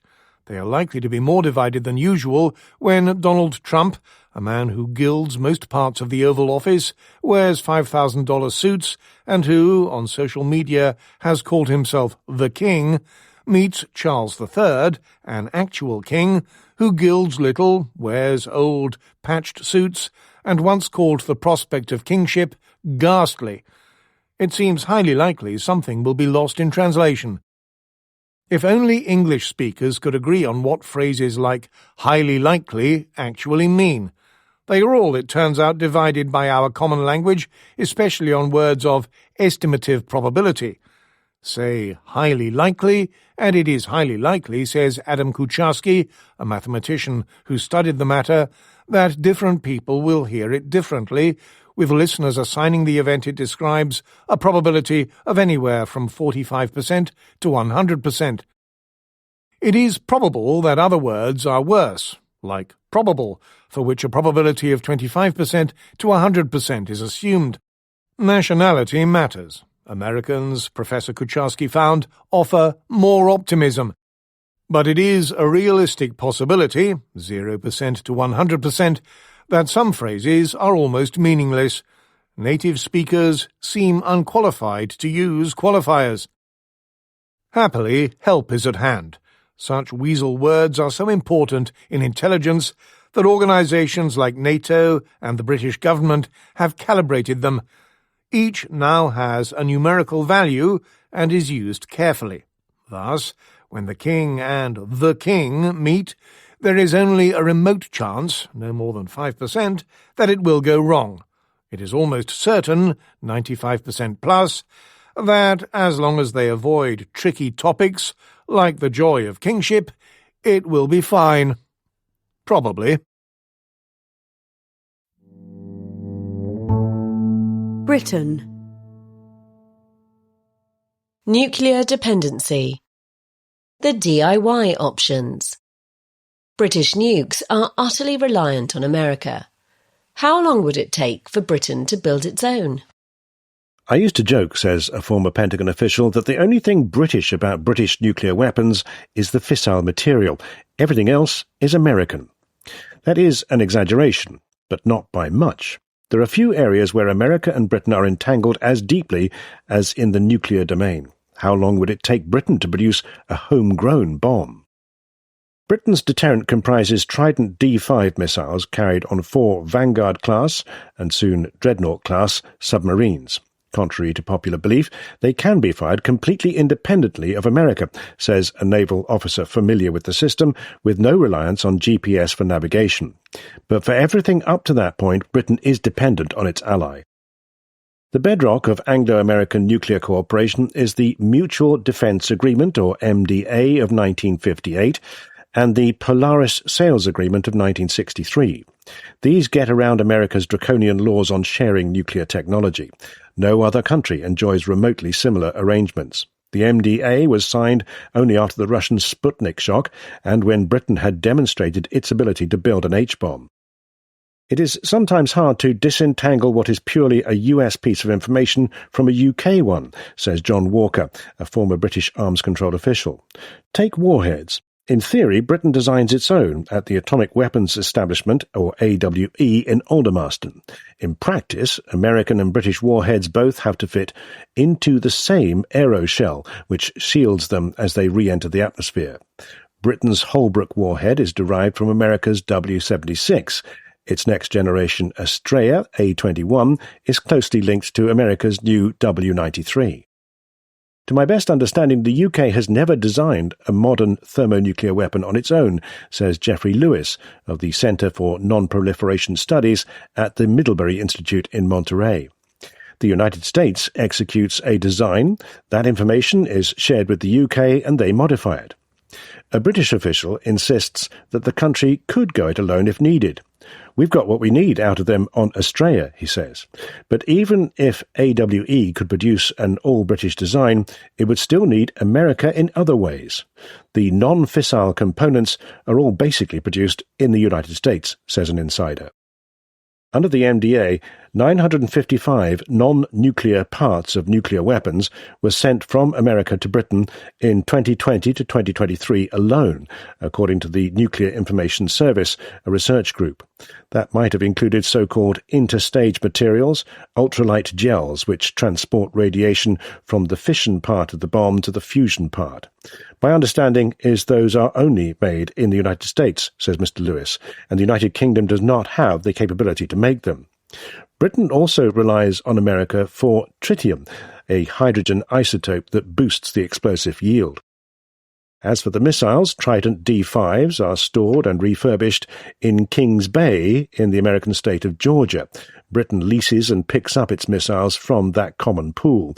If we had to create a similar facility over here, that would be an extraordinarily expensive thing to do, says a former official. Missile testing is a joint endeavour. When a British test failed spectacularly in 2024, it was because of a problem with the American test kit. That is not to say cooperation is all one-way traffic. America's nuclear labs have long welcomed technical input from Britain, says Mr. Walker, with AWE serving as a neutral voice among the sprawling and sometimes cacophonous American ecosystem. If there were differences between Livermore and Los Alamos, he says, referring to two of the largest labs, then getting a kind of third valid opinion from the UK was always welcome. If America were to sever all cooperation, Britain could hang on to one boatload of missiles at sea and another waiting to relieve it. That could buy a few years. What would a crashed nuclear program look like? The most ambitious and expensive effort would require building new ballistic missiles that could fit with Astraea, as well as production facilities for components and material, and a new testing range. Reproducing all the infrastructure without America would cost more than £100 billion, claims Dominic Cummings, a former advisor in Number 10. A slightly simpler option would be to develop a nuclear-tipped cruise missile, a capability that Britain gave up in the 1990s. It would probably be launched from the air. A Trident warhead could not simply be strapped to cruise missiles. They are too big and would experience very different sorts of stresses in flight. But a new warhead would need to be designed and validated without explosive testing. Even if Britain were willing to walk away from the Comprehensive Test Ban Treaty, it would still have nowhere to test. A government review in 2013 found that it would take 17 years to field a new Trident warhead and 24 years for a cruise missile warhead. Those numbers were contested.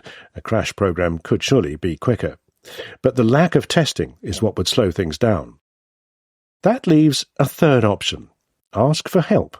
In 1990, France offered to share the design of a nuclear warhead that would fit a French air-launched missile, notes James Jinks, a historian, in a new paper for Policy Exchange, a think tank.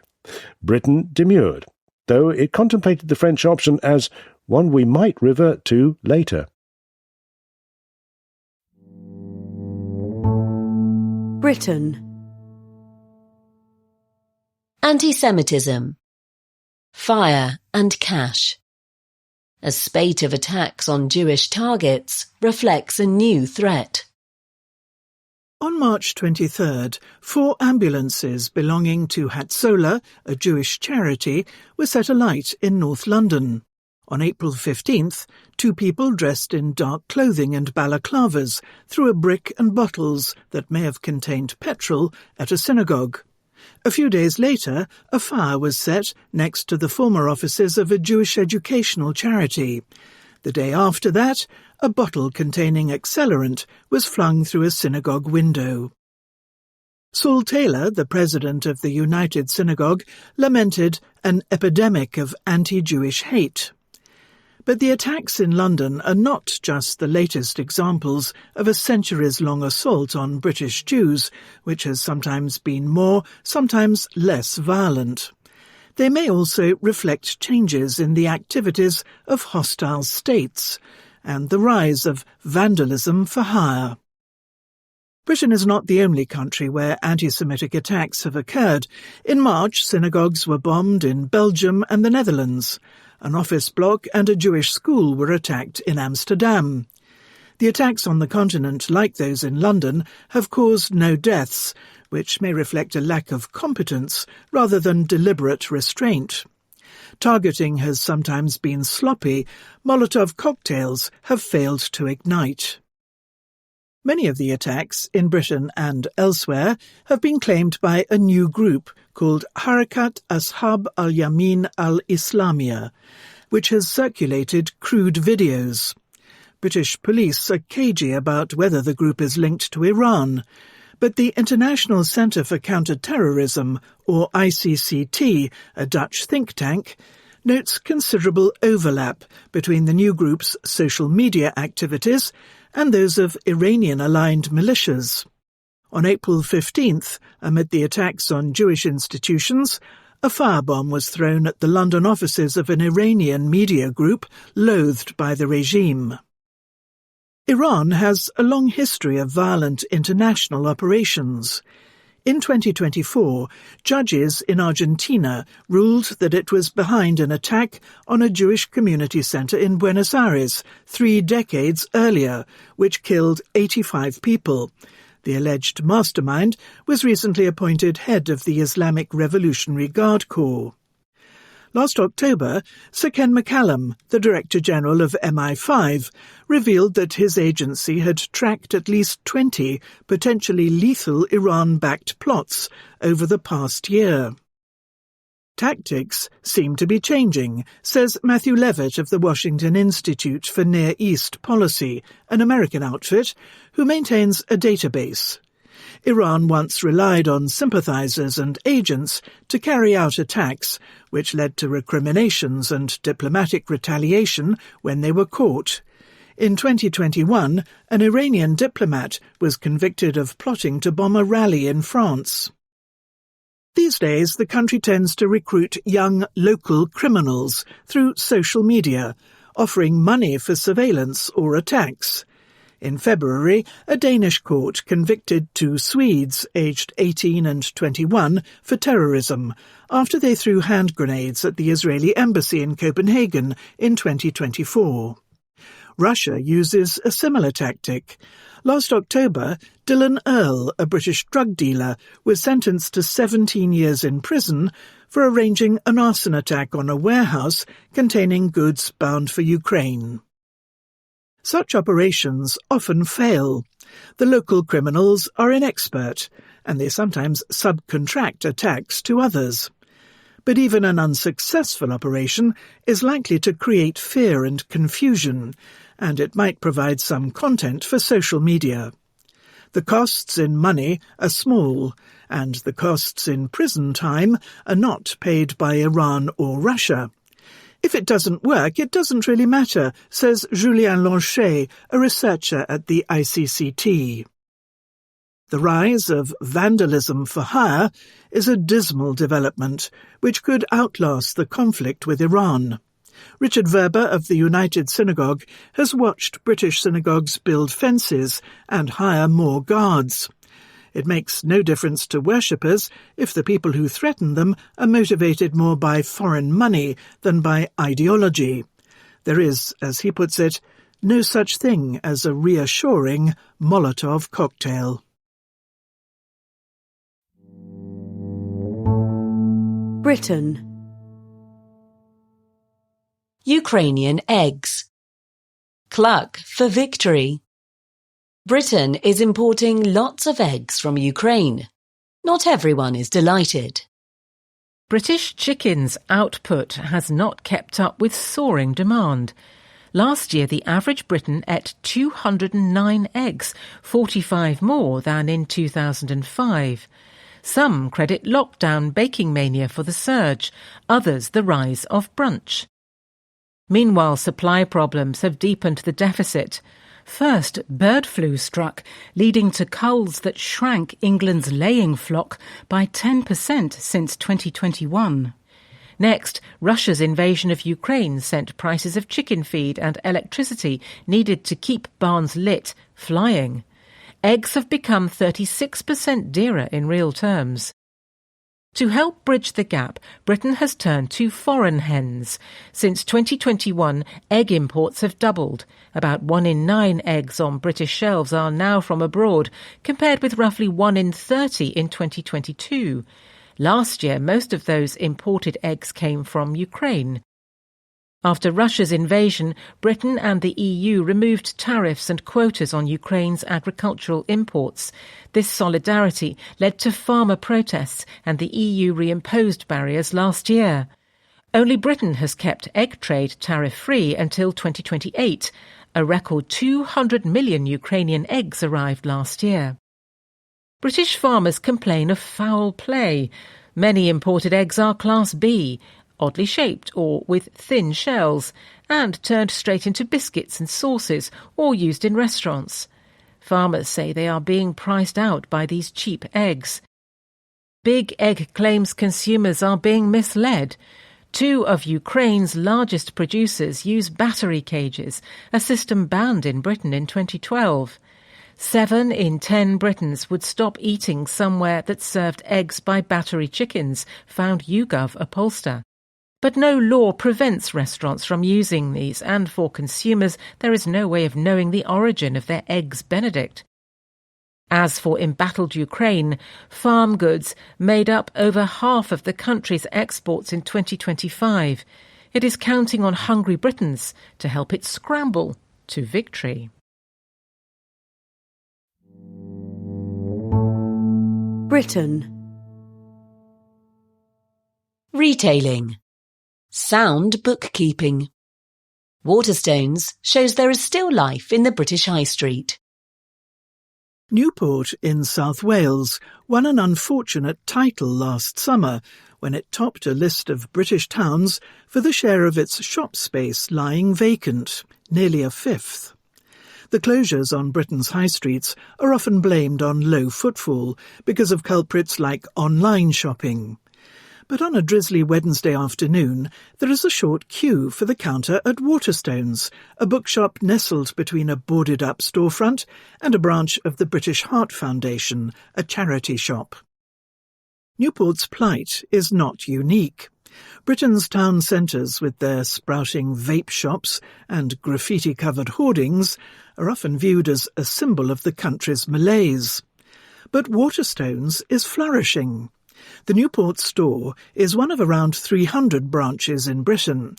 The firm reported a 7% year-on-year increase in revenue for 2025 to £565 million. That's $765 million.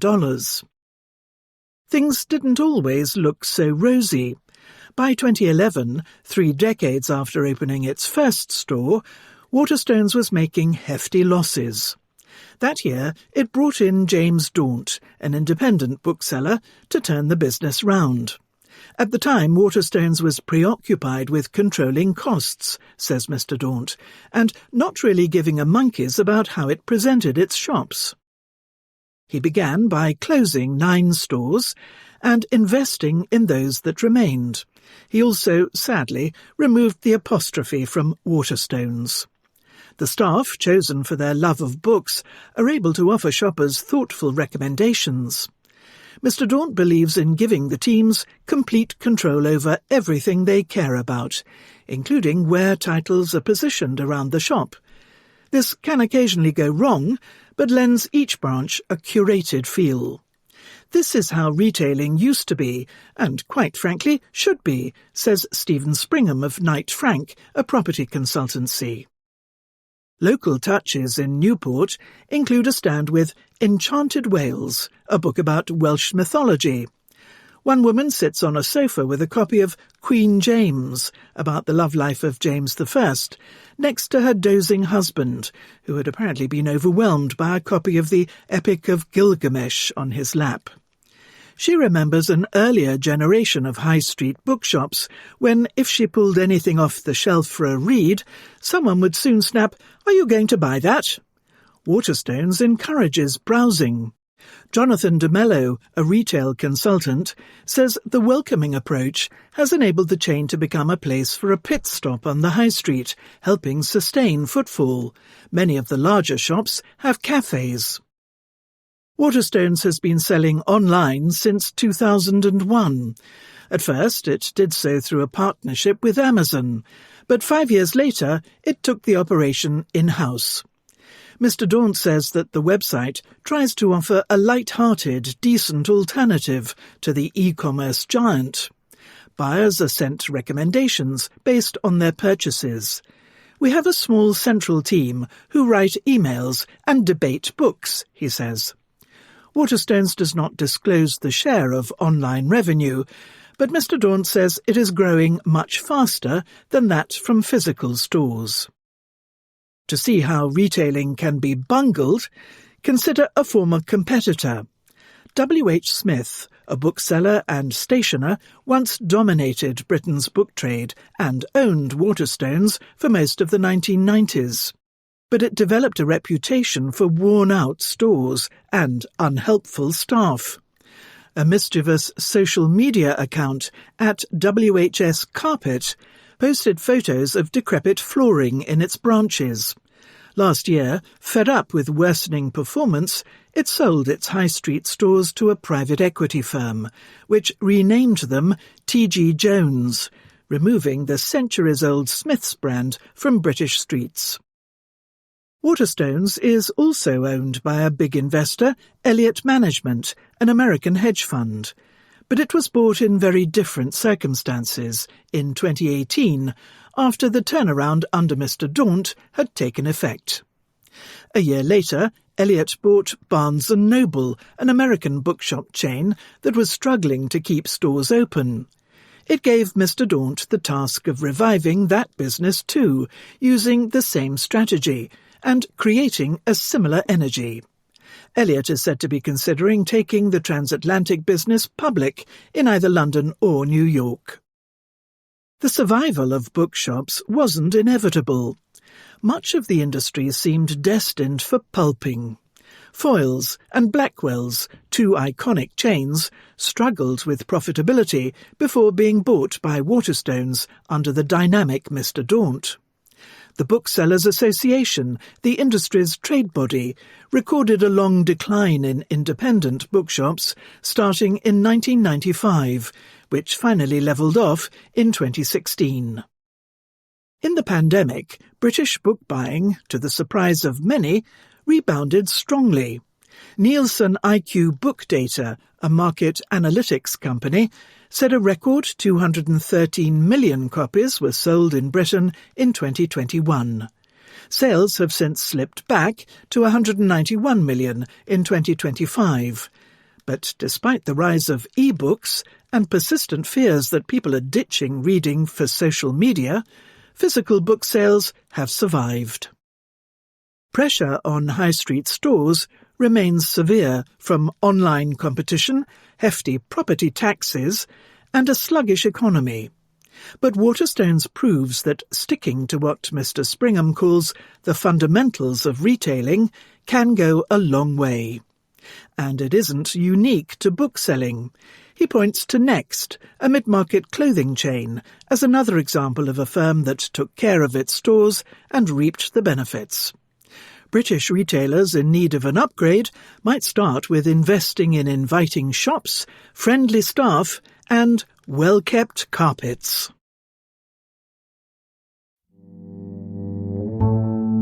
Britain. Budget. The ungovernable myth. Sir Keir Starmer cannot govern. He is only himself to blame. Britain is ungoverned. For the past week, the Prime Minister, his cabinet and practically every minister have been focused not on matters of state but on the decision to appoint Peter Mandelson as ambassador to America 18 months ago. Sir Keir Starmer, the Prime Minister, triggered the latest round by firing Sir Oliver Robbins, the head of the Foreign Office, for not informing him that Lord Mandelson had failed his security vetting. In the House of Commons, MPs cleared time to grill the Prime Minister. A select committee ran through in excruciating detail how Lord Mandelson was approved. You were not aware that this box had a tick in it, the red box, saying, "Clearance denied?" asked one MP. More pressing concerns can wait. An idea has taken root among Britain's political classes that the country is ungovernable. Chief among them is the Prime Minister himself. My experience now as Prime Minister is a frustration, said Sir Keir, who commands a majority of 165 in the least constrained executive anywhere in the democratic world, during one self-pitying explanation. Levers are pulled and nothing happens, he griped. Labour advisers grumble that the state is not fit for purpose. Their Tory counterparts mutter, "I told you so." All Prime Ministers see themselves as victims of circumstance. Harold Macmillan summed up the main problem facing statesmen. Events, dear boy, events. Stuff happens and politicians suffer the consequences. There is little Sir Keir could have done about Donald Trump's attack on Iran. Sometimes a Russia invades a Ukraine. Some things cannot be blamed on politicians. But plenty can. Sir Keir's government offers a new twist on Macmillan's warning. Previous decisions, dear boy, previous decisions. What Sir Keir can control, Sir Keir has blundered. Consider the treatment of Sir Oliver. Some officials were tossed aside for being seen as too slow, such as Sir Chris Wormold, the staid former cabinet secretary who was hired and then removed by Sir Keir in barely a year. Some, such as Sir Oliver, were booted for not being obstructive enough. Sir Oliver knew Downing Street wanted Lord Mandelson in Washington, and he did his best to make it happen. Sir Keir yanked a lever and did not like the result. No matter, Sir Keir needed someone to blame, and Sir Oliver fitted. In an odd way, in his treatment of civil servants, Sir Keir has started to resemble Idi Amin, the Ugandan dictator at the end of The Last King of Scotland. "You should have told me not to throw the Asians out in the first place." "I did!" shrieked the adviser. "But you did not persuade me." Perhaps Sir Oliver was lucky. He ended up in front of a select committee. In The Last King of Scotland, the adviser ended up hanging from a meat hook. Frustration in Downing Street is understandable. Labour promised change, but it did not give itself the means to achieve it. Sir Keir's government ruled out increases to income taxes or VAT. Ignoring sensible tax rises meant having to choose more economically damaging ones. Sir Keir could do little to stop Mr. Trump bombing Iran, but he could have stopped his own Chancellor immediately hitting business with a tax on jobs. The tragedy is that he had the parliamentary tools to be bolder. Sir Keir won the second biggest majority of the post-war era and squandered it. Cack-handed welfare reforms last summer sparked a humiliating rebellion, leaving the government unable to guarantee whether it could pass even tepid legislation. It took Sir Tony Blair 8 years to reach such a point. Sir Keir managed it in 1. Many, if not most, Labour MPs think Sir Keir is a goner. Why try to win points with a Prime Minister who may not be there long? The meme that the British state is beyond repair predates Sir Keir. It started life in the Brexit years, a painful period mainly because politicians could not decide how they wanted to depart Europe. Once they did, Britain left swiftly. It was an immense effort, all in the name of making Britain slightly poorer. Better to blame bad execution rather than a terrible idea. All Prime Ministers grumble about the system they sit atop. At the bottom, the civil service is a soporific place, filled with demotivated, miserable staff. At the top, it can be a festival of arse-covering and obstinacy by senior civil servants who know their boss will, unlike them, be gone in a year. Sir Keir's critique would carry more force if the government's domestic woes were not almost all self-inflicted. The civil service is not a Rolls-Royce, but it is hardly a banger. Sir Keir resembles a driver kicking the wheel of a car he has just smashed into a wall. At times, Sir Keir demands a world where ministers advise and officials decide, where a solid process negates the need for clear politics. But in an uncodified system, governing requires followers with faith. Boris Johnson was assumed to be some pagan deity right up until his MPs and ministers offered him as a blood sacrifice to voters. Even Liz Truss had loyalists, as she, Thelma and Louised her government off a cliff. By contrast, all Sir Keir triggers is contempt. Those who owe their ministerial Range Rovers to the man offer the meekest support. Douglas Alexander, the Secretary of State for Scotland, was asked whether Sir Keir would last until the next election. "I expect so," he replied. Political capital is the scarcest resource in any government, and Sir Keir has run out of it. And so the government is not governing, even if it staggers on. An attempted relaunch after the May election is inevitable. The cabinet may be refreshed. At the King's speech in May, the monarch will read out a programme of government even he knows Sir Keir has little chance of enacting. Only a lack of clear alternatives keeps Sir Keir in office. Sclerotic politics is just as damaging as a sclerotic state. Britain is not ungovernable. Even so, Sir Keir cannot govern. International. The arms industry. Shooting to prominence. Anduril, Palantir and SpaceX are changing how America wages war. The Iran war may end up teaching America many lessons. One that it has learned the hard way is the woeful economics of using conventional weaponry against cheap Iranian drones. The dynamics of the world have changed, says Emil Michael, a former Silicon Valley executive who is now a senior official at the Pentagon. You don't want to spend $1 million missile to take out a $50,000 drone. That is one reason why the Pentagon is turning to a new clique of defense upstarts that are reimagining how to wage war. They are led by Palantir, a software giant providing intelligence systems, SpaceX, whose Starshield satellite network provides reconnaissance and communications, and Anduril, which makes air and sea drones alongside anti-drone weaponry. This trio of so-called neo-primes has close ties with gung-ho figures in the administration of Donald Trump. They are making the primes, the established giants of America's military-industrial complex, increasingly nervous. Big Pentagon contractors have, in their critics' telling, grown stodgy, overpriced and risk-averse as a result of their lucrative sinecures. If the newcomers are good and they get their sea legs, they're going to win some of that business that otherwise would have gone through a traditional prime, Mr. Michael says.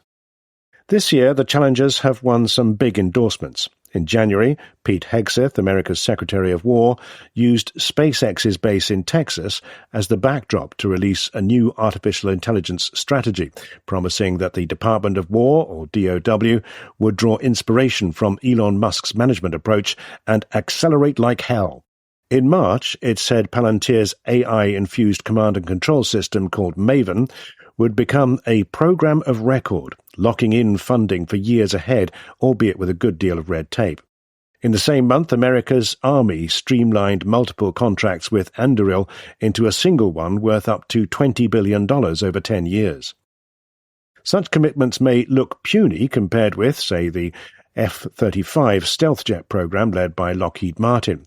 The F-35 may end up costing the government more than $2 trillion over several decades. Last year, America's three biggest primes, Lockheed Martin, RTX and Northrop Grumman, between them generated around 8 times the combined sales of the three newcomers, and SpaceX and Palantir make much of their money from customers other than the Pentagon. Even so, investors are bullish. The upstart trio are worth more than 3 times the 3 biggest legacy contractors, a sign of widespread optimism about their ability to shake up the arms industry. In the coming months, SpaceX is expected to list its shares in the largest initial public offering of all time. Anduril, which makes nearly all its income from defense contracts, is said to be raising money at a valuation of $60 billion, despite generating only $2 billion of revenue last year and making a loss. This price tag in part reflects the record amounts of venture capital pouring into defense startups in America. Big checks have also been written in recent months for a second tier of startups hoping for a shot at the big leagues, including Shield AI, which develops autonomous pilots for air combat, and Saronic, which makes maritime drones. The buzz is helped by Mr. Trump's quest to persuade Congress to boost next year's defense budget by more than 40% to $1.5 trillion, or almost 5% of GDP. That includes increased outlays on, among other things, drones, counter-drones, and AI. Although the legacy primes will still receive the vast bulk of spending on procurement, Mr. Michael hopes that the 1 to 2% allotted to innovative challengers will rise by percentage points annually over the coming years in order to generate more competition. From the point of view of the Pentagon, one of the biggest selling points of the newcomers is that, unlike the legacy primes, they mostly shun cost-plus contracts, through which the government reimburses all expenses and adds a profit margin on top. That model may be suitable for big, complex programs for which it is difficult to estimate the cost up front, but it is a recipe for sloth. Instead, the challengers often prefer fixed-price deals in which they cover the initial cost of research and development and earn fat margins if they deliver on time and within budget. The contract structure helps to keep them lean and gives them an incentive to upgrade their products frequently rather than building new weapons or systems from scratch each time. Anduril, for instance, wants to use a common rocket motor in an assortment of munitions to keep costs down. As for speed, 8 months after SpectreWorks, an Arizona startup, unveiled the prototype of a suicide drone called Lucas, American forces deployed it in Iran. The Lucas is, ironically, a reverse-engineered copy of Iran's Shahed drones. Excitement about the Pentagon's shifting approach is palpable. It's huge, says Matthew Steckman, who oversees a big share of Andoril's business. Every day I come in and you're kind of reacting to the next version of how the DOW wants to move fast. The bureaucracy around defence procurement is being slashed. They're cutting out paperwork like there is no tomorrow, says Steve Blank of Stanford University. Yet there are concerns that too much haste could backfire in various ways.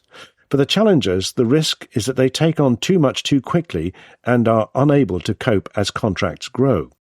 That is more of a problem for Anduril than it is for SpaceX and Palantir, both of which have large contracts with commercial customers and other government departments, giving them greater scale. Palantir's focus on software also means it can expand its business relatively quickly. But for Anduril, along with many would-be neo-primes, scaling up manufacturing could be a challenge. Anduril has only just started building large production facilities. It recently opened a factory in Ohio on which it spent $1 billion. There are dangers for the government too. The Pentagon wants to move towards interoperable weapons systems rather than the standalone platforms typically offered by the legacy primes. Yet some worry that it could become locked into SpaceX's launch and satellite services or the battlefield management systems provided by Palantir and Anduril. Indeed, although the Pentagon says that it wants to encourage more competition in the defence industry, there are signs that it is as hard as ever to get a foot in the door. Anduril, for instance, is a serial acquirer of smaller firms, including Blue Force Technologies, maker of the Fury unmanned combat aircraft, which it bought in 2023. Scott Bledsoe, inventor of the Fury, says that he sold his startup after realizing it was too small to bro its way to a big defense contract. But he wishes it were otherwise. There is a danger that all we are doing is creating a new breed of legacy primes, worries Mr. Bledsoe.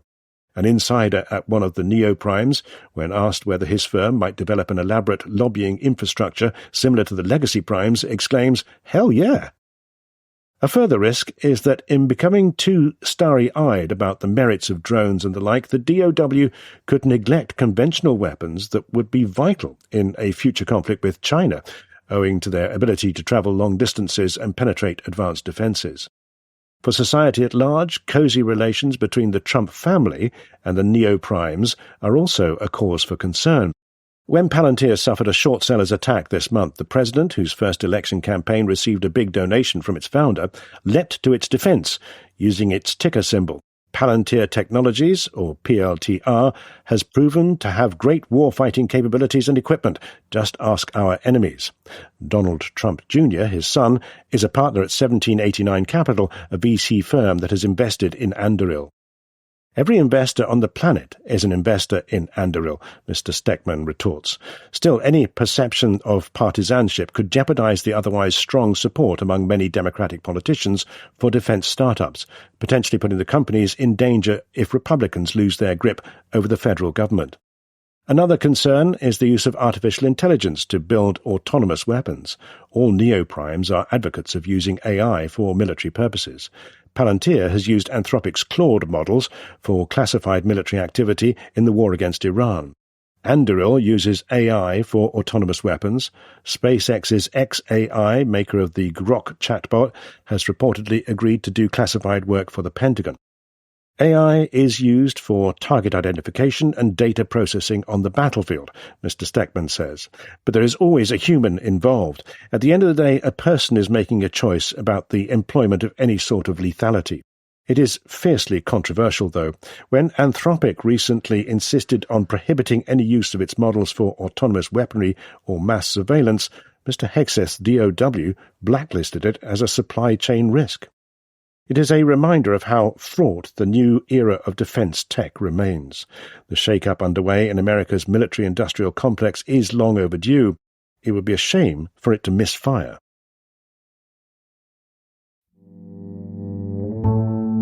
International. Defence tech in Ukraine. Battlefield formation. There is no better spur to military innovation than war. The Ratel H is no speedster and no looker either. The clunky six-wheeled vehicle, in essence an electric motor and batteries topped with a cargo tray, can poodle along no faster than 8 kilometres an hour. It resembles an oversized dolly, but it can perform small wonders. It rumbles undaunted over uneven ground, then brakes having spotted danger overhead. It launches a net in the air, bringing an enemy drone crashing down. The device's maker, Ratel Robotics, produced street lighting before Russia invaded Ukraine in 2022, but has since reinvented itself as one of Ukraine's top producers of unmanned ground vehicles, or UGVs. Typically, a new model, sketched out on paper today, will reach the front in 6 months, says Taras Ostapchuk, the company's founder, at an assembly plant on the outskirts of Kiev. Mr. Ostapchuk recently finished working on a UGV that doubles as a launching pad for drones. Next up is one armed with a machine gun. Over the summer, he plans to begin work on amphibious models. UGVs like Ratel's are increasingly helping power Ukraine's army, delivering weapons and supplies to frontline positions, laying mines and evacuating the wounded. They are also being used in offensive missions. On April 13th, Ukraine's President Volodymyr Zelensky said the army had passed a milestone by capturing a Russian position using only UGVs and drones without any human troops. The war in Ukraine is still fought chiefly by soldiers, but the use of unmanned systems, many of them powered by artificial intelligence, is growing exponentially and helping Ukraine resist Russia's relentless onslaught. Over the first 3 months of the year, Ukrainian drones and robots conducted more than 22,000 missions, Mr. Zelensky said. Russia is believed to have suffered roughly 35,000 casualties in March, a grisly record. According to Ukraine's defense ministry, 96% of them were caused by drone strikes. For the first time since the invasion began, Ukraine is killing and wounding Russian soldiers faster than the Russian authorities can replace them. That is forcing Russia to change tactics. Its forces have largely abandoned mechanized assaults in favor of attacks by small numbers of infantry using spring foliage for cover to probe for gaps in Ukraine's sparse defences. But these tactics too have not produced big gains. Russian troops have been capturing an average of less than 5.5 square kilometres a day since the start of the year, roughly half the pace of advance they managed last year. Unable to make much headway on the front lines, Russia is instead intensifying its bombing campaign, targeting Ukraine's cities. Officials and analysts expect missile and drone barrages, like the one that killed 18 people around the country on the night of April 15th, to become even more routine. Defence tech innovation in Ukraine has become a form of industrial Darwinism. While Russia depends largely on state-run programs, such as the Sirius drone project, Ukraine has created a dynamic, competitive, but also fragmented market involving some 2,300 companies. The contest between the two countries, says Oleksiy Honcharuk, co-founder of UForce, a Ukrainian defence company, comes down to a clash between a closed system, better at scaling up and standardization, and an open one which rewards fast and frequent innovation. Centralization and large state contractors allowed Russia to outproduce Ukraine for a time in certain types of weaponry, such as first-person view or FPV drones.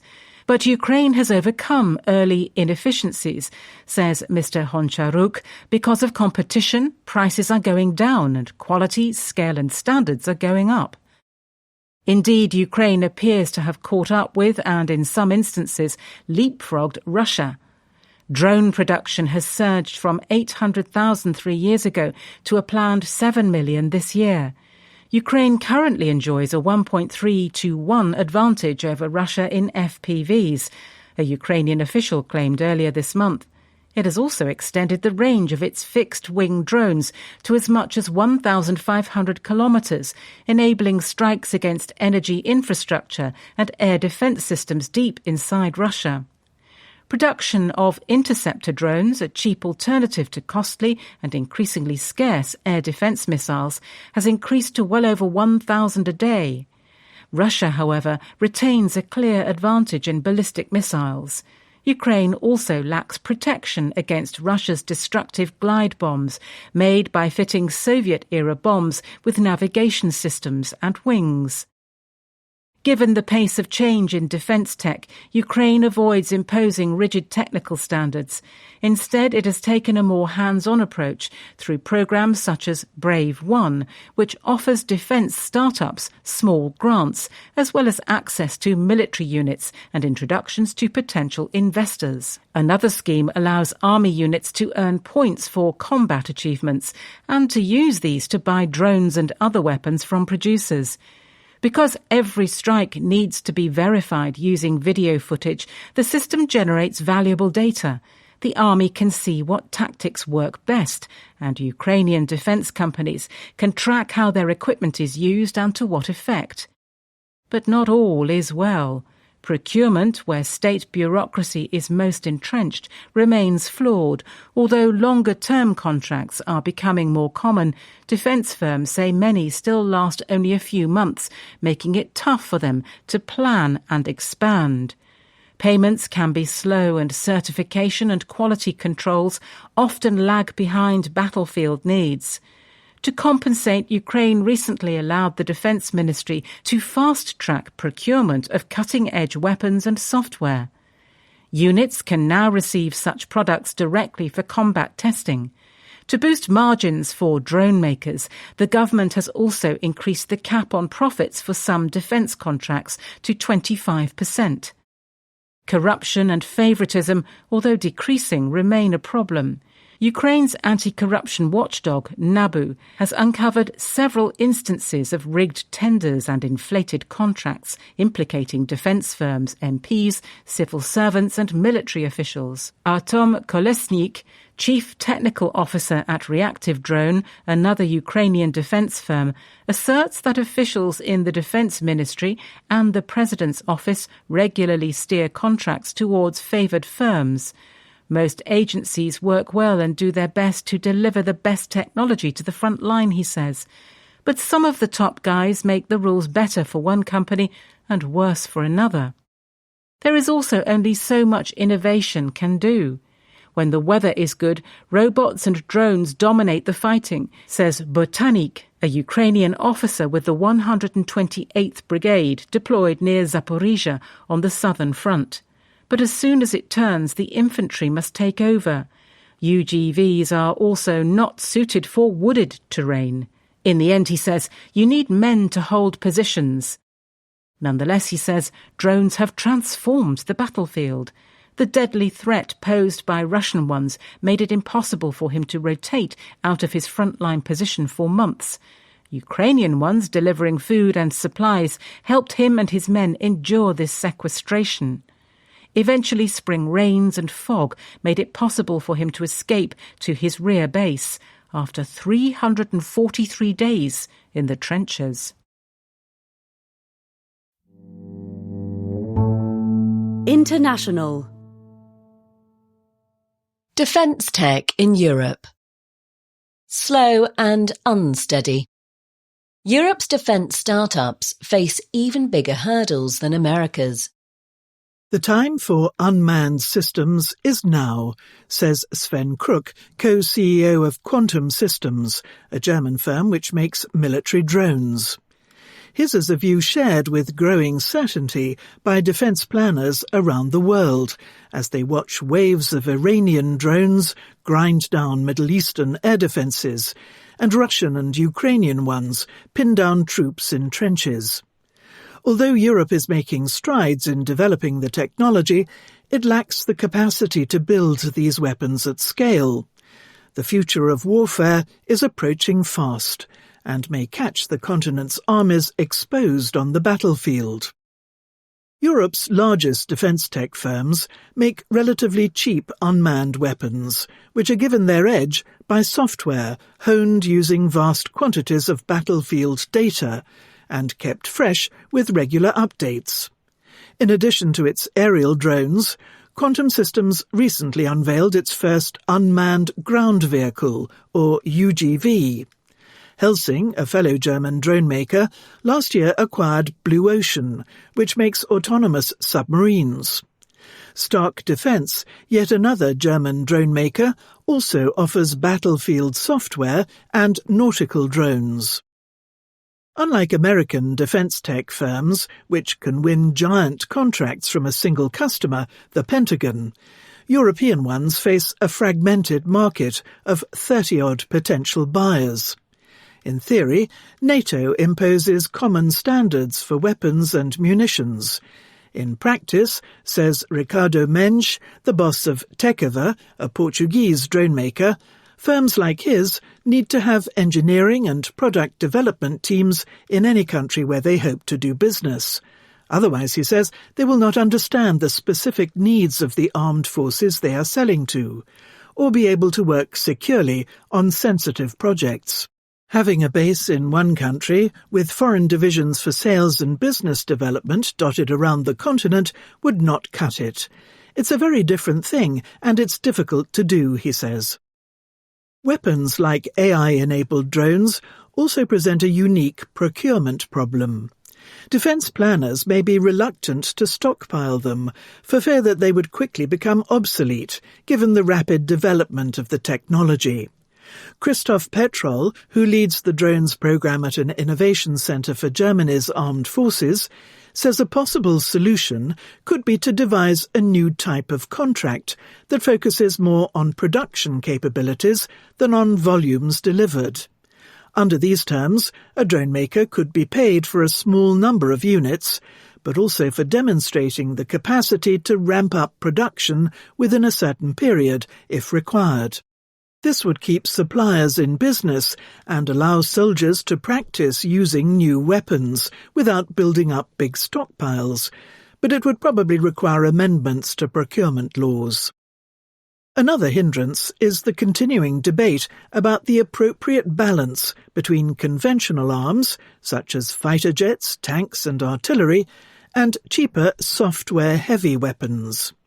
Although drones are ubiquitous on the battlefield in Ukraine, Sir Nick Carter, a former head of Britain's armed forces, recently cautioned that this does not prove they will fundamentally reshape how all wars will be fought. In a post for War on the Rocks, a defence-focused media site, he wrote that Ukraine's battlefield innovations function mainly as substitutions for missing capabilities, and have produced stalemate rather than decisive manoeuvre. European armies with better equipped forces may not be as enthusiastic about drones as the defence tech firms' bosses hope. All this helps explain why European defence tech firms are relative minnows compared with their American counterparts. Helsing is valued at around $14 billion. Quantum Systems and Stark are both worth less than $5 billion. But there are encouraging signs. The German government, which has bankrolled past orders from Ukraine, has started to buy from them itself. Quantum Systems is due to deliver €210 million, that's $246 million, of equipment to the German armed forces this year. In February, Germany agreed to buy attack drones worth €269 million from both Helsing and Stark. The EU's SAFE scheme, under which it will lend €150 billion to member states for defence procurement, favours European suppliers. And European governments are both spending more on defence and leery of relying too much on American technology. International. The Telegram. The dangerous mistake in Donald Trump's Iran strategy. America sets too little store by foreigners' beliefs and values. It's a costly mistake each time. The American president's tone was harsh, and the cause was not hard to identify. A war meant to last a few days had just passed the 6-week mark. Addressing American troops, the president told them they were battling an evil foe whose mad schemes must be defeated. Though regime leaders are proving stubborn, we are hitting them hard where it hurts, he said. The president added a blast of cultural chauvinism.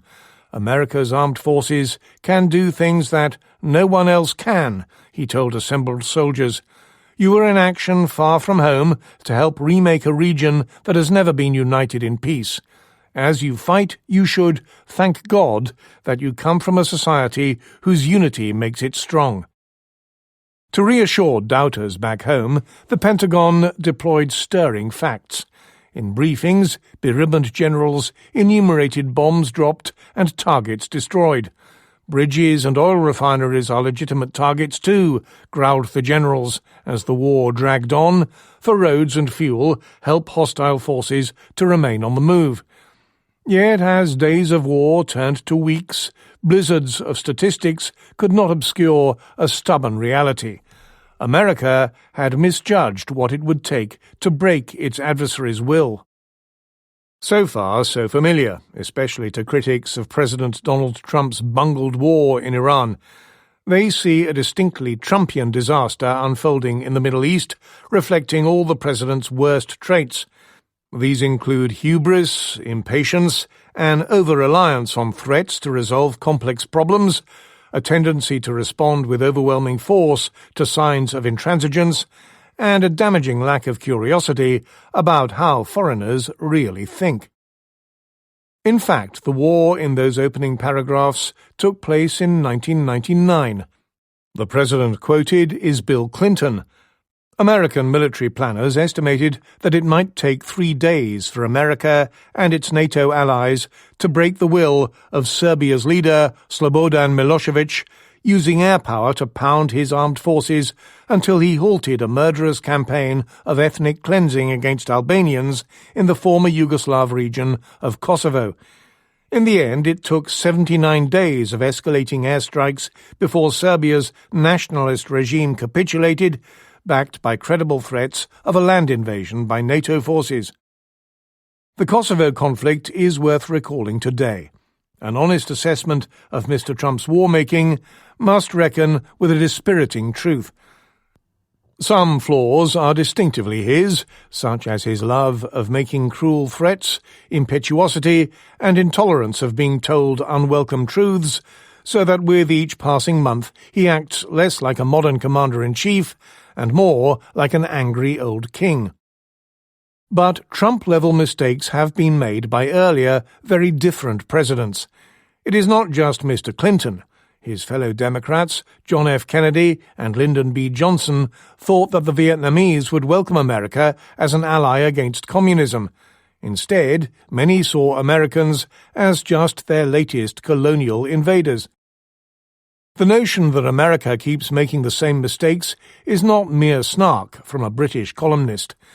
Within the American intelligence community, a whole school of analysis has sprung up in the past decade or two, focused on the country's cultural blind spots. The Kosovo War in 1999 is used as a case study. A much-cited paper on cultural topography, published in 2011 by 2 CIA veterans, Jeannie Johnson and Matthew Barrett, notes how American planners ignored underplayed differences in Serbia, a Balkan country whose National Day celebrates not a victory in war, but a glorious defeat at the hands of the Ottoman Turks in 1389. If analysts had put enough weight on Serbian views of honour, the paper concludes, they might have warned policymakers and generals to expect that Serbia would find victory by standing up to an overpowering military force when the world expected it to fold. Later, American impatience with cultural differences caused terrible harms in Afghanistan and Iraq. American commanders and leaders have a tendency to see foreign difficulties as problems to be solved or targets to be struck, rather than terrain to be navigated, as Professor Johnson puts it. With Mr. Barrett, she confounded the Center for Anticipatory Intelligence at Utah State University, training American spooks and other professionals to map cultural traits and use them to spot threats and openings. Mr. Barrett, a former CIA assistant director, would like policymakers to ask whether a desired foreign policy outcome would require another country to alter something fundamental about its culture or worldview. If that is the case, he would have Americans ask a sobering question. Over what period and with what resources is such cultural change achievable? Alas, the question is too rarely posed. One reason is that America is so strong militarily that strategy can be an afterthought. Indeed, when Britain was a great power, it could be just as clumsy. Americans are also too quick to recall turning Germany and Japan into democratic allies after 1945, and to assume the same can be done again, forgetting that it took total war and 2 atomic bombs. Mr. Trump scorns his predecessors for seeking to transform Middle Eastern countries into liberal democracies. He claims, falsely, to have already pulled off regime change in Iran by joining Israel in the killing of many top leaders there and encouraging reasonable leaders to step forward. But his administration is seeking cultural change in Iran, to be sure. His Vice President, J.D. Vance, says that Mr. Trump wants Iran to behave like a normal country. That means a place which puts economic and commercial interests ahead of ideology, a big shift from Islamist nationalism. Put pessimistically, the Trump way of war involves making all America's old cultural mistakes, with the sole exception of excessive idealism. Not so long ago, foreign governments grumbled about American presidents with good intentions. Mr. Trump has solved that problem for them, but possibly only that one.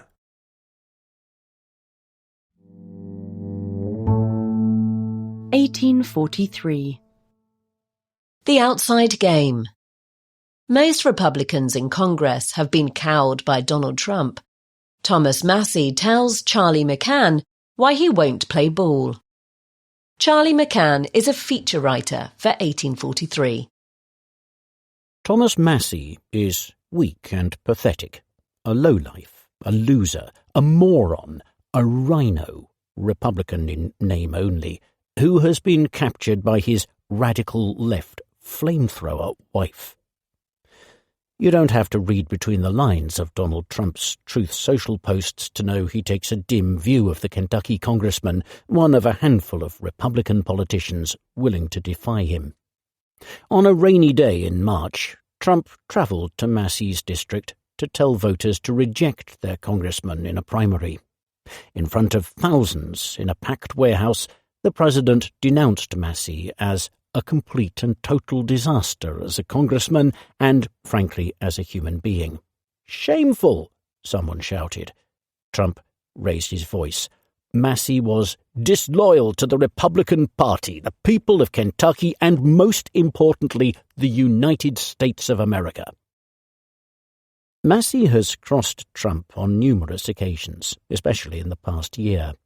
He voted against the shutdown deal in November and against the One Big Beautiful Bill Act, Trump's tax and spending plan, one of just 2 Republicans to do so in each instance. He has tried to revoke Trump's tariffs on Canada and to block America from attacking Venezuela and Iran without congressional approval. Massey sees the war with Iran as unconstitutional and an attempt to distract from the fallout from the Jeffrey Epstein scandal. "Bombing a country on the other side of the globe won't make the Epstein files go away," he posted on X in March. His greatest political triumph came last autumn, when he co-authored legislation compelling the Justice Department to release files related to the paedophile financier. Until then, Trump's grip over the Republican Party had seemed absolute. The Epstein Files Transparency Act, which was backed by every Republican bar one, was a colossal act of defiance from a party defined until that point by its submissiveness.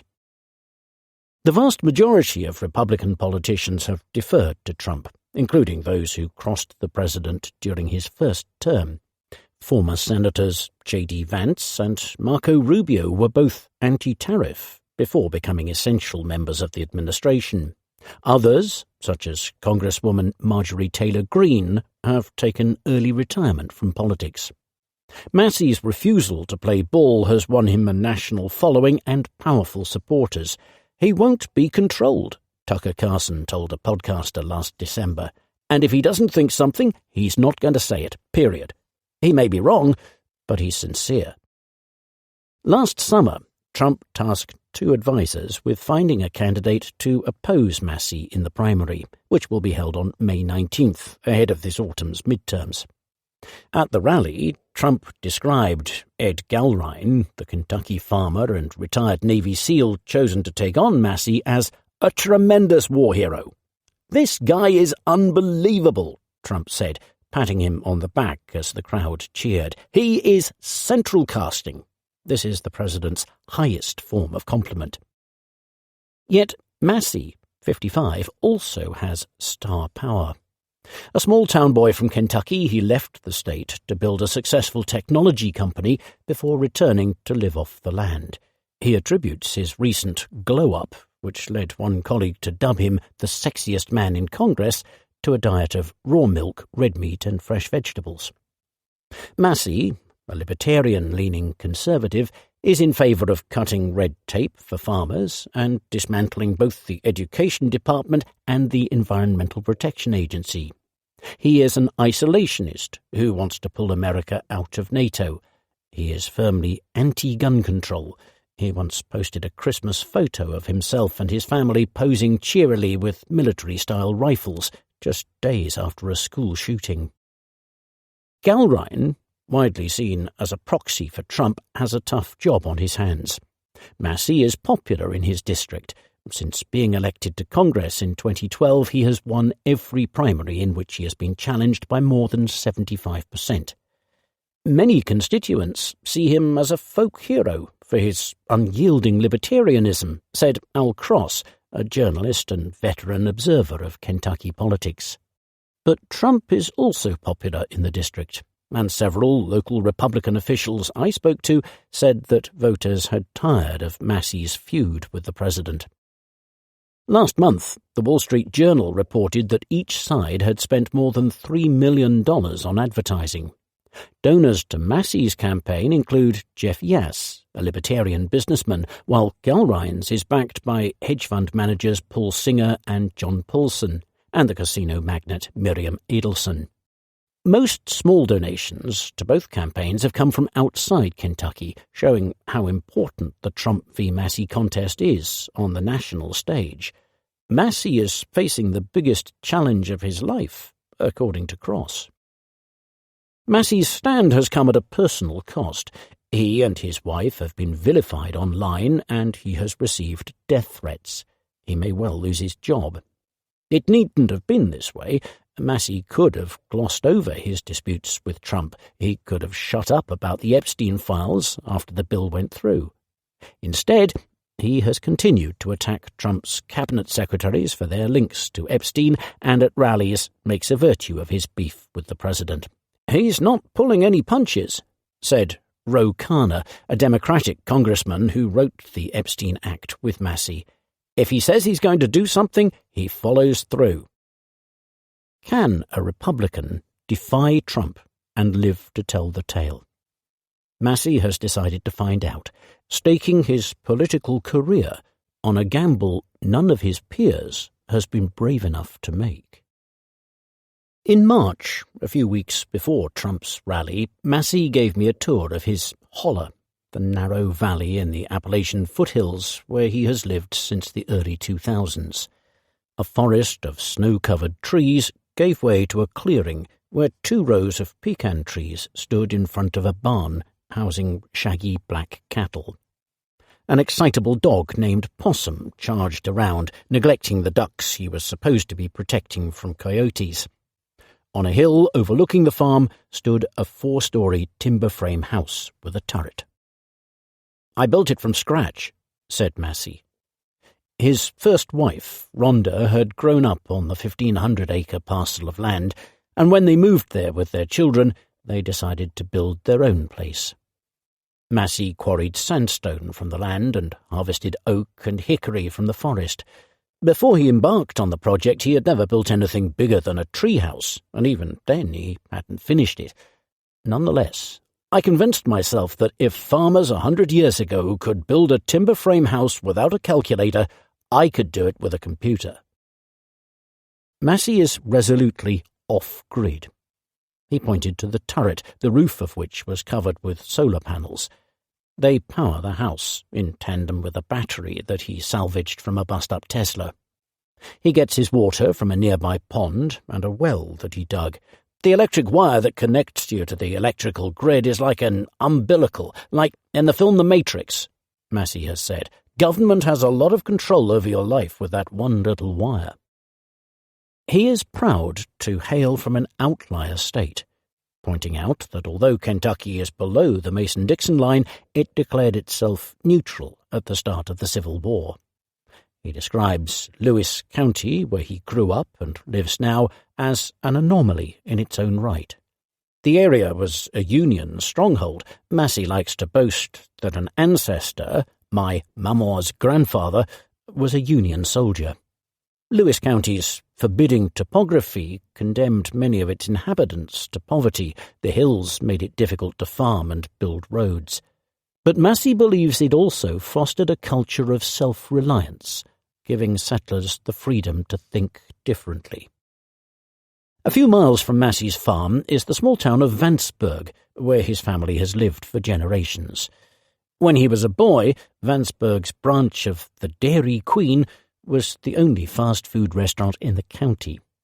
Massey once told J.D. Vance, the vice president, who grew up in Ohio but has written about the summers he spent visiting relatives in northeastern Kentucky, "You appropriated my culture. Those hillbilly cousins, that was me all year." Vance apparently laughed. He was once a fan, telling the New York Times in 2023, "I absolutely love Massey." Massey was tour guiding from the passenger seat of my car. In the back was his second wife, Carolyn, who used to work for Kentucky Senator Rand Paul, a close associate of Massey's. The couple married last October. Rhonda died in 2024. We drove past Massey's childhood home, a modest two-story brick house. It was built by his grandfather, a serial entrepreneur, who appeared to be the embodiment of Lewis County resourcefulness. A beer distributor and truck salesman, he also built the local post office and hauled the stone used to build the courthouse from a local quarry. It was clear from an early age that Massey had inherited his grandfather's passion for making things. As a child, he loved to tinker with anything electronic. His bedroom became a junkyard for all the components he'd scavenged from household appliances, magnets, motors, capacitors. If he needed a part, he would dig through the layers and strata until he found it. When he was in 7th grade, after watching Star Wars, Massey built a robot arm, which he figured out how to make just by taking stuff apart and seeing how things worked and looking at my own arm. Over the next few years, he tinkered with the design until it was ready to enter into competitions.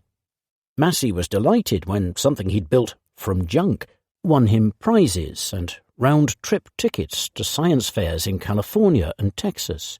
"That's kind of when I decided that engineering could be lucrative," he said.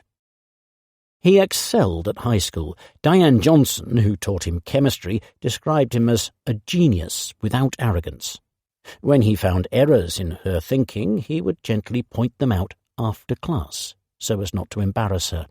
He wasn't trying to show off how bright he was. He shone on the school's quiz team. According to one of his teammates, his quick recall in math was astounding. The moderator could start reading this super complex math question and Thomas would buzz in and have the answer before the moderator could even finish. In 1989, Massey enrolled at MIT to study engineering. 2 years later, he was joined by Rhonda, his high school sweetheart, who was also studying the subject. At the time, said Massey, it was pretty much unheard of for kids from his school to go to university out of state. Jackie Claxon, his maths teacher, said most of Massey's peers didn't have the drive to go ahead and step out like he did. He's fearless. He would try anything and do anything if it interested him. Moving to New England was an adjustment for someone from one of the poorest counties in Kentucky. Shortly after he arrived, a car honked at him as he crossed the road. "I thought I've been here for less than a day and already run into somebody who knows me."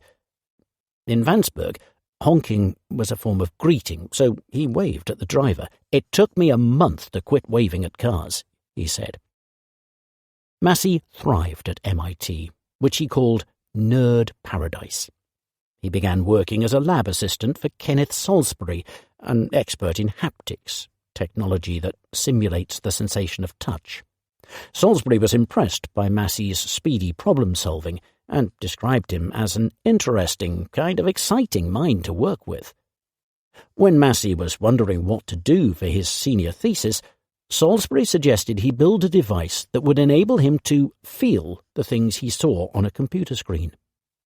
6 weeks later, Massey came back with a prototype for the Phantom, a stylus connected to a mechanical arm which gave the illusion that the user was touching 3D objects. Tiny motors applied pressure to the user's hand to mimic the sensation of slicing through clay, for instance, or manipulating a rubber ball.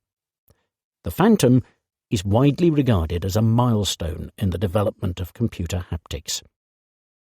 In 1993, Massey and Rhonda got married. That year, they also launched a company, Sensible Technologies, to manufacture and sell the Phantom. The device had many applications. Toy designers could use it to digitize production, nano-engineers to test new materials. The company quickly grew from a 2-person operation to one employing 70 people, and soon boasted clients including Boeing, Walt Disney, and the Mayo Clinic. It raised over $32 million in venture capital, and its revenue grew 25 times between 1994 and 1999, according to Kevin Bullis, a former editor at MIT Technology Review, in an academic paper on the Phantom. Despite their success, Massey and his wife never felt at home in Massachusetts, and soon moved to neighbouring New Hampshire, which they felt had more in common with Kentucky. New Hampshire is famously libertarian. The license plates are emblazoned with the revolutionary rallying cry, "Live free or die." "The people there are into their guns and old cars," Massey said. "They looked a lot more like the rednecks that my wife and I associated ourselves with." But Massey couldn't shake the feeling of being the nail sticking up. Bullis recounts that by the early 2000s, Massey had fallen out with his colleagues who objected to his plan for a mass-market version of the Phantom. In 2003, he and Rhonda quit Sensible, sold their shares and moved the family to Kentucky. They wanted to raise their 4 children the same way they had been raised. Massey has also said that, after spending so long in the virtual world, getting back to the earth was important to them. They bought the farm, and Massey started work on the house, following his grandfather's example. But it wasn't the only way he wanted to leave his mark on Lewis County. Massey had always been wary of government, a wariness he said ran deep in the culture of Appalachia. His concerns were hardened in 1993 when federal agents laid siege to the compound of the Branch Davidian cult in Waco, Texas, resulting in the deaths of around 80 people. When Massey returned to Kentucky, he was taken aback by the power that even local government wields. The water board or the sewer board or the school board has the power to take your property, either through taxation or outright condemnation, and that's a very powerful thing, he has said. So you either need to run for that office or be very concerned about who takes that position. When Lewis County proposed a new property tax, Massey drummed up enough opposition to scupper it, and later forced the county to abandon planned zoning laws. "That's when I realized you can be an activist and you could change government," he has said. In 2010, he ran to be judge executive of Lewis County, presenting himself as a champion of small government. He dialed up his Kentucky credentials, playing the banjo at shops and barbecue joints. It did the trick. He won. "I guess part of what endeared me to them is that I wasn't that good. But they were like, hey, this guy is willing to try, Massey has said. The county was in the red, so he set about finding savings. He renegotiated contracts, axed jobs in county government, and privatised rubbish collection. Rather than pay a plumber to install a new water heater in the local prison, he and some inmates fitted it themselves. I was able to cover my entire salary with the waste that I found, he told me. At the time, the Tea Party was at the pinnacle of its influence. Supporters of this grassroots movement argued that the federal government had exceeded constitutional limits on its power. It was popular in northeastern Kentucky, where Republicans tend to be better educated and more ideological than voters elsewhere in the state, according to Steve Voss, a political scientist at the University of Kentucky. In 2012, Massey ran for Congress, styling himself a tribune of the Tea Party.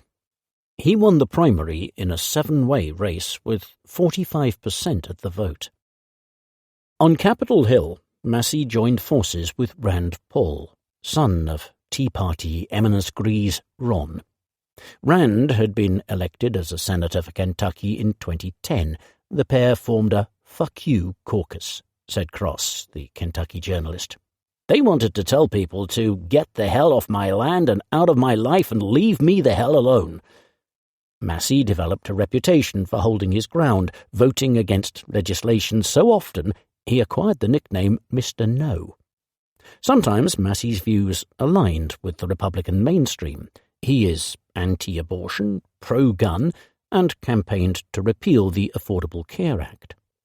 But he remained firmly committed to his libertarian principles. He introduced legislation to reduce some federal prison sentences and tried to repeal the Patriot Act, which expanded government surveillance after 9/11 and was overwhelmingly supported by Republicans.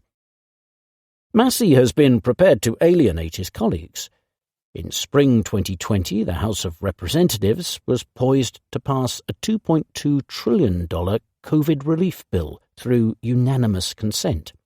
This procedure, which is designed to speed up the passing of uncontroversial legislation, means laws can be passed without a recorded vote, so long as no member present objects. The idea was that representatives hunkering down in their districts wouldn't have to travel to Washington and risk getting COVID.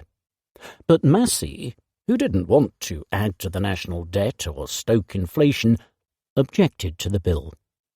This forced his colleagues to cast their vote in person, leading CNN to brand him the most hated person in Washington, D.C., an epithet Massey recalled with pride at a recent rally.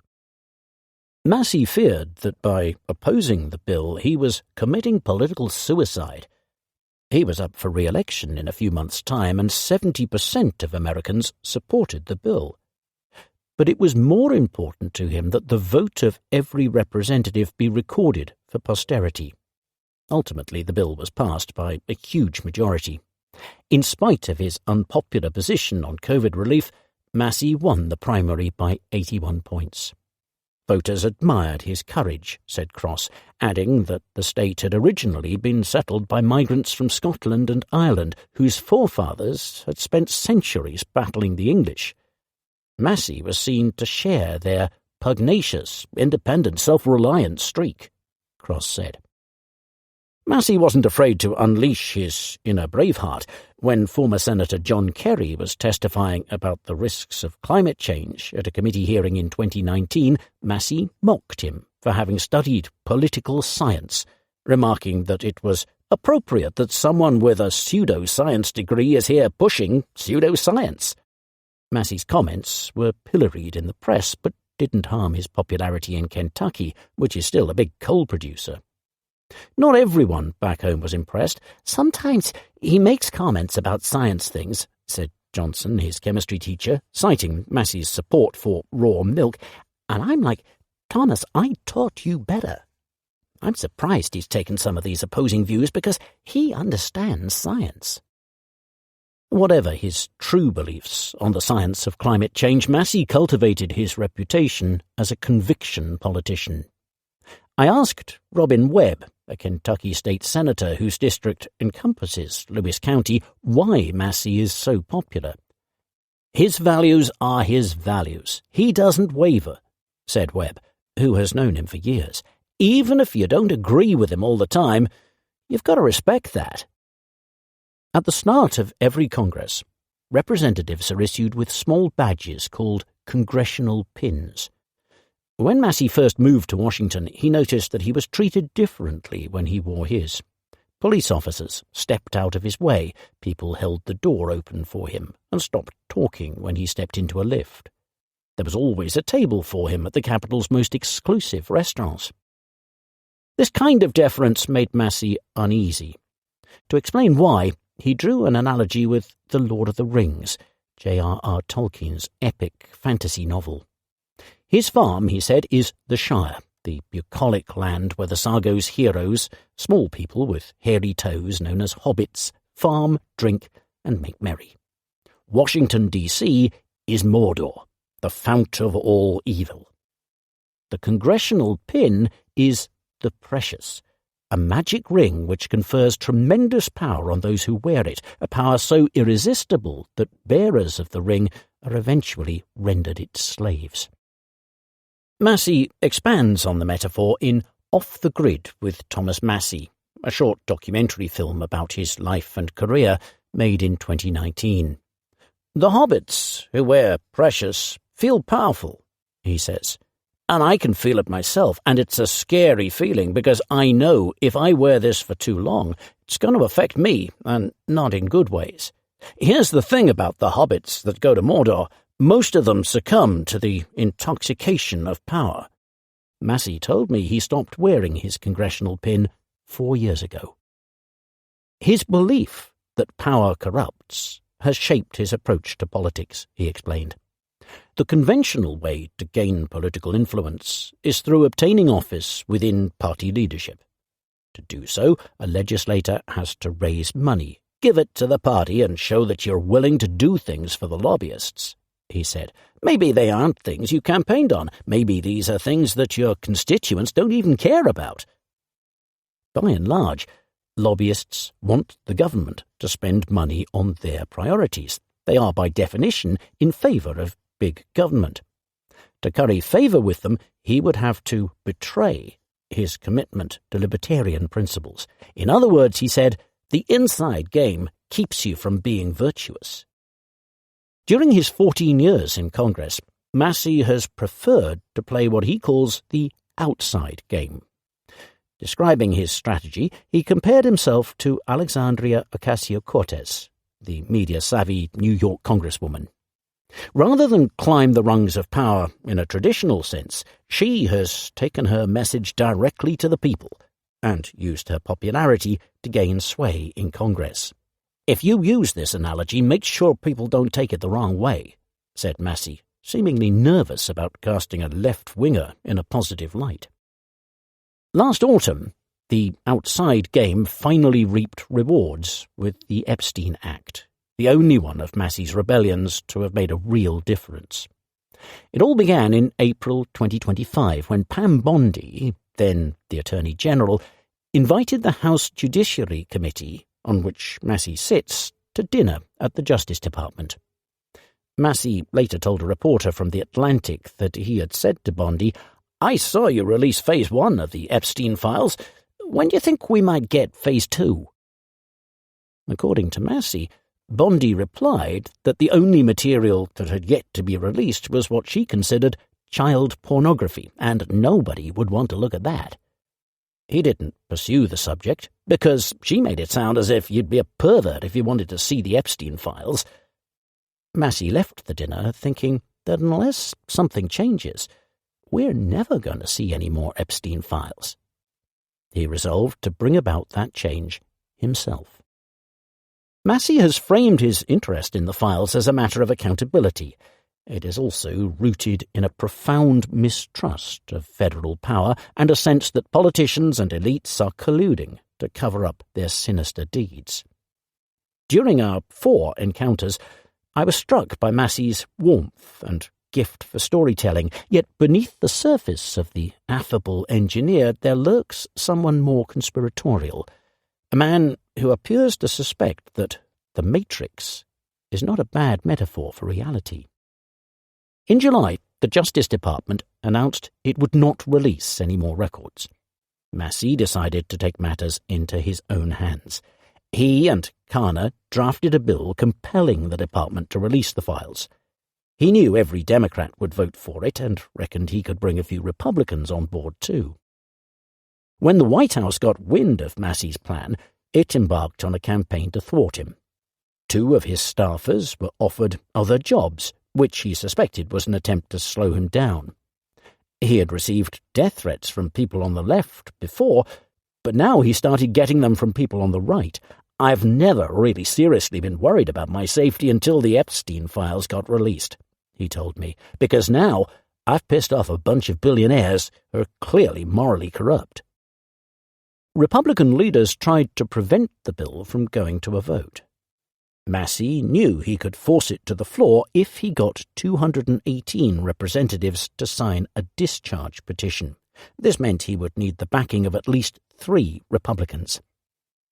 3 Republican congresswomen declared their support: Marjorie Taylor Greene, Nancy Mace, and Lauren Boebert. Greene has said that Trump phoned her and warned her to stop, yelling, "My friends will get hurt." Boebert was summoned to the White House Situation Room for a meeting with Bondi and Kash Patel, the FBI director. Massey named a group text with the trio Bravehearts. All the while, Massey and Karner made their case to the public in media interviews. In September, they convened a press conference, which featured a speech from Greene and emotional testimony from some of Epstein's victims.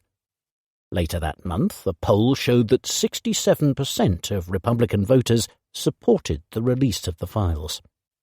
A Republican strategist was quoted as saying that pressure from furious MAGA voters was forcing even the most loyal Trump allies to break ranks. By November, Massey had the signatures he needed. Trump dropped his opposition, and the legislation was passed with an overwhelming majority in the House of Representatives. Even if you don't control what bill comes to the floor, you can move the narrative by playing the outside game, Massey told me. We won the argument in the American conscience, and then that translated into action in Congress. On a blustery day in northern Kentucky, 2 bluegrass musicians strummed their instruments as some 150 Massey supporters gathered for his campaign launch. Pete Hendrickson had travelled from Michigan to see the congressman, whom he described as a man of principle who understands the Constitution and abides by it. For Kathy Bell, a retired postal worker with a neatly curled fringe, he's the most honest congressman we have.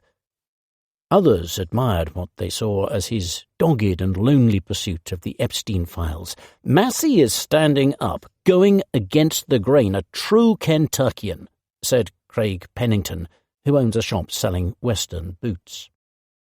Massey took to the stage in a blue blazer, jeans and cowboy boots.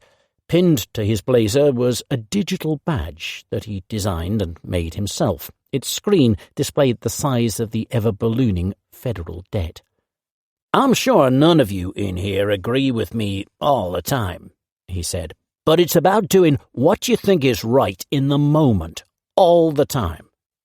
Referring to critics such as Galrine, who have branded him a Democrat, he said, "I vote with the Republican Party 91% of the time, but in the 9% of the time, they're covering up for pedophiles, starting a new war, or bankrupting our country. I am not on the bandwagon," he said, pausing after each word for emphasis, "and I never will be." He described how Trump had tried to change his vote on the COVID relief package in 2020. Massey got a call from the president, who vowed to back his primary opponent if Massey voted against the bill. As Massey recounted the anecdote, he tilted his head and puckered his lips, mimicking the president, who apparently told him, "I will come at you, and you're gonna lose." The audience cackled. "Well, I survived that election," said Massey. He joked that he had Trump antibodies, adding, "Hopefully, I survive this one." If he does lose the primary, he would be happy to return to farming full-time, he told me. Most weekends he jumps in his car and drives the 8 hours from Washington to Kentucky to tend to his animals. Not long after Massey married Carolyn, he posted on X that she helped me butcher meat chickens the day we said our vows. The farm, he said, was the ultimate insurance policy. It inoculated him against the urge to defend his political career at any cost. "We're self-sufficient to a high degree," he said. "We're not rich, but we don't need a lot of money to keep going. It gives you a sense of security." This security, which is plainly psychological as much as financial, lets Massey stand apart. "For many of my colleagues, their sense of importance is wrapped up in the job," he said. They had calculated that fealty to the president was necessary for their political survival. Massey, however, has more in common with Thomas Jefferson's ideal of the yeoman farmer. Like many founding fathers, Jefferson worried that the fledgling republic would succumb to those who sought power for power's sake. He saw self-sufficient smallholders as the model of virtuous citizenship, as their independence made them harder to corrupt.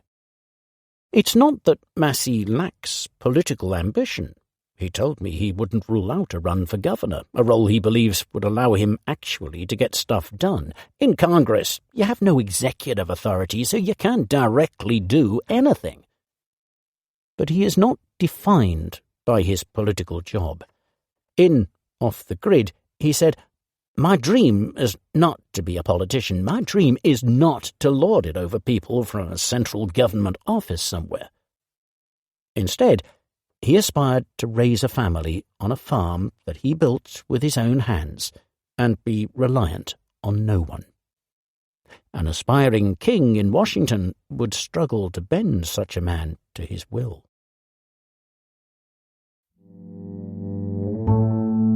Business. Apple. Too many cooks, not enough jobs? John Turnus, Apple's new boss, needs to restore its magic for the AI era. John Turnus, named by Apple on April 20th as its new chief executive, is known to share many of the defining characteristics of Tim Cook, the man he is replacing. Likeable, unflappable, a company man to the core. But in the midst of what could be one of the biggest technological upheavals in history, that may not be enough. The question is, can he also invoke the mercurial magic of Mr. Cook's even more illustrious forebear, Steve Jobs? Mr. Turnus, Apple's 50-year-old hardware chief, will take over in September, at which point the 65-year-old Mr. Cook will become executive chairman after a remarkable tenure as Apple's boss. Since he replaced Jobs in 2011, the company's sales have quadrupled to $416 billion, and its shares have outperformed the S&P 500 by a wide margin. On his watch, Apple's market value has soared from $350 billion to $4 trillion, roughly $700 million for every day of his tenure. Sales of iPhones are breaking records. Its services business, which includes App Store revenues, continues to grow by double digits annually.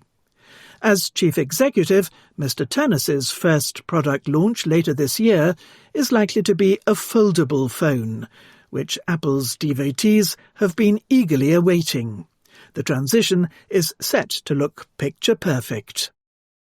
Yet under Mr. Cook, Apple's success was more thanks to steady operational improvements, especially to its supply chain in China, rather than revolutionary products.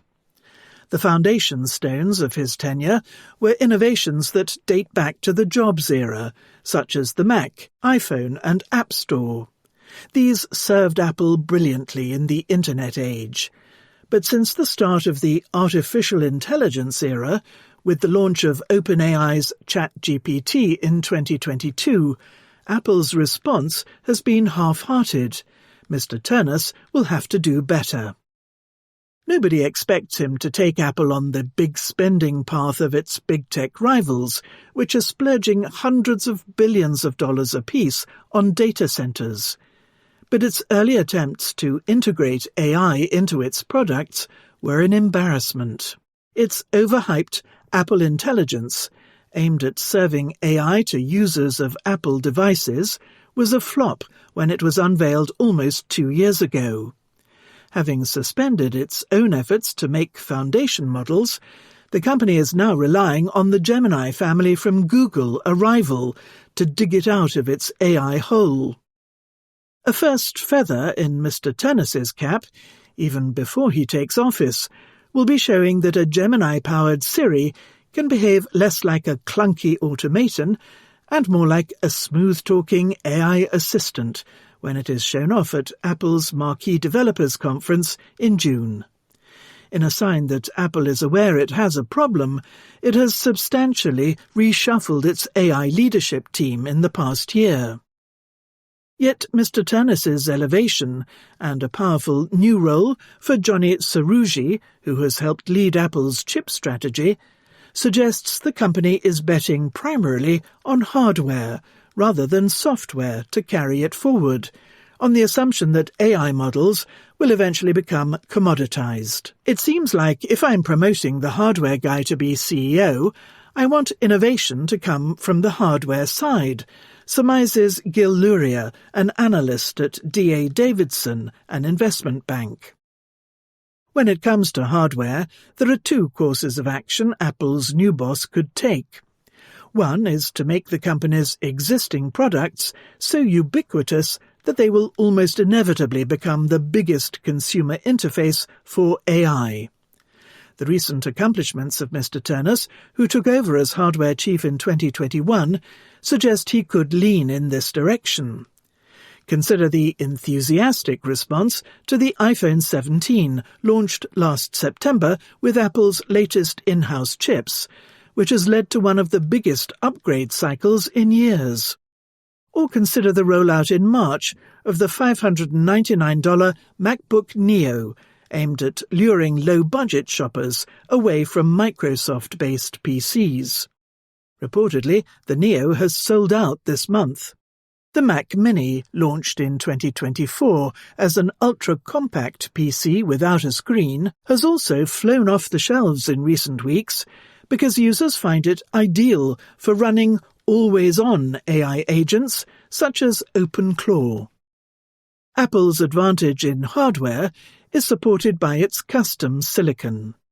Its performance-enhancing chips make the Mac the computer of choice for the high end of the market, and the use of its iPhone chips in the Neo is now helping it to reach the low end as well, according to Ben Thompson of Stratechery, a newsletter. If Mr. Ternus does nothing but keep the ship on course, Apple could almost double its number of devices from 2.5 billion globally to 4.5 billion over the next 15 years, reckons Horace Dediu, a veteran Apple analyst. That would be a huge platform on which to run and monetize AI apps. As users subscribe to ChatGPT or other AI apps, Apple will just take a cut, Mr. Dediu adds.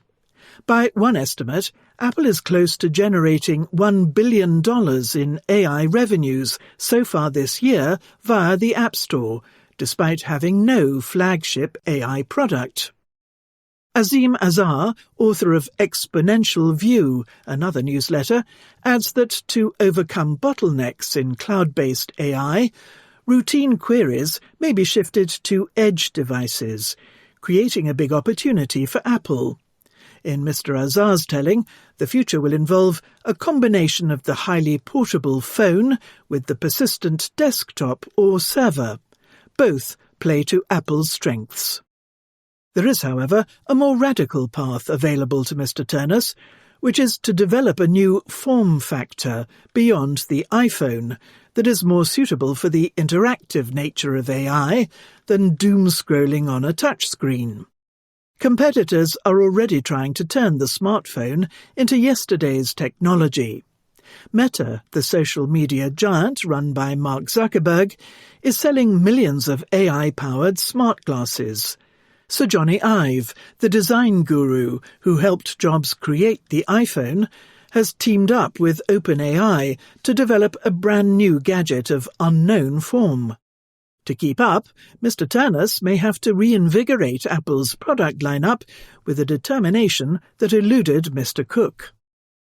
Apple's Vision Pro virtual reality headset, though an overpriced flop, may help the new boss develop Apple's smart glasses.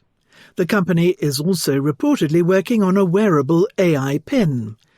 Mr. Dediu says that one of Mr. Ternus's main strengths may be his devoted following among Apple's engineers, who have been pivotal to the firm's success.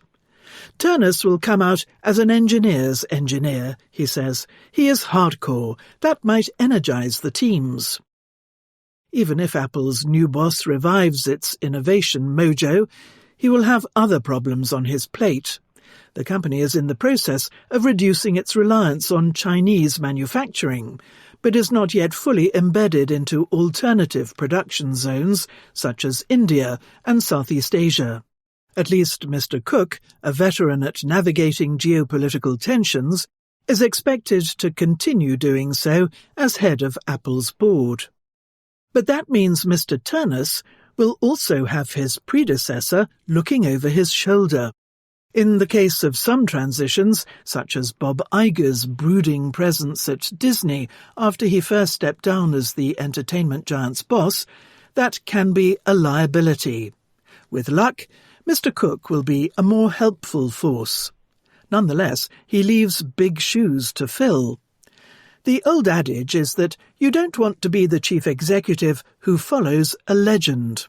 In Mr. Ternus's case, he will have to follow two of them.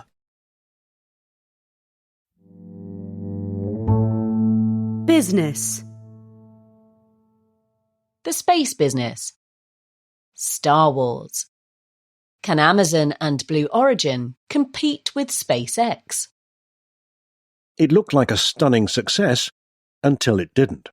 On April 19th, Blue Origin, a rocket firm owned by Jeff Bezos, the founder of Amazon, launched its New Glenn rocket into the heavens for the third time. 10 minutes later, the rocket's first stage came roaring back, landing on an ocean-going barge ready to go again. The mission marked the second time that the booster, called Never Tell Me the Odds, had flown after it powered New Glenn's second launch in November. Reusing rockets is vital to bringing down the cost of spaceflight. It is also very hard to do.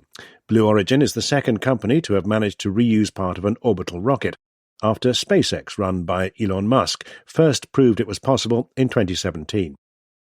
But having aced the hard bit, Blue Origin stumbled on the easier part. Shortly after launch, it said that New Glenn had placed its payload, a communications satellite owned by AST Space Mobile, an American startup, into the wrong orbit. The satellite was flying too low to sustain operations, said AST. Shortly afterwards, it burned up in the atmosphere. The Federal Aviation Administration, which regulates American rocket launches, is investigating, leaving New Glenn grounded. Getting it flying again will add another item to Blue Origin's already lengthy to-do list. For years, the firm had a reputation as a laggard. Founded in 2000, it took 25 years to reach orbit. SpaceX, despite being founded 2 years later, got there in 2008. In 2023, in an effort to speed things up, Mr. Bezos replaced Bob Smith, Blue Origin's boss, with Dave Limp, a trusted lieutenant from Amazon. These days, his plate is piled high. Besides developing New Glenn, Blue Origin is working on a space-going tug called Blue Ring and a space station called Orbital Reef. It is also developing Blue Moon, which is designed to ferry commercial payloads to the lunar surface, and, under NASA's Artemis program, astronauts too. In January, Blue Origin announced it would create a satellite internet service aimed at big corporate customers called TerraWave. The first satellites are supposed to fly next year. Financial information is scant. Blue Origin is privately held and has been financed mostly from Mr. Bezos' personal fortune. But one big customer is Amazon, where Mr. Bezos remains executive chairman and the biggest shareholder. It bought $1.8 billion of rocket launches from Blue Origin in its most recent fiscal year. The E-Emporium and cloud provider is working on a satellite internet constellation of its own, originally known as Kuiper and rebranded to LEO in November. It will compete with SpaceX's Starlink service, providing connectivity in out-of-the-way places. Amazon is investing heavily in the initiative. On April 14th, it bought Globalstar, another satellite operator, for $11.6 billion. Globalstar's satellites already provide connectivity to Apple's iPhones when they are out of range of terrestrial phone networks. Such direct-to-device connectivity is the hottest area of investment in the satellite business right now, says Caleb Henry of Quilty Space, a firm of analysts. Crucially, the deal also gives Amazon access to Globalstar's precious radio spectrum. But the grounding of New Glenn may slow LEO's deployment, a problem given that Amazon is already certain to miss a regulatory deadline in July, by which point it was supposed to have half of its proposed 3,200 satellites in orbit, up from around 250 at present. It has requested an extension to 2028. Amazon remains far behind SpaceX, which has more than 10,000 Starlink satellites in orbit and more than 10 million customers. One big difference between the companies, says Mr. Henry, is that SpaceX is vertically integrated.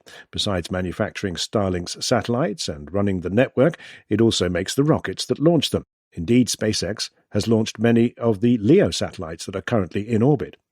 You could certainly make an argument that Amazon should buy a launch provider, he says. Perhaps Mr. Bezos might know of one for sale. Business.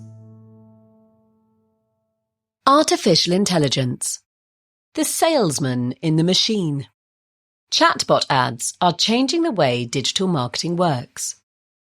Chatbots are employed every day as teachers, counsellors, coders and escorts. Now they are taking on another role, salesmen. Advertisements are popping up ever more frequently in users' conversations with large language models, punctuating chats with promotions. Consumers' search queries, editing sessions, and even intimate moments are increasingly at risk of interruption by sponsored messages. As chatbots become adbots, the future of two industries is at stake. For the artificial intelligence business, ads represent a way to monetize a wildly expensive invention that most people currently use free of charge. For the ad industry, adbots are a possible answer to the existential question of how advertising will work if users move away from conventional search engines. Although it is early days, the outlines of a new kind of marketing are emerging. Many of the AI giants are piling in. In February, OpenAI said it would begin testing ads in ChatGPT, the most widely used chatbot. Google has been trialling them in its search engine's AI mode since last year, and Microsoft has woven them into its Copilot. Amazon's shopping assistant Rufus allows brands to sponsor its replies. Meta's chatbot does not yet show ads, but since December it has been passing on insights from chats to its sister companies, Facebook and Instagram, to help them serve better targeted plugs. For OpenAI, which reportedly expects to burn $25 billion of cash this year and twice as much in 2027, the need for more revenue is acute. Although it sells subscriptions, most of ChatGPT's more than 900 million weekly users are on its free tier. Ads are a way to make money from them, and they may let the company make its best models available to users who do not pay, deepening their engagement, says Benedict Evans, a tech analyst. Even Google, with no immediate cash flow worries, has reason to bring ads to AI chats if these interactions are to replace search for some users. Already it is set to lose its crown as the biggest seller of digital ads. This year, Meta will overtake it with ad revenue of $243 billion, according to eMarketer, a research firm. So far, the experiments are modest. SimilarWeb, a data provider, estimates that ChatGPT is showing ads in only about 1% of conversations, and Google in an even smaller share of AI-mode queries. But they are due to rise fast. OpenAI is said to have told investors that it expects ChatGPT to generate $2.5 billion in ad revenue this year and $11 billion in 2027, with a goal of hitting $100 billion by 2030. The early evidence suggests that OpenAI and Google have different approaches to how a chatbot should sell. According to SimilarWeb, 98.5% of the ads in Google's AI mode appear in response to the user's first query, rather like a conventional search engine. ChatGPT, by contrast, bides its time. Less than half its ads come in the chatbot's first response, and nearly a third come after the 10th turn in the conversation, like a shop assistant waiting for the customer's intent to become clear before they make their pitch. This is not search, this is a new category of advertising, argues Harel Amir of SimilarWeb. So far the results are mixed. ChatGPT's targeting sometimes seems sophisticated. For instance, advertising job interview coaching to a user drafting a professional email. At other times it is comically literal.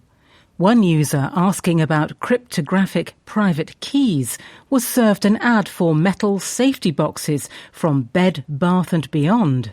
OpenAI's fledgling ad service so far offers advertisers little in the way of performance data or the ability to target specific demographic groups, says Kaelan Barnes of Gauge, which helps brands track how chatbots talk about them. OpenAI and Google also seem to be going after different kinds of advertisers. Google's direct offers allow companies to promote a discount code for a product the user is researching in AI mode. OpenAI, meanwhile, is focused on brand-building ads designed to burnish a firm's image rather than trigger a click. So far, 81% of its ads fall into that category by SimilarWeb's analysis. OpenAI may reckon that users deep in a coding or editing session are unlikely to break off to pursue an offer. The good news for chatbot makers is that users do not seem to be repelled by ads. Some competitors have steered clear of sponsored replies, fearing these will hurt trust. In February, Perplexity stopped showing ads, and Anthropic skewered its ad-toting rivals with a series of skits showing therapists and professors suddenly launching into sales pitches. Yet SimilarWeb finds that 72% of ads shown on ChatGPT are not on the final turn of the conversation. In other words, users keep chatting. Conversations incorporating ads last an average of about 20 turns, the same as those without. For advertisers, AI ads present two challenges. The first is measurement.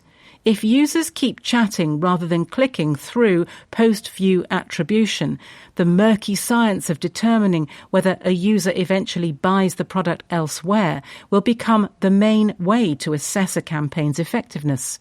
The second challenge is brand safety. Mark Zuckerberg has painted a picture of a future where advertisers simply tell Meta their objective and let the AI handle the rest. But letting a chatbot write its own creative copy is a gamble. Personalised ads have proved to be more effective than generic ones. Companies may nevertheless be wary of a silicon salesman who could hallucinate a deal too good to be true. Business.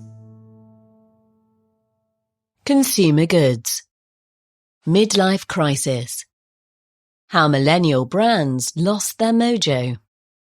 Those still doubting that investors' exuberance for artificial intelligence is straying into the irrational received further evidence on April 15th when Allbirds, a wool sneaker brand that took off among Silicon Valley millennials a decade or so ago, announced a plan to remake itself as a provider of AI computing infrastructure. The share price of the company, which will be renamed New Bird AI, briefly soared by more than 800% and has since settled at roughly 4 times its pre-announcement level. The reaction was also a striking indictment of the prospects facing the business before its metamorphosis. Since its peak in November 2021, shortly after it went public, Allbirds had lost 99% of its market value. It is not the only brand that soared in the 2010s on the back of enthusiasm from young shoppers, only to come crashing back down in the past few years. Firms such as Glossier, a beauty label, Warby Parker, a spectacle merchant, and Dollar Shave Club, a seller of razors, built thriving businesses by advertising and selling products directly over the internet to millennials. At their peak, several commanded valuations in the billions of dollars. But they have not aged well. These once buzzy millennial brands were built on 2 ideas. The first was that many products widely thought to require consumers to see them in person before making a purchase could in fact be sold online, saving on the cost of running a physical store. Warby Parker lent customers glasses frames to test at home. Casper, a mattress brand, guessed that consumers did not actually need to jump up and down on their product before buying it. The second idea was that mastery of social media would allow these brands to drum up interest in their products without requiring the costly ad campaigns of yore. Glossier, for example, packaged its wares in colourful bubble wrap, spurring customers to post unboxing videos on Instagram that provided free publicity. At first, the business model led to rapid growth, but success has been more difficult to sustain. These brands had a free lunch during their infancy because interest rates were low and the cost of acquiring customers on social media was cheap, argues Daniel Corsten of IE Business School in Spain. Neither remains true. The tide of venture capital funding has receded as interest rates have risen and investors have shifted their attention to AI. At the same time, online advertising has become saturated, forcing companies to pay more to reach shoppers. The cost to brands of acquiring new customers online rose by 40 to 60% between 2023 and 2025, depending on the channel, notes Mr. Corsten. Partly as a response, many millennial brands have built a physical retail presence in the past few years. Competition has also stiffened. Large incumbents have raised their game online by learning from the millennial brands, points out Camille Moore, who runs a branding consultancy. What is more, a new generation of upstarts has emerged, often led by celebrities, hoping to cash in on their legions of followers on social media. Rhode, a lip gloss brand founded in 2022 by Hailey Bieber, wife of Justin, was sold last year to ELF Beauty, a cosmetics business, for as much as $1 billion. Allbirds is unique among its peers in abandoning consumer goods altogether, but other millennial brands have suffered existential crises of their own. Casper, which went public in February 2020, was taken private in November 2021 after losing around 70% of its value over the period. Glossier has reportedly tried to sell itself but been unable to find a buyer. Unilever, a consumer products conglomerate, bought Dollar Shave Club in 2016 for $1 billion, but sold a majority stake to a private equity firm in 2023, reportedly at a much lower valuation. "We lost our edge, we lost our vibe," the brand's boss moped last year. Gone are the days of rapid growth for millennial brands. Now they must learn from older incumbents how to keep customers they have won, argues Miss Moore. The next generation of young upstarts is hot on their heels.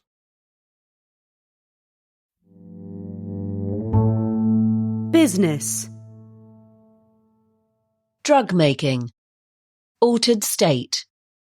Donald Trump is giving psychedelic medicines a big boost. It began with a text message from a podcaster to the president. Joe Rogan extolled the benefits of ibogaine, a psychedelic drug for treating opioid addiction.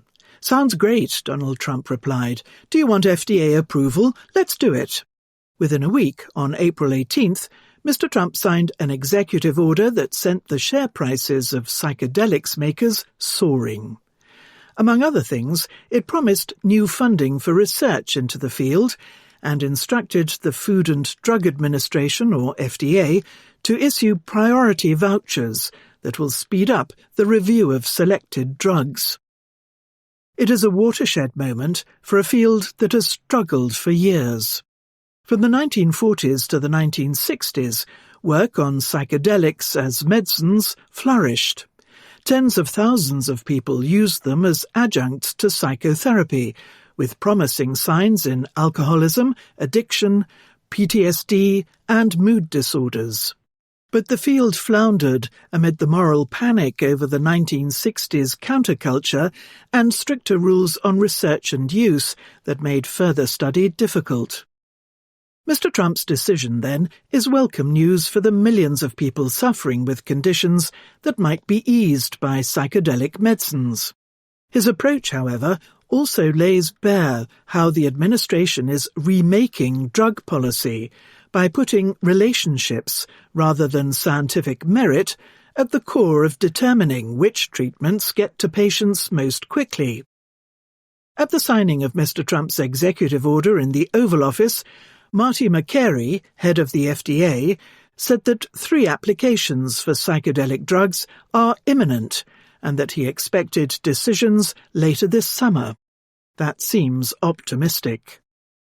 The firm closest to filing an application is Compass Pathways, whose share price initially leapt by 53% after the executive order.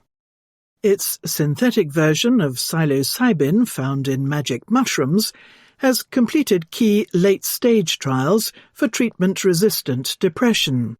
Also close to filing an application is Definium, a firm which is testing a proprietary version of LSD for treating anxiety and depression. But Compass has said it aims to submit its final data to the FDA in the 3rd quarter, and Definium has yet to release results from late-stage trials. Some think the FDA may revive a previously rejected MDMA drug. Its maker Lykos was told it needed better data, or, unusually, accelerate a generic drug that is a form of ketamine. Psychedelic medicines are certainly a deserving category for attention, but the evidence has to be considered carefully for the sake of all involved. Consider the case of ibogaine, the drug championed by Mr. Rogan. Popular among veterans, for whom opioid addiction is common, it carries serious cardiac risks. In January, a clinic in Mexico reported that a patient had died after taking it. Equally, it may reflect badly on drugs if their approval appears political, and after companies such as Compass have worked hard to get near the original finish line. Insurers may look unfavourably on drugs advanced by presidential decree, so may some patients. The episode adds to the evidence that the administration is politicising drug development. On April 1st, Eli Lilly's new weight loss pill was approved only 50 days after filing, having been granted a priority voucher. The pharmaceuticals giant has gained favour with the president. In February, it pledged to invest $27 billion to expand its manufacturing in America, and in November it agreed to lower prices for its weight loss medicines in the country. Drug makers, who already spend lavishly on lobbying, may soon divert even more of their resources to buttering up politicians. America's drug approval process should be made faster, but not like this. Business. Booze. Against the grain. In China's dispirited alcohol market, one drink stands out. The tasting room at Yuan Tuo Distillery is nearly 30 metres tall and lined with 1,000 whiskey barrels. Diageo, a British spirits maker, spent $120 million building the facility in Yuyuan, a quiet village in southwest China. Before long, it is expected to start selling a Chinese single malt. It is not alone. Chinese whiskey is soaring in popularity. More than 50 distilleries have been built in the past few years, and more are under construction. It is not just local enthusiasts pouring in, but also some of the world's biggest booze companies. including Diageo and Pernod Ricard, a French rival. Even as these projects boost local supply, China has never shipped in more whiskey. Imports hit a record 36 million litres last year, more than double the amount a decade earlier. The rise of Chinese whiskey comes at a curious moment. On the whole, alcohol sales in China are in the gutter. The beer business is legless. Interest in wine peaked in around 2017 and has since been in decline. Even sales of baijiu, a translucent firewater that is by far the country's most popular libation, fell by about 15% last year. Young Chinese are drinking less, and sluggish consumer spending more generally has not helped. Why the buzz around whiskey, then? One explanation local producers offers is that they have been strikingly successful marketing Chinese whiskey overseas. Last year, they sold $585 million worth in foreign countries, up from $5 million a decade earlier. More important, though, has been whiskey's rising status as a luxury product within China. There are still plenty of rich people in the country, says Edison Chow of Diageo. Although they have become fewer and more cost-conscious of late, they remain willing to splurge on premium spirits. In February, China introduced its first national standards for single malt based on Scottish regulations. Products bearing the description must be distilled in copper pots and aged for at least 3 years in barrels no larger than 700 litres. The rules have irked baijiu makers looking for shortcuts into the growing whisky market. But those willing to make the investments and wait for their tipple to mature may have their temperance richly rewarded.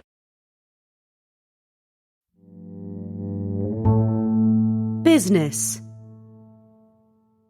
Schumpeter. Paper Leviathan. America's descent into state capitalism is exaggerated, mostly by the state. America under President Donald Trump sometimes looks like a command economy. Its elite talks effusively about doing business with the state. The great power struggle will be lost to China unless America intervenes in commerce like its rival, runs the argument. Mr. Trump routinely declares war on the prices of things, from mortgages to petrol to stocks. Yet for a system which is now often described as veering into state capitalism, the state has proved surprisingly ineffective at bending markets to its will. Mortgage rates are stubbornly high, so are petrol prices. The stock market has the whip hand over the White House rather than the other way round. The Trump administration has repeatedly overestimated its ability to control business. In February, Mr. Trump tried to destroy the left-wing nut jobs at Anthropic after they refused to give the Pentagon unrestricted access to their artificial intelligence models.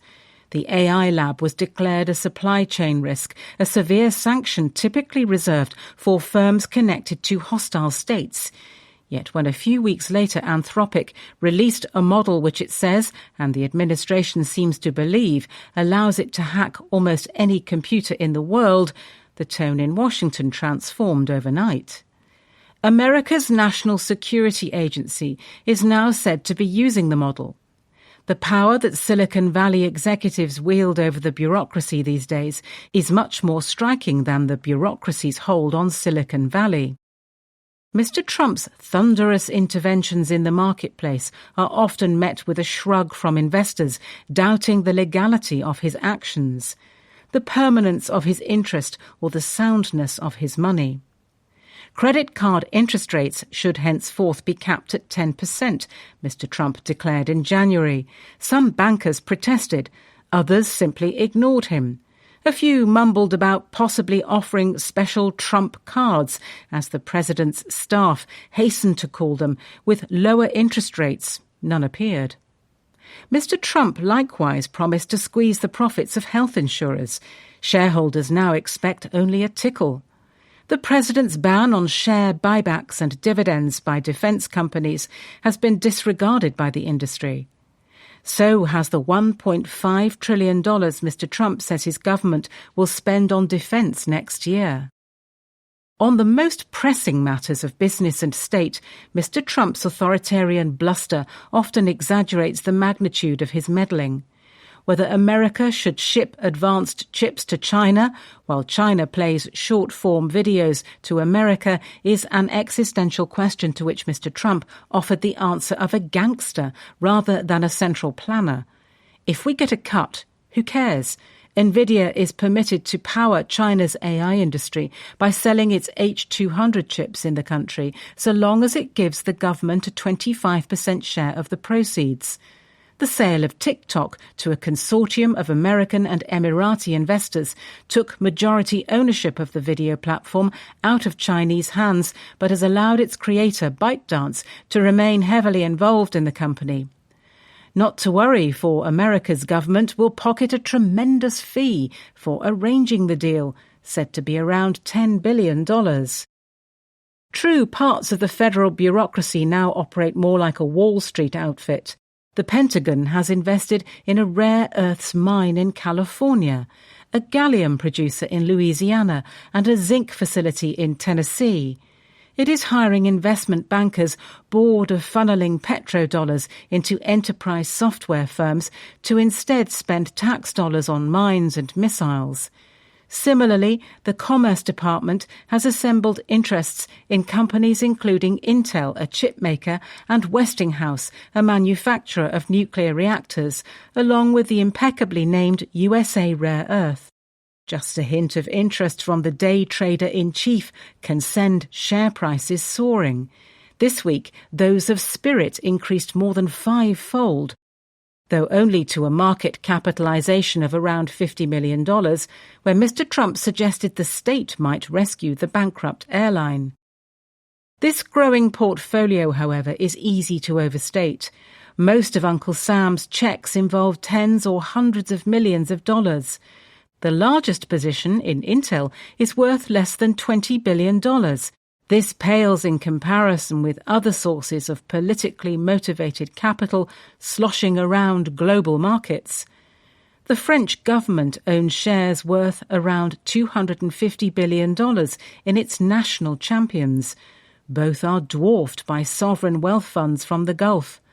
Moreover, the difference between Mr. Trump's intrusions into business and those of his predecessor is often one of style rather than category.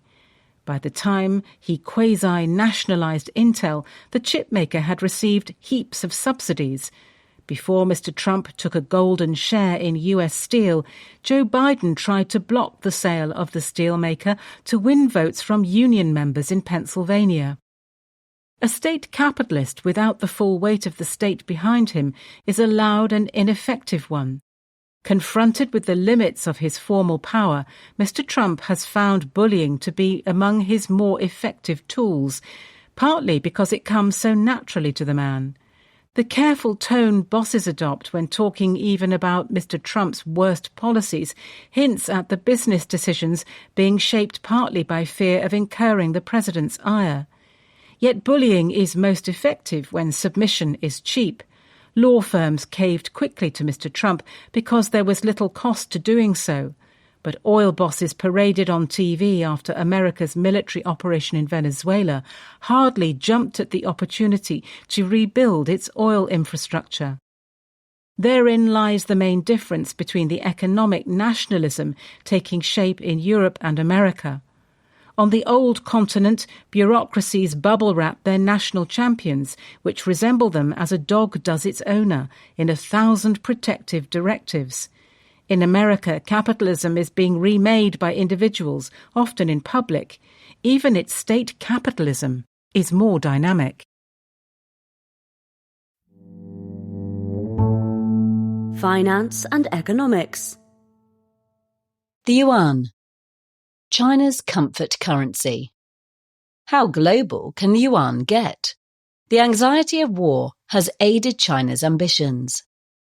In a scary world, comfort food can be a source of solace.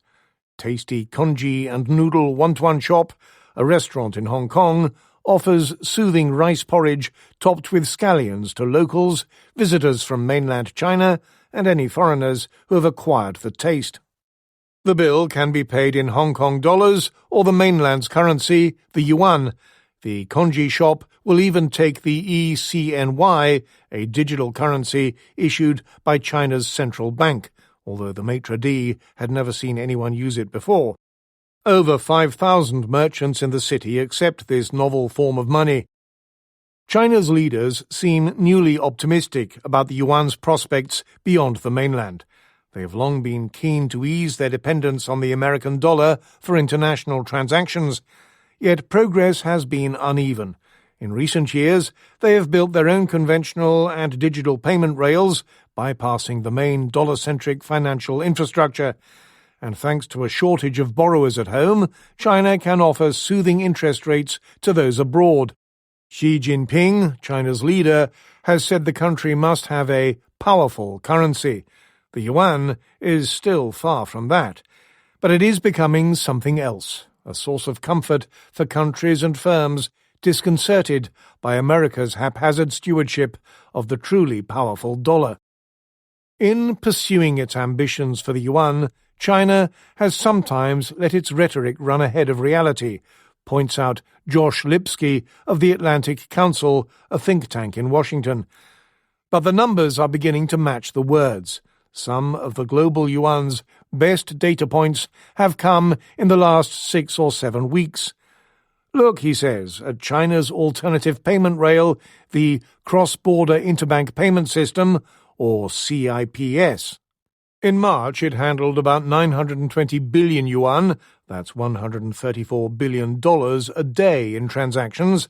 Last year's daily average was only 680 billion.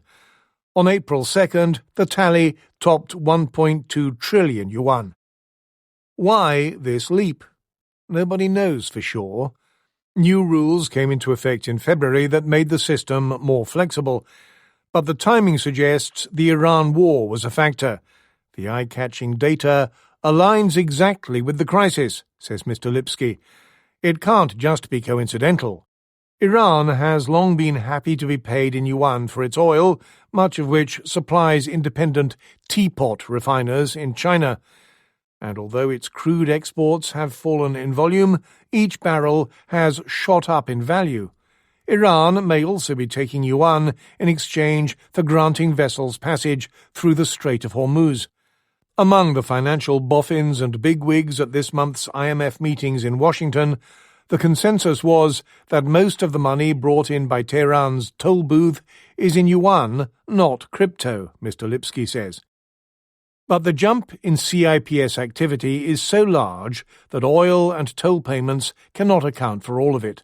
The transactions may include capital, some of it Chinese, fleeing the Gulf, and they may capture some of the broader financial hurly-burly stirred up by the crisis.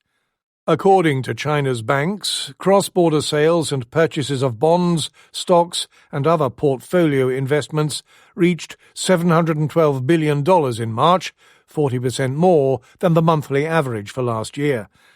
Not all of these investments and divestments were settled in China's currency, but the yuan's share of China's overall international transactions, including trade in goods, services, and assets, rose to more than 56% in March, after plateauing for much of 2025. CIPS is not the only payment rail carrying more traffic. Project Mbridge, a more experimental platform for cross-border payments in digital currencies, is also getting busier. It has gone beyond the conceptual stage to become a viable commercial proposition, says Karen Nya of Standard Chartered, a bank. In November, the deputy head of China's central bank said that the equivalent of $55.5 billion, spread over 4,047 transactions, had passed through the network. Although the central banks of Saudi Arabia, Thailand, and the United Arab Emirates are also part of the project, over 95% of transactions are in ECNY. They can be completed very quickly, Ms. Nya points out. Some people say 10 seconds or 7 seconds. Both CIPS and Mbridge are still dwarfed by standard dollar-dominated payment platforms. The CHIPS network, headquartered in America, handled over $2 trillion a day in 2025. SWIFT, a bank messaging network, spans over 11,500 institutions, compared with 1,791 in CIPS. But since Russian banks were ejected from SWIFT in 2022 as punishment for the invasion of Ukraine, many countries have been forced to imagine something similar happening to them. Companies have decided, I need to diversify, I cannot rely on a single platform, says one banker. Some of them had already taken preparatory steps to use the yuan before this year. The Iran crisis may have galvanized them to finally press the button. The yuan's other source of comfort to the world is low interest rates. Weak borrowing and spending in China has obliged the central bank to cut its policy rate to just 1.4%, more than 2 percentage points below the equivalent rate in America. The stubborn threat of deflation has also lowered longer-term yields on Chinese government bonds. Foreign companies and governments have been keen to take advantage. Some have issued yuan-denominated panda bonds in mainland China.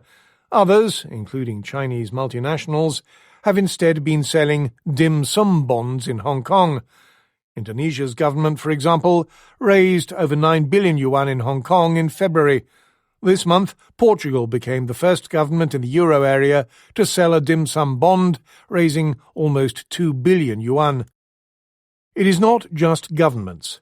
Hedge funds in London and elsewhere need new funding currencies, says Alicia Garcia Herrero of Natixis, a French bank, now that Japan's yen is beginning to look uncharacteristically dear at longer maturities.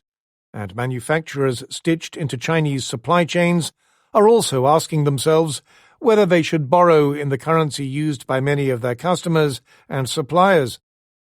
The Hong Kong Monetary Authority, which manages the city's peg to the dollar and regulates its banks, now has a 200 billion yuan facility to help foreign companies borrow China's currency at low benchmark rates for trade finance or working capital for up to a year. Banks like Standard Chartered can radiate this liquidity to their branches far beyond Hong Kong, says Musnia. Such initiatives have boosted the yuan's role in greasing the wheels of global commerce. Last month, China's currency accounted for over 8% of global trade finance, according to SWIFT, second, but a distant second, to the dollar on over 80%. Zhou Xiaochuan, a former governor of China's central bank, who fretted about the dominance of the dollar as long ago as 2009, thinks China now has a golden window of opportunity to promote the yuan's use beyond its shores, thanks to America's tariffs, sanctions, and geopolitical conflicts. China Merchants Securities, an investment firm, also sees a historic opportunity for the currency, thanks to the government's renewed commitment, better infrastructure, and low borrowing costs. The reality, as Mr. Lipsky warns, could fall some way short of the rhetoric. But the yuan does not have to eclipse or even rival the dollar to provide a hedge against it. And by providing an alternative, it can blunt the dollar's edge as an economic weapon. For anyone who finds the dollar's dominance hard to stomach, the yuan could provide an alternative.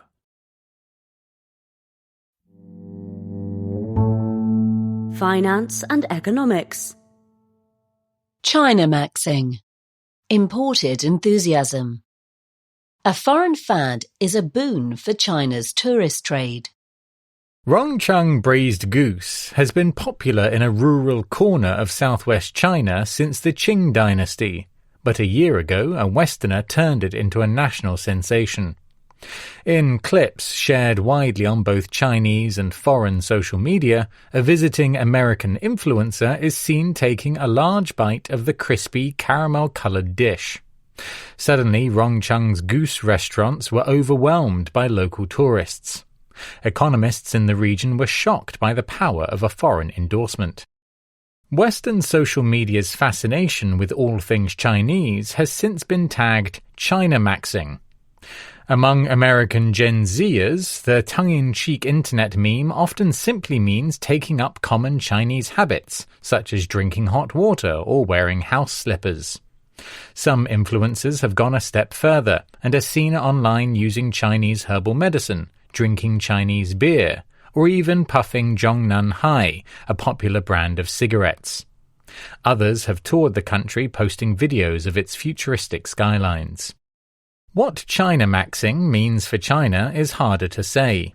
On Chinese social media, it is often translated as sinicization or becoming Chinese. The People's Daily, a Communist Party mouthpiece, has embraced the idea as the foreign adoption of Chinese lifestyles, dubbing it a new wave of global cultural engagement. As some goose farmers discovered last year, it may also bring tangible economic benefits. One could be through tourism. Local travellers may be heading for some places featured in foreign social media, but foreign tourism is booming. Inward travel collapsed during the global pandemic, but is recovering fast. More than 35 million foreigners visited last year, a record. Visitors are also spending more than they used to. How far can this be chalked up to China maxing?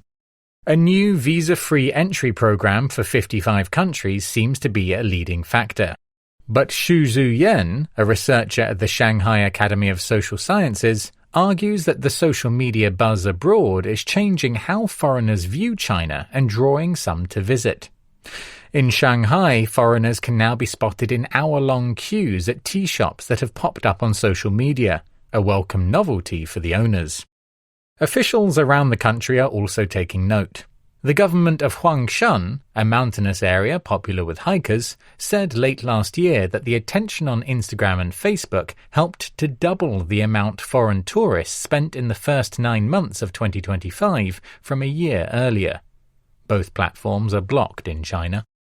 Exposure on Instagram has also fueled foreign demand for Chinese goods. Many influencers are demonstrating gua sha tools used to scrape the skin to the point of bruising for some ostensible health benefit. Gua sha has been a popular medical treatment for centuries, but firms that make the tools now say foreign markets are starting to matter. Orders are growing for hot water bottles, cigarettes, and more.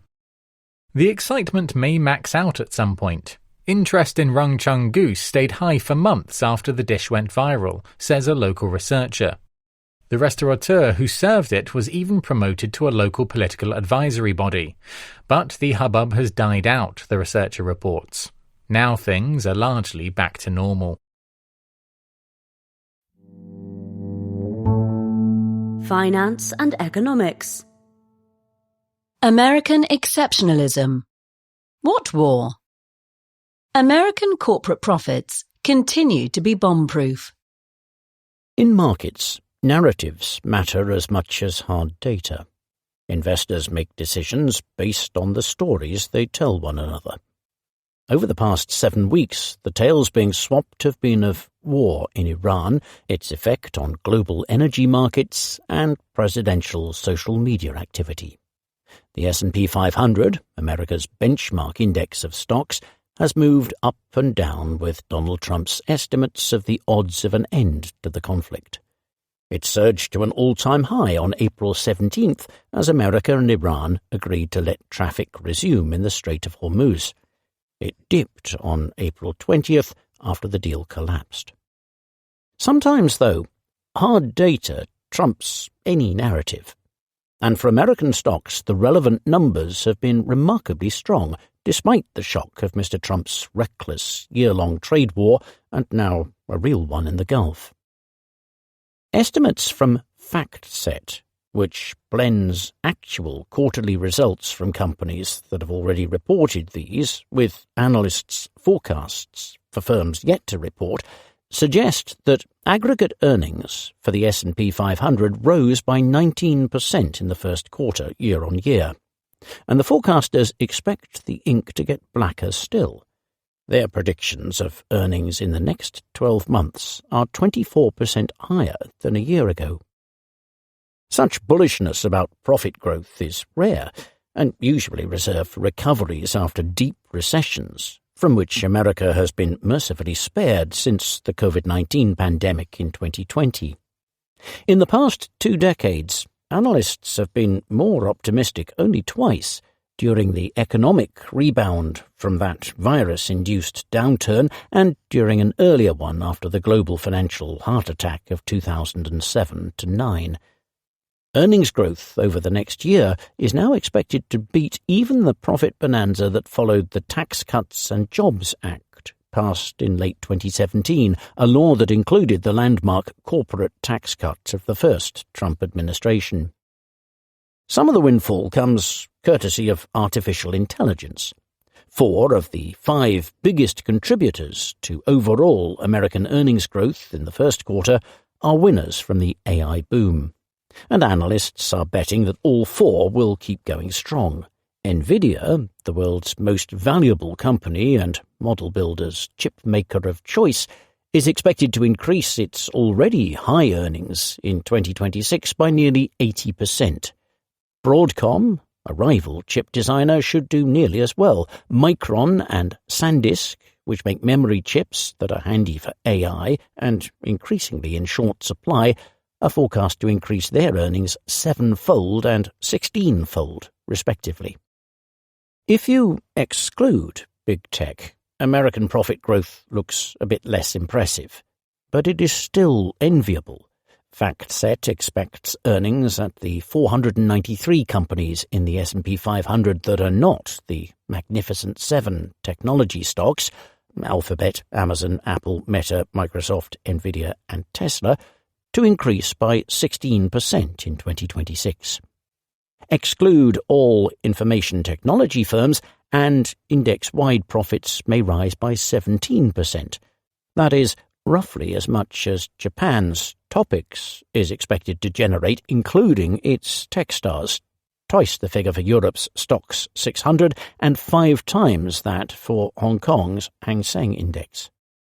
In the first 3 months of 2026, the financial industry, reflective of the broader health of America's economy, increased its revenues by more than 10% and its profits by nearly 20% year-on-year. For the dull business of materials, the figures are 5% and over 20%, respectively. Mining and metals firms, in particular, look anything but boring. Their profits are reckoned to have grown by nearly 90%. Even in areas that look less sparkly, such as healthcare and consumer goods, firms like PepsiCo and Johnson & Johnson manage to beat expectations. Expected blowout results for Eli Lilly, which reports on April 30th, would make it the 3rd biggest single contributor to overall S&P 500 earnings last quarter, behind only NVIDIA and Micron. The main reason American big business has held up so well in the face of Trumpian disruption is that it came into it in great shape. American innovation in AI, pharmaceuticals, and other areas remains the envy of the world. Companies had built buffers to absorb some of the tariff shock and pricing power to pass the worst of the costs on to consumers. Shoppers are in a sour mood, according to consumer surveys, mainly owing to those price rises, but still happy and, critically, able to spend. Things could yet go awry. If the war in the Gulf drags on, higher energy prices could dampen growth and fuel inflation. If Mr. Trump fires more tariff salvos in his trade war, tries to sack Jerome Powell as chairman of the Federal Reserve, which he once again threatened in recent days, or meddles with the midterm elections in November, he could undermine confidence in America's institutions and its role in the world. But for now, businesses and investors are concluding that, in the contest between American decline and American dynamism, dynamism is still the hands-down winner.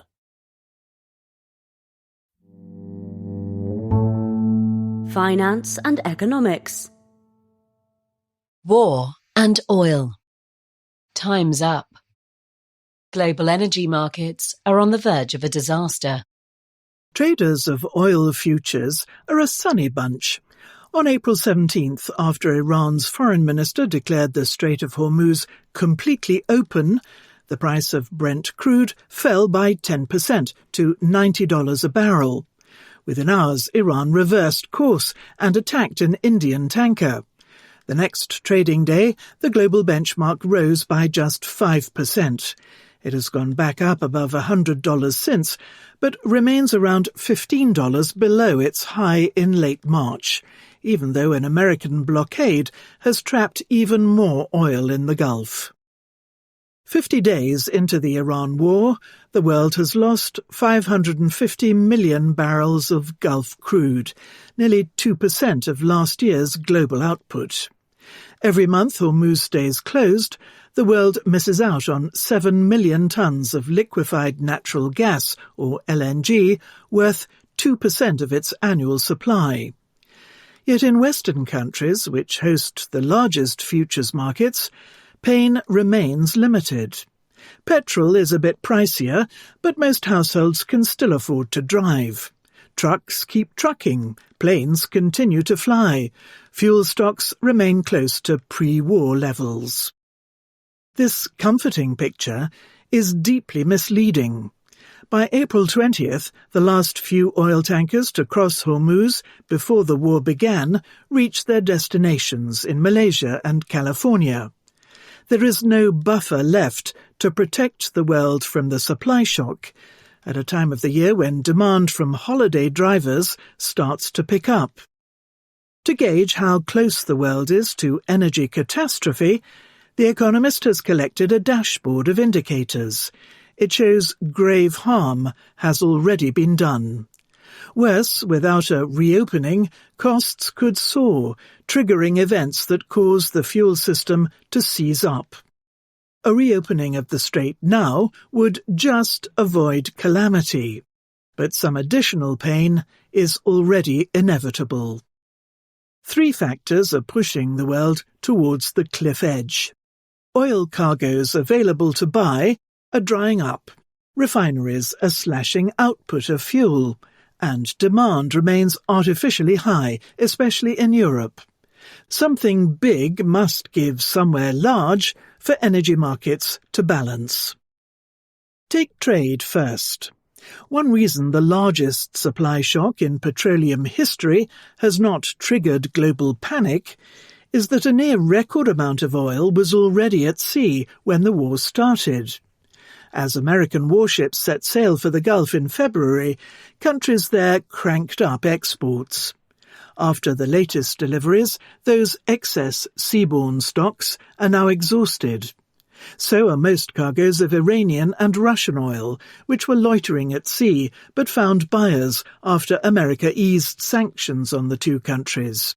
Total volumes on water have fallen at record speed. For jet fuel and petrol, they are well below historical norms and possibly close to the minimum required for seaborne trade to function. This leaves Asia, which used to receive 4/5 of Gulf exports, in a particular bind.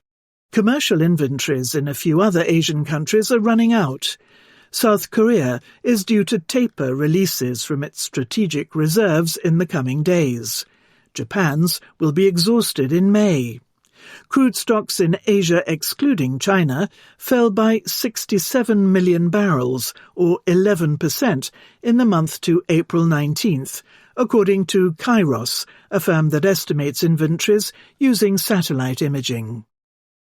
A shortfall of raw materials has forced Asian refiners to cut throughput by over 3 million barrels a day, or 10% of their combined capacity. That could accelerate to 5 million barrels a day in May, and if the strait stays shut, 10 million barrels a day in July, says Neil Crosby of Sparta Commodities, a data firm. China could help by releasing some of the 1.3 billion barrels of crude it holds in reserve. Instead, it has suspended exports of refined products. A trader familiar with its energy strategy reckons it will not open the taps before a lasting truce. All this compounds shortages created by the loss of Gulf exports of finished fuel, on which Asia also relies. Refined fuel prices are already high. In Asian spot markets, petrol nears $120 a barrel, diesel $175, and jet fuel $200, up from $80, $93 and $94 respectively before the war. Demand is adjusting, partly by government decree. 7 countries have imposed work-from-home mandates, and at least 5 are rationing vehicle fuel. High prices are doing their bit too. Small miners, fisheries and other firms without adequate diesel stocks are working part-time. Unable to afford naphtha, another oil product, some plastic makers have shut units. The combination of state and self-imposed rationing may cause Asian crude demand to shrink by nearly 3 million barrels a day in April compared with February. Europe has so far avoided demand destruction as governments try to preserve citizens' purchasing power. Of the 27 European Union countries, 16 are using taxpayer money or cutting fuel taxes to shield consumers from higher prices. European refiners have thus barely slashed production. But like their Asian counterparts, they too must buy crude at a much higher cost than Brent futures suggest. A better gauge is dated Brent, the price for real cargoes delivered in the next few weeks. The spread between the two, usually $1 to $2, widened greatly in April, reflecting fears of near-term shortages, according to Platts, which produces the benchmark.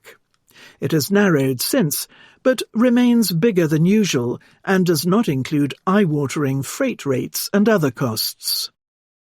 Raw material at $130 to $150 a barrel has pushed European refiners' margins into the red, reckons Benedict George of Argus Media, a price reporting agency. Extreme backwardation, when commodity spot prices are much higher than those for futures, crush their profits. They must pay up for crude now, but sell their products at lower futures prices. Before long, they will need to cut output. If Europe keeps subsidizing consumption, markets will get more out of whack. For one thing, prices for products will keep rising. America, where demand tends to jump in a period of summer road trips, will push them further.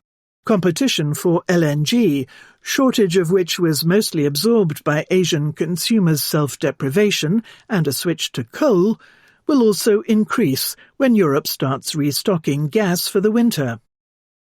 Fast depleting stocks make matters worse.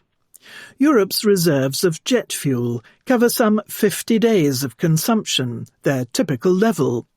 But modelling by Michel Brouard of Kepler, a data firm for The Economist, shows that European stocks will fall precipitously if Hormuz flows do not normalise by June. Those in other importing regions may disappear even faster. The outlook could worsen if America, seeking to tame domestic prices, emulates China and bans exports of refined products, which have risen by nearly half since the start of the war. Futures markets are in denial about all this. Even if Hormuz reopened today, it would take months for Gulf crude output, shipping and refining to resume in full. Saad Rahim of Trafigura, a trader, thinks a cumulative loss of 1.5 billion Gulf barrels, or 5% of annual global output, is almost unavoidable. If the strait stays closed, it could easily reach double that. The last time oil demand fell by 10% in short order was during the COVID-19 lockdowns of 2020, a shock that also brought about a fall in world GDP of more than 3%. The time to avoid a similar tumble is running out.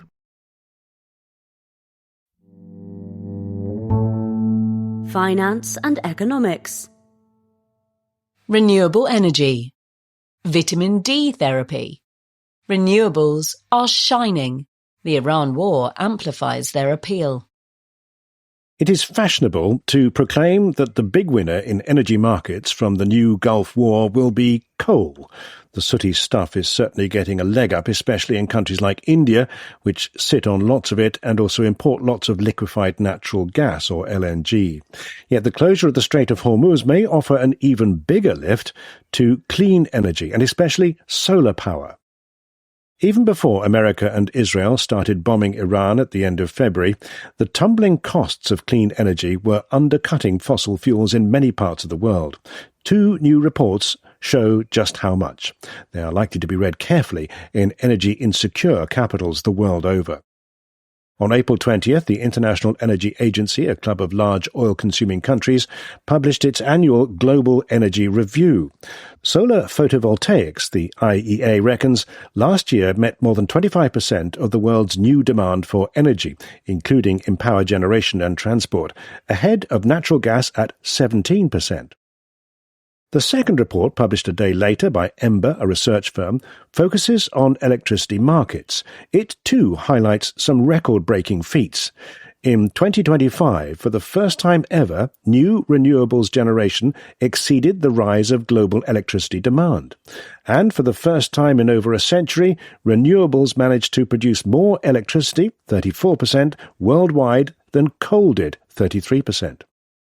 Most of that growth came from a surge in annual solar generation, which shot up by 30%, from 2,143 to 2,778 terawatt-hours, or TWH. Newly installed capacity accounted for nearly all of the increase. Wind power jumped from 2,510 TWH to 2,715 TWH.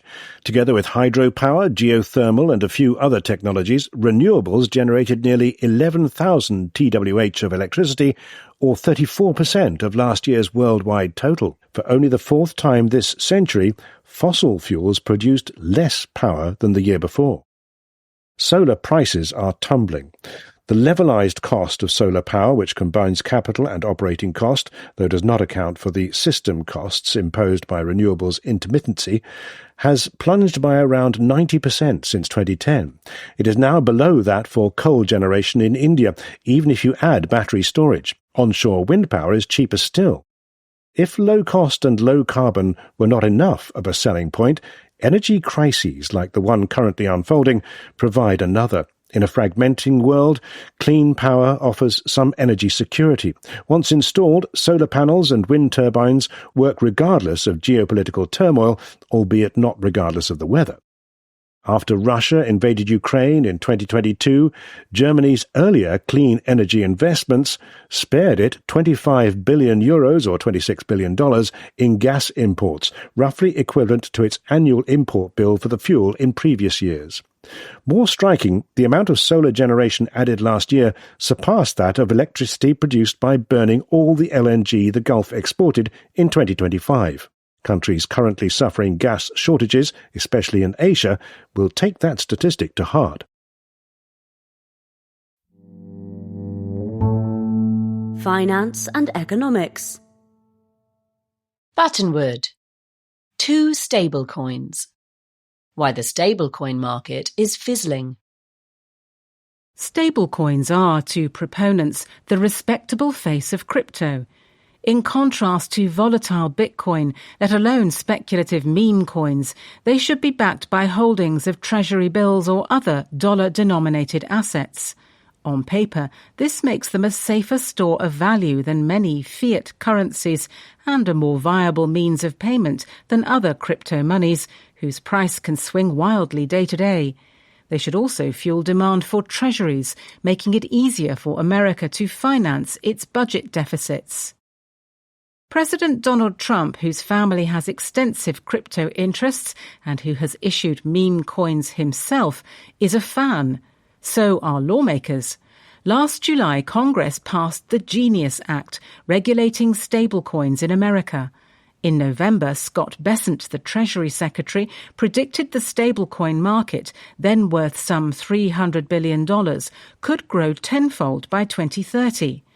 In February, Standard Chartered, a sober bank, forecast that it could be worth $2 trillion by the end of 2028.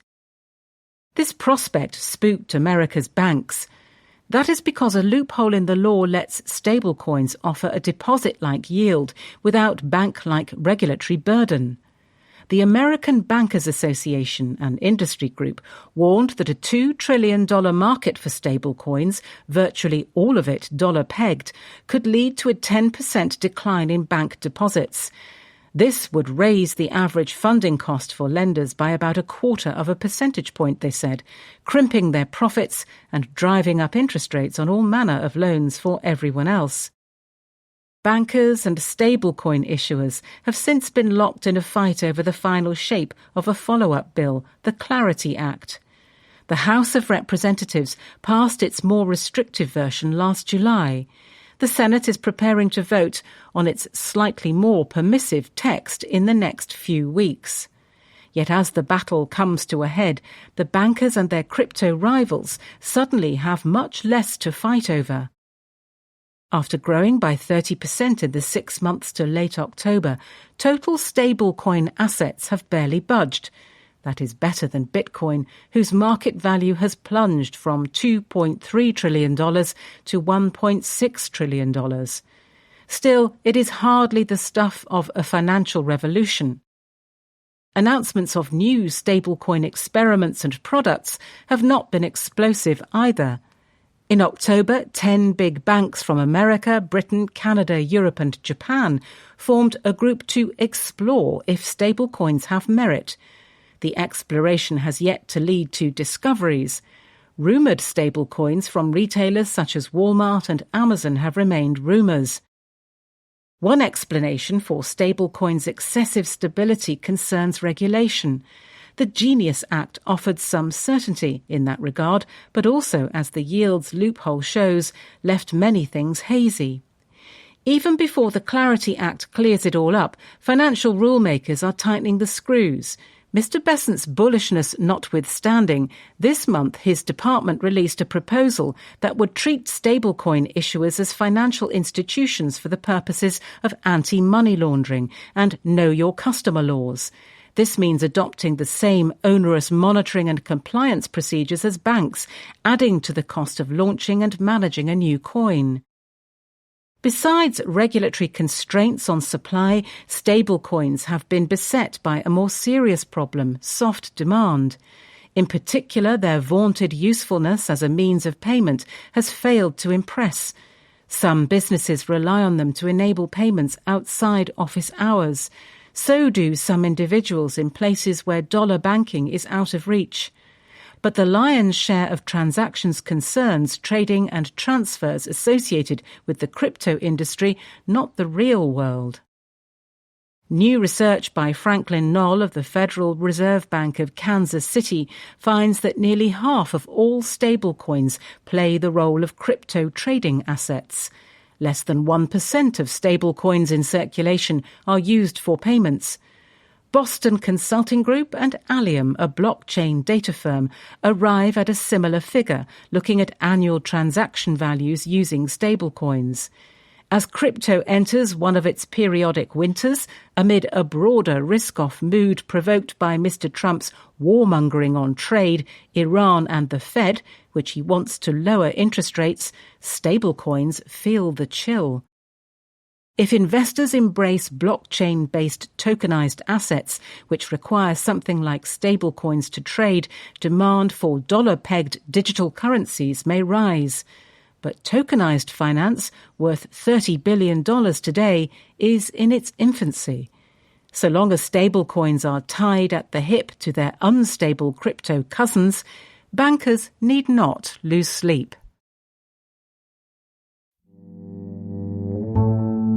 Finance and economics. Free exchange. Interventionism revisited. Has the World Bank performed a U-turn on industrial policy? Since 1980, the World Bank and the IMF have stuck to a plan. When countries on the brink of financial collapse come to them, the institutions extend fresh loans and coax creditors to take haircuts in return for liberal reforms. In 1993, a report from the bank titled East Asian Miracle grudgingly admitted that the growth of Japan and South Korea in preceding decades may have been aided by governments' illiberal picking of industrial winners. But that was largely a matter of luck. For other countries, the report declared, the promotion of specific industries holds little promise. The Washington consensus of free markets, sober fiscal policies, and private enterprise would carry the day. This makes the bank's latest research tome all the more arresting. Industrial Policy for Development, released in March, is a guide for governments determined to intervene in the economy. Ana Margarida Fernandez, who leads a group researching development, and Tristan Reed, one of her economists, cover whether, when and how poor countries might use tools, from public spending to tariffs and exchange rate management, to boost industry. Long-time critics of the Washington Consensus have greeted the volume as a 275-page surrender. Jake Sullivan, architect of Joe Biden's hands-on industrial policy, crowed that its significance was hard to overstate. Yet, on a close read, many ideas buried in the dense text look familiar. What has changed most is the tone.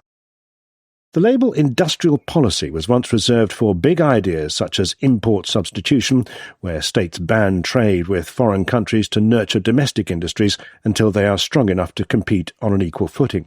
Over the past decade, however, the list of policies counted as intervention has lengthened. The bank distinguishes two main categories. One concerns market incentives. Ms. Fernandez and Mr. Reed treat these cautiously. India and Brazil may get some benefits from offering startups subsidies that offset the lower quality of homegrown knowledge and universities, but these are likely to be expensive. Given the high chance of startup failure, they also need a large market with lots of candidate firms if they are to have any effect. Other tools are even less useful. Restricting imports and paying firms to produce components locally excludes countries from global value chains. Offering consumers subsidies does little to make firms more competitive. Tariffs promote some industries at the expense of others, which must pay more for their inputs. The report is less averse to the second category, public inputs. It encourages policymakers to increase public spending on things like electricity, water supply and transport, for instance, lauding Ethiopia for increasing the cargo capacity of its national airline to encourage horticultural exports.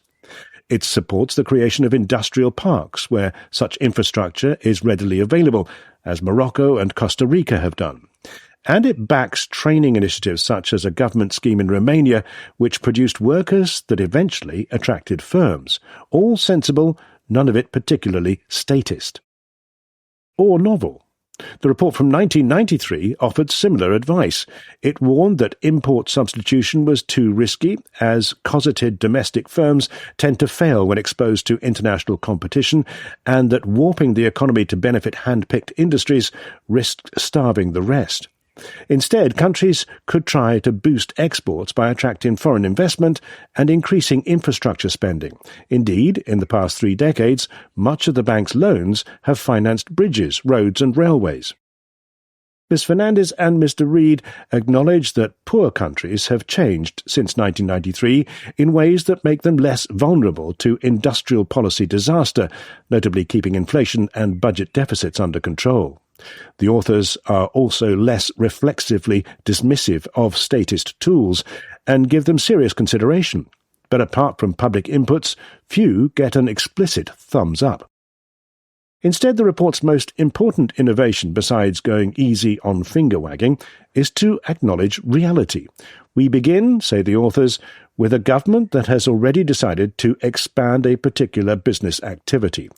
Of the economists covering the bank's 189 member countries, 4 in 5 have been asked by governments to advise on industrial policies, and of the 183 countries assessed by the report, each had at least one industrial policy in place. Kenya hopes to nurture a tech industry behind a wall of subsidies. Indonesia has banned the export of many raw commodities. This makes attempts to talk policymakers out of such ideas fruitless, says one bank official. More are likely to listen if offered minimally distortive advice on how to intervene. The trouble with this approach is that humouring today's policymakers risks emboldening them further. Few are likely to be content with public inputs. Many risk forgetting the lessons of past failures of market incentives. In the 1960s and 1970s, many African countries undertook similar industrial experiments to East Asia's policies. For a time, they grew at a similar pace. Yet from the mid-1970s, it became apparent that policymakers in Africa had placed the wrong bets. When these blew up, this kicked off the crisis-ridden decade that eventually led the World Bank and IMF to codify the Washington Consensus. All industrial policy favours one area of the economy over another. That is true even of public inputs. Building a road helps manufacturers more than it does tech startups. No bureaucrat or economist can change that, nor can they tell if pumping an industry full of cheap labour and investment creates efficiency or bloat. The authors acknowledge that the world has changed, but their implicit warning to policymakers remains the same. Interventionism leads nowhere good.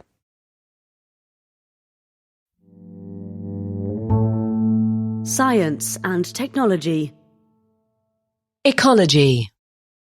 Last resorts. Why grouse collide with chairlifts.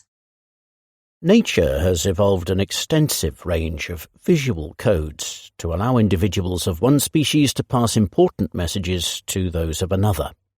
Brightly coloured skin, potentially poisonous, do not eat. Thorny leaves, not worth the effort, stay away. The message, do not collide with this chairlift, has, however, proven harder to communicate. This state of affairs is especially unfortunate for black grouse, which have for decades been flying into chairlift cables at alpine ski resorts, often dying as a result.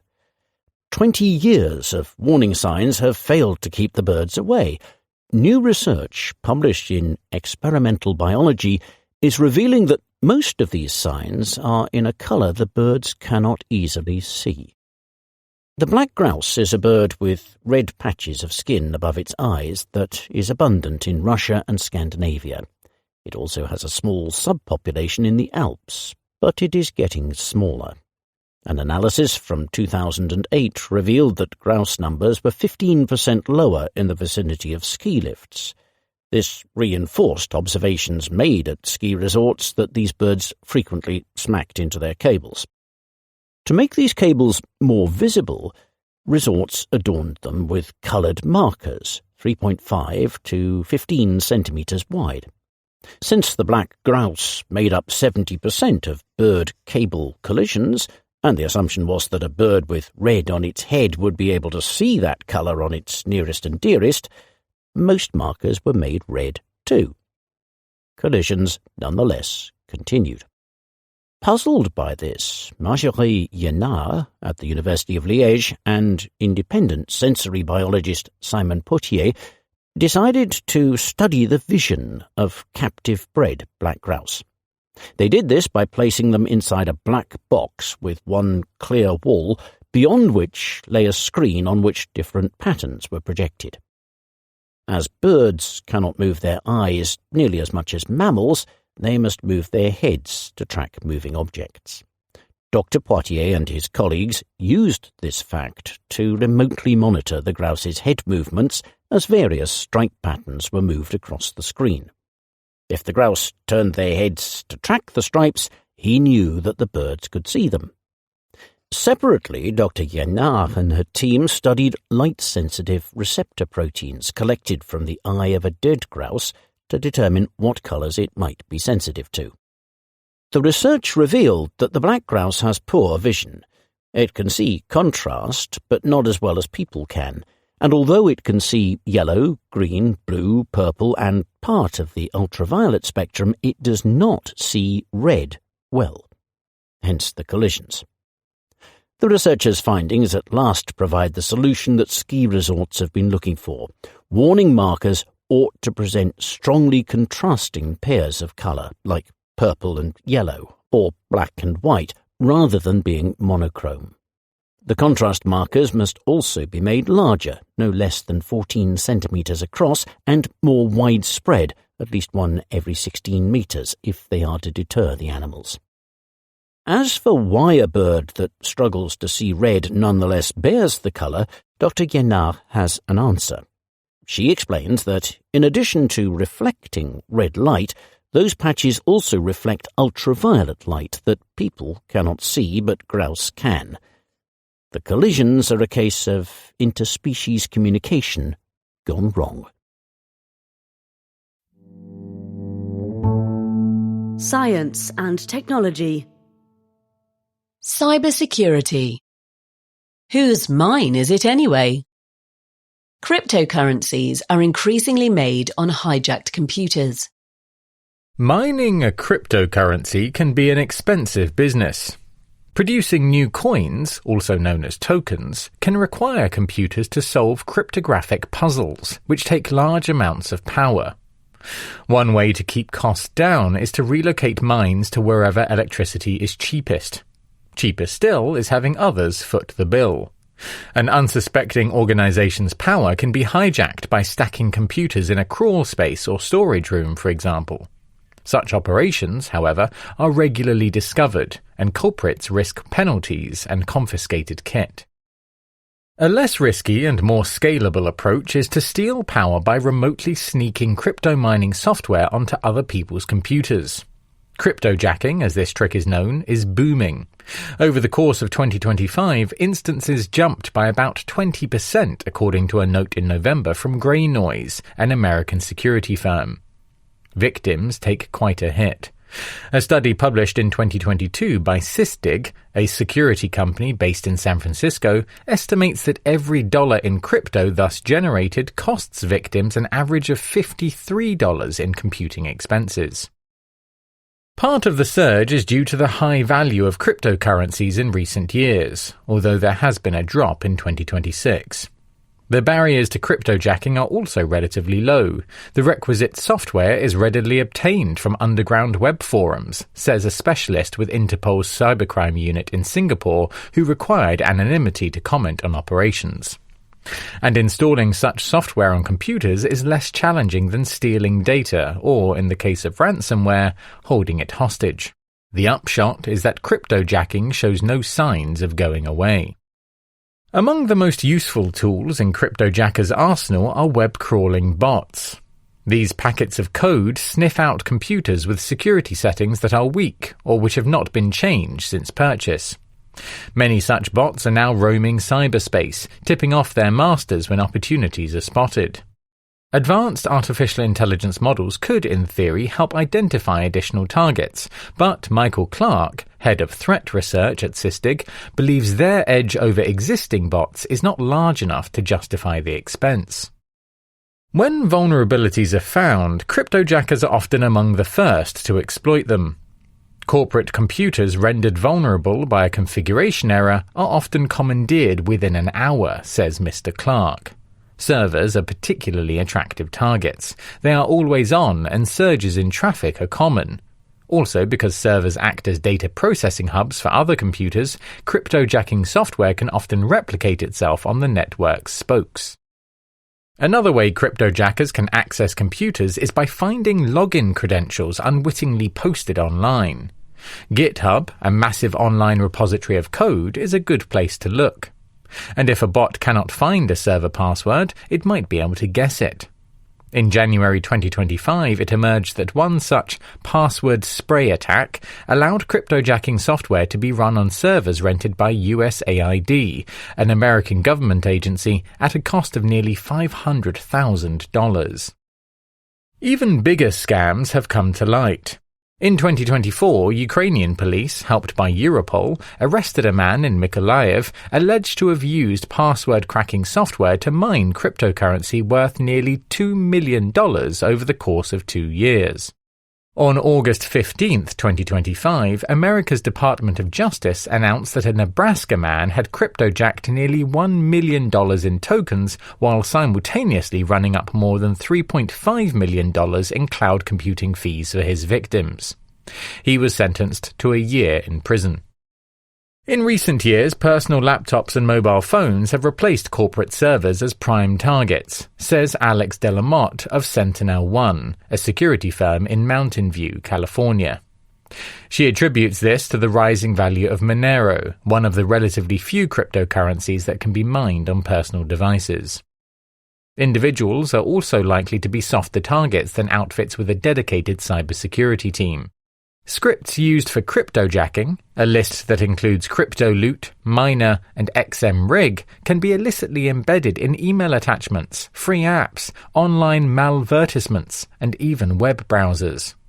When unsuspecting users click or visit, parasitic code invisibly deploys, often bypassing antivirus protection. In July, Seaside, a security firm in San Francisco, said it had discovered more than 3,500 websites infected with a stealthy cryptojacking script it described as a digital vampire. These problems continue to get worse, says the expert from Interpol. Cryptojacking scripts are increasingly packaged as fileless code, which is much harder to spot when uploaded to a given device.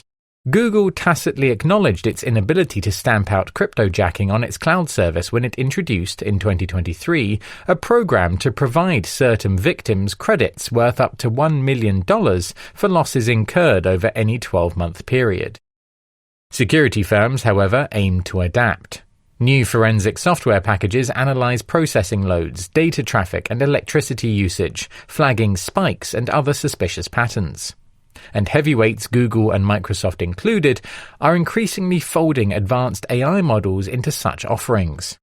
Some hope that these models will become experts at spotting cryptojackers' tricks as well as, eventually, automatically deleting malicious code. Until the cryptocurrency bubble bursts, though, expect the arms race to continue. Science and technology. Well informed. Is bone broth good for you? The drink is wholesome, but its purported health benefits are unproved. Boil an animal's stripped carcass until the connective tissue disintegrates and the bones, leached to exhaustion, may crumble under light pressure.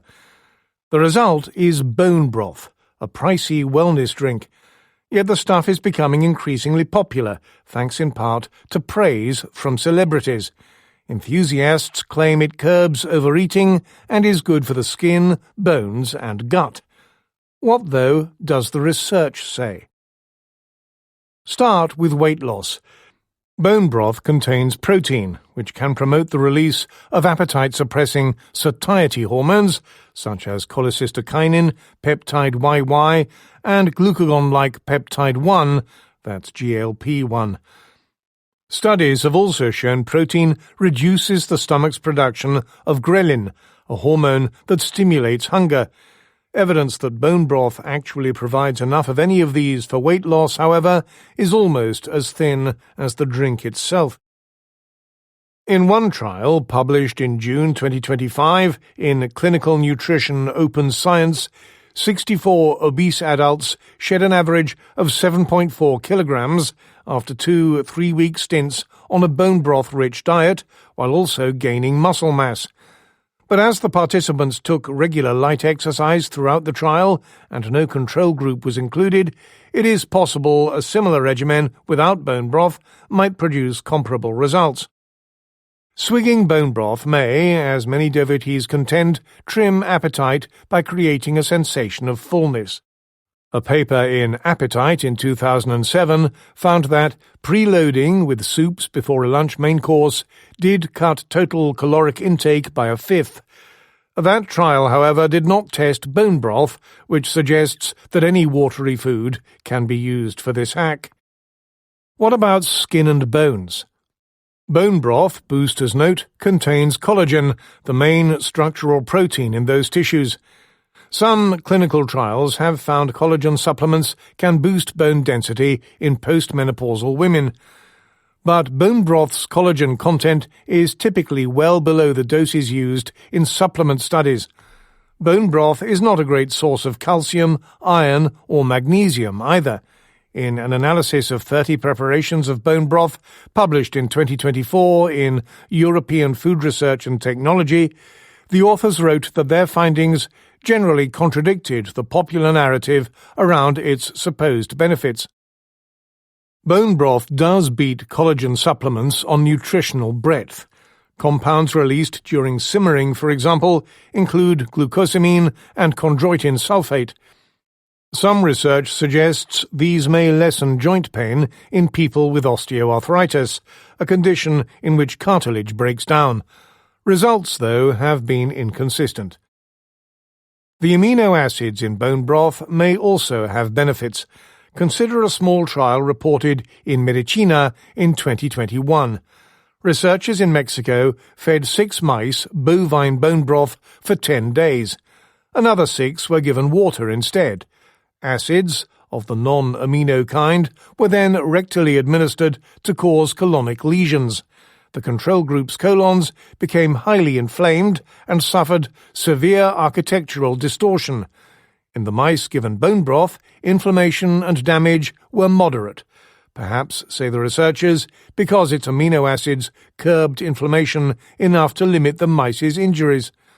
Whether a similar process is at play in humans will take time to investigate. In short, although some of bone broth's purported benefits are plausible, evidence remains sparse. Much clearer is that the stuff is wholesome and, for many, comforting. So, feel free to indulge. The only harm a bone broth will do is to your wallet.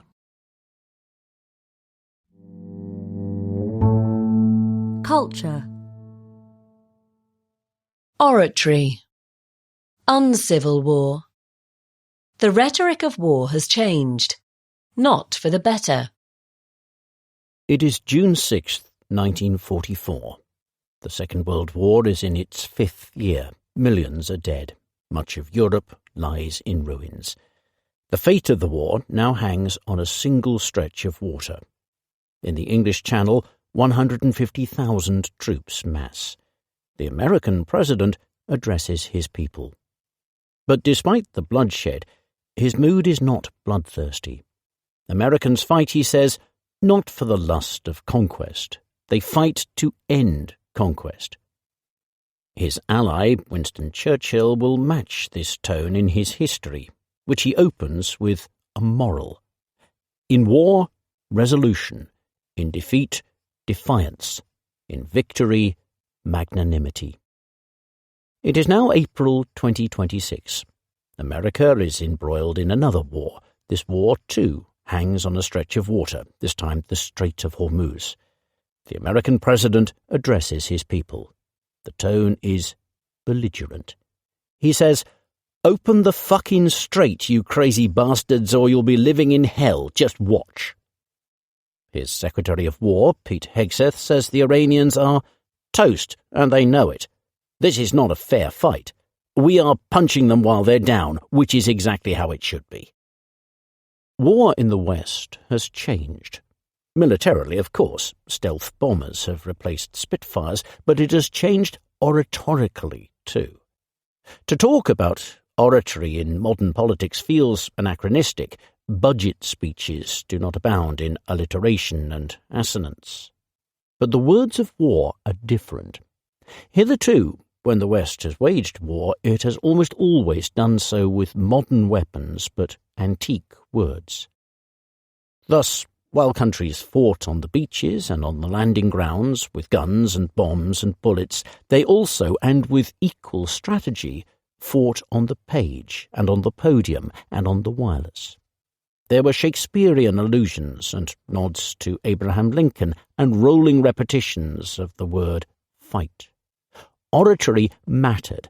Of all the talents bestowed upon men, Churchill wrote, few are so powerful and none is so precious. Its power seems to have been forgotten. A recent White House video, titled Justice the American Way, is an almost wordless montage of images from Gladiator, Top Gun and Transformers, interspersed with footage of actual Iranian targets being hit. Instead of quoting the Bible, Mr. Hegseth misquoted it.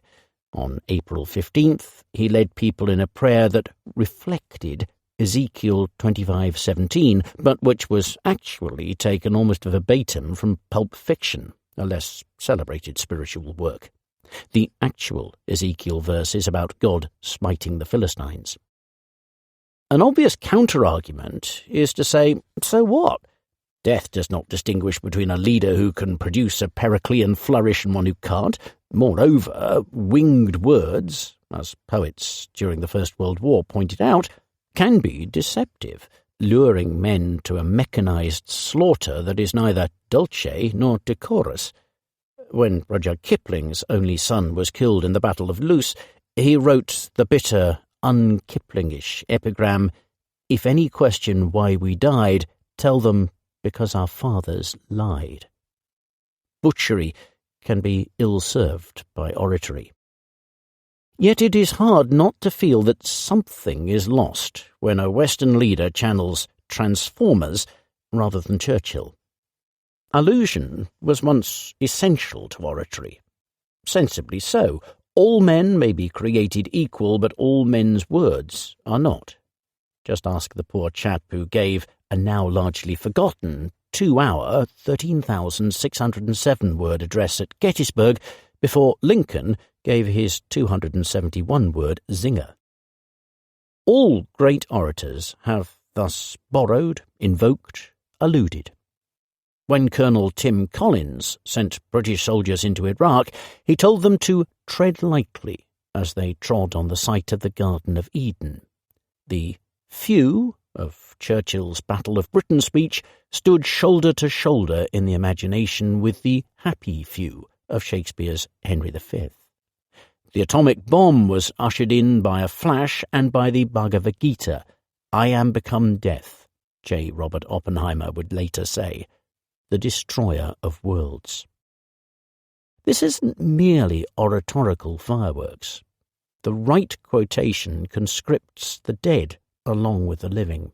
Marshal the right quotation and you marshal not merely words, but a battalion of ideas. Invoke the Bible and tacitly you invoke the better angels of our nature. Call upon Shakespeare's Henry V, and implicitly you also call upon God, Harry, England, and St. George.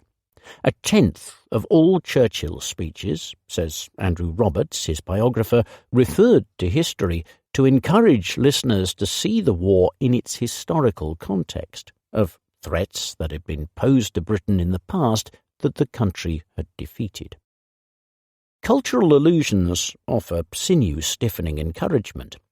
They also enable a speaker to elevate the tone, says Barry Strauss, a professor of military history at Cornell University. Pericles' funeral oration does not merely tell Athenians to fight, he tells them they are fighting for something, for democracy. In 1940, Franklin Roosevelt declared that never before since Jamestown and Plymouth Rock has our American civilization been in such danger as now. America would support Allied countries. By rearming, it would become the great arsenal of democracy. Leaders must evoke the right cultural allusions, however. William Nicholson, one of the writers of Gladiator, finds it terrifying that the White House is quoting the film. It tells you that they actually see war as a Hollywood movie. In fact, they see it less clearly than one. Mr. Nicholson made the Gladiator a reluctant fighter. Maximus was not a violent lunk, but a peaceable man, forced to fight for his wife, child, and the dream that was Rome. War is not fun. As Roosevelt once said, "I have seen war on land and sea. I have seen blood running from the wounded. I hate war." For as Hollywood knows, but the White House no longer does, the best war oratory is not actually about war. It is about peace. People hear it and think not merely of the lives that might be lost, but of a way of life that might be. They fear for culture, for democracy, for decency. You weep at good oratory because you fear not just a lost war, but a lost world. Yet, when you watch the White House videos, You weep for a lost world anyway.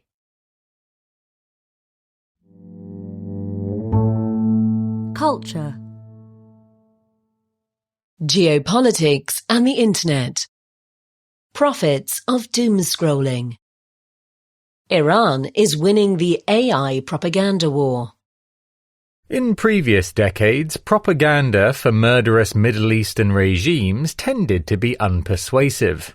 As American forces rolled into the Iraqi capital in 2003, Saddam Hussein's information minister, Mohammed Saeed al-Sahaf, stood on a roof and claimed that Baghdad is safe. The infidels are committing suicide by the hundreds on the gates. He added that God was grilling their stomachs in hell. Behind him, television audiences could see Iraqi soldiers fleeing for their lives.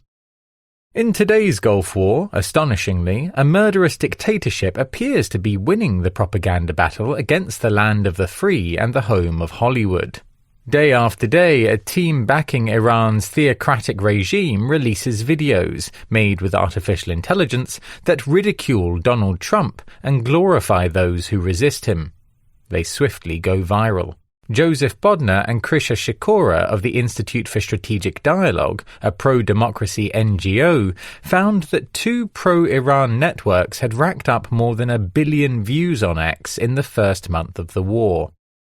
The regime is not known for its sense of humour, asked the novelist Sir Salman Rushdie. Yet many of the videos are witty and show great fluency in their enemy's culture. The soundtrack is often thumping rap and the lyrics are usually in English.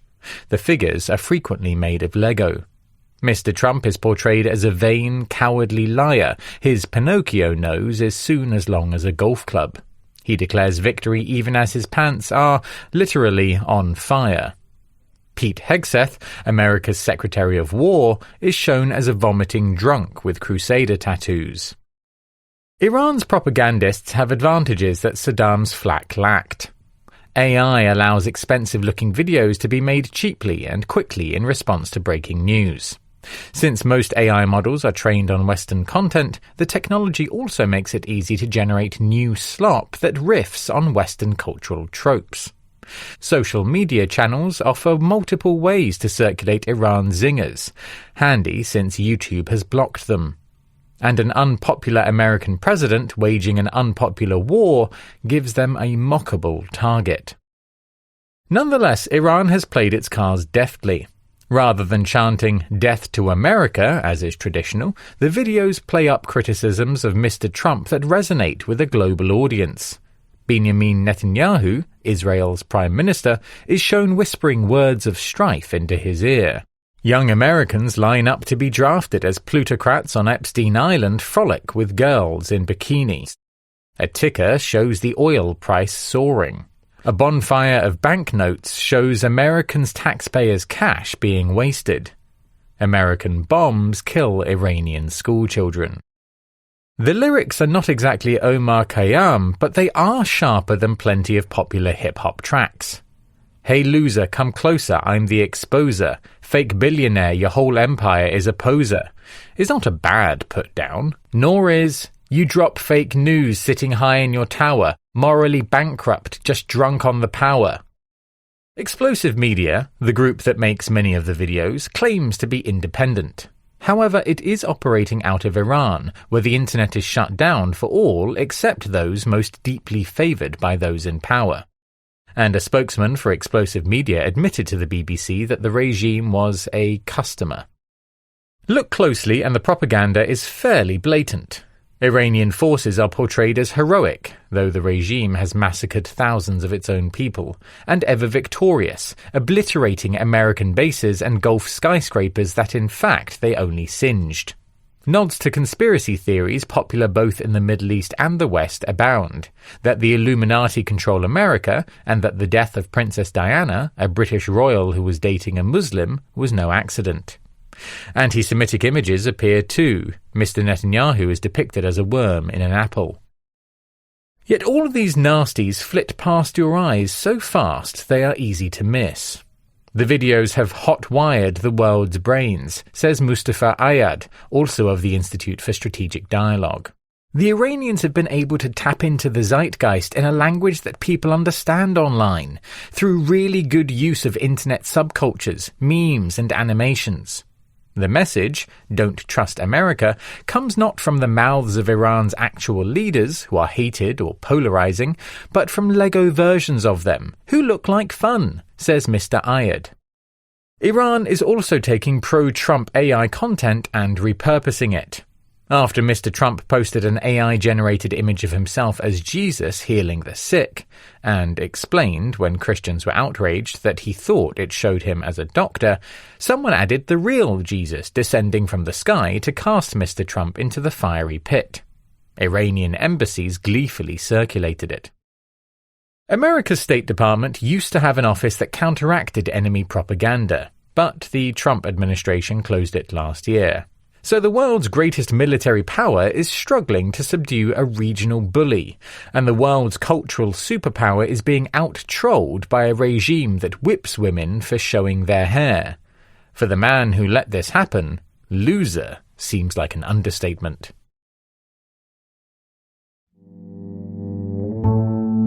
Culture.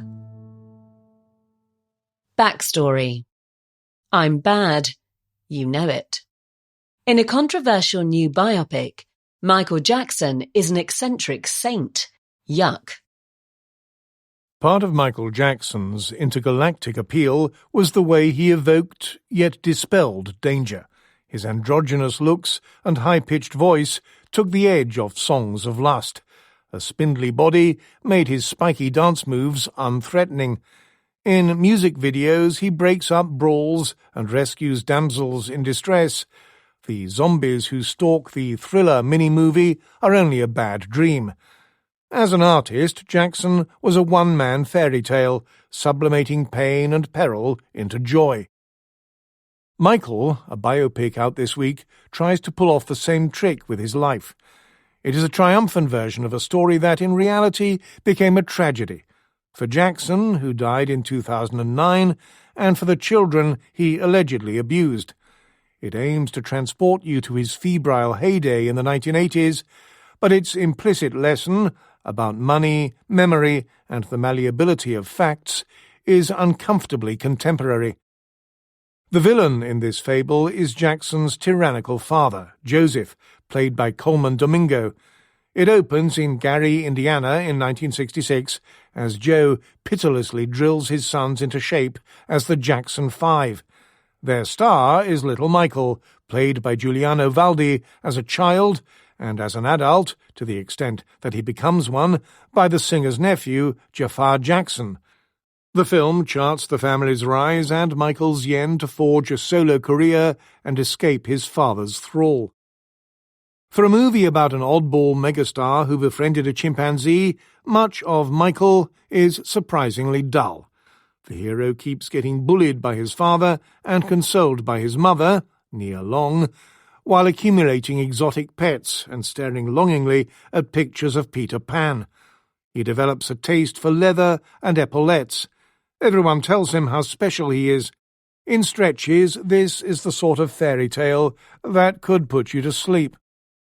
Except, naturally, the main event is the music. Here is Jackson's magical timbre on I Want You Back, released when he was 11. Later comes a recreation of the wondrous moment in 1983 when he debuted his moonwalk to Billie Jean. Movie or no movie, these songs have shown the hard, practical limit of cancellation.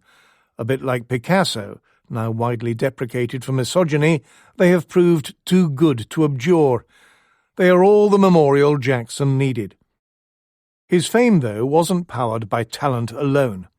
It was the type that shades into sainthood, as if he suffered for his audience as well as entertaining it. The tribulations included not just his warped childhood, but racial prejudice, the burdens of celebrity, a quixotic pursuit of eternal youth, and all that plastic surgery. Michael, too, tries to beatify him. He comforts ill children and makes peace between street gangs, sensing his destiny is to heal people. His story continues, reads a note after the plot ends in 1988. That is one way to put it. In their shared peculiarity, the saint is cousin to the freak is kin to the creep, who is brother to the criminal. Jackson allegedly slid to the bottom of this continuum. Since 1993, he has been accused of abusing numerous boys, charges he denied, as does his estate, which is still involved in litigation. He was acquitted at his only criminal trial. Another case was settled out of court, but some of the testimony against him is compelling. Michael was reportedly meant to dramatize the earliest accusations and had to be revised when a prohibitive detail in a legal agreement came to light. As it is, because the film closes when it does, the fictional Jackson never makes it to the notorious Neverland Ranch, scene of much of the alleged abuse. The darkest side of the tale doesn't feature. On the one hand, there is his marvellous art, on the other, just his sequined glove. So viewers who recall his downfall will watch Michael with a nauseous feeling of omission. Still, it will delight his devotees and recruit fans too young to remember the ugliness or content to dismiss it as fake news. Like the posthumous stage shows and albums, it will doubtless enrich his estate. It will also affirm a lesson of modernity. Despite all the information swilling around the internet, or because there is so much of it, with enough brass, drive, and cash, you can rewrite history. It doesn't matter who's wrong or right, Jackson sang in Beat It. In the end, does it really matter if Michael bolsters the official image of the lost boy and martyred prodigy?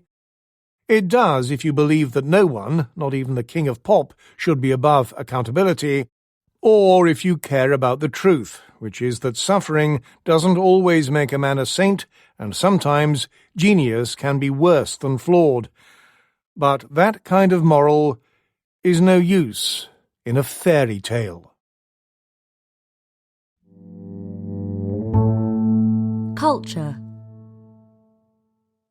Book review. Fiction. Radical Honesty.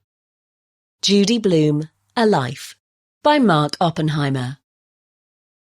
Like many shy children, Judith Sussman spent a lot of time on her own, reading and inventing stories. It never occurred to her to become a novelist, though. In New Jersey in the 1940s and 1950s, many of her female classmates aspired to be secretaries, typing up other people's words rather than their own.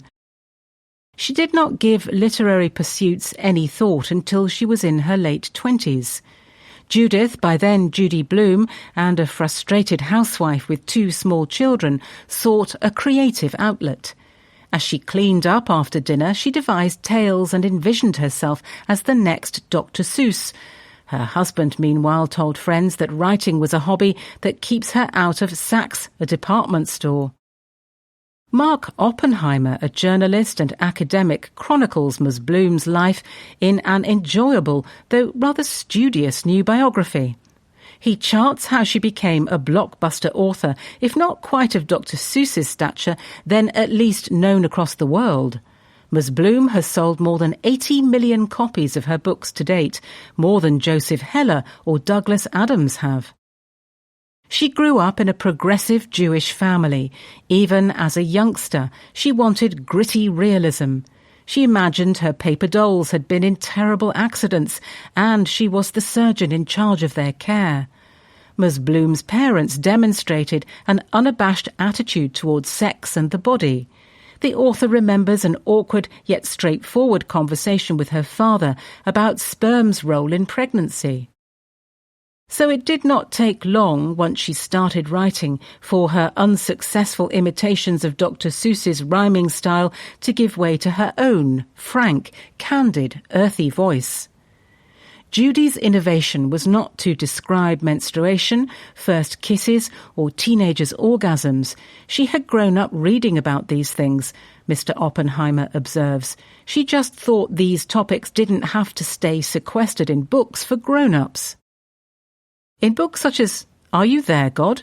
It's Me, Margaret, and Deanie, she explored puberty, self-discovery and masturbation. In Blubber, she examined fat-shaming. Forever described a 17-year-old girl's first sexual experiences. The well-worn copy in your reviewer's school library would fall open to the page read most often, where Michael formally introduces Catherine to Ralph, his penis. Young readers found Ms. Bloom's candour electrifying. Among adults it sparked contention. Her sales caught fire. Ms. Bloom's personal life was turbulent. She has been married 3 times, yet she became a kind of agony aunt to her fans, receiving thousands of letters a month. Many of them, sadly, came from fans who were depressed or being abused. Judy Bloom, A Life, is best enjoyed as an overview of a tremendously successful career. Despite having interviewed Ms. Bloom at length, Mr. Oppenheimer concedes he struggled to get the true measure of her as a person. And something about the book seems to have vexed the novelist. Having reviewed a draft and offered corrections, Ms. Bloom then distanced herself from the project. This book illuminates the problem of biography, particularly when it concerns a living person. Writing an account that is honest, perceptive, and acceptable to the subject is a tricky feat. The book also casts a light on the chasm between adolescents and their parents. For as long as children have loved Ms. Bloom's writing, reproving adults have feared that it is leading their offspring astray. Many have tried to have Ms. Bloom's work censored. In the 1980s, a school district in Iowa groused that Forever describes things God didn't intend to explore outside of marriage. In the 1990s, one in Illinois fretted that it was basically a sexual how-to-do book for junior high students. In 2025, Forever was still one of the most banned books in America's public schools. Such efforts are woefully misguided. Adolescence is a confusing time.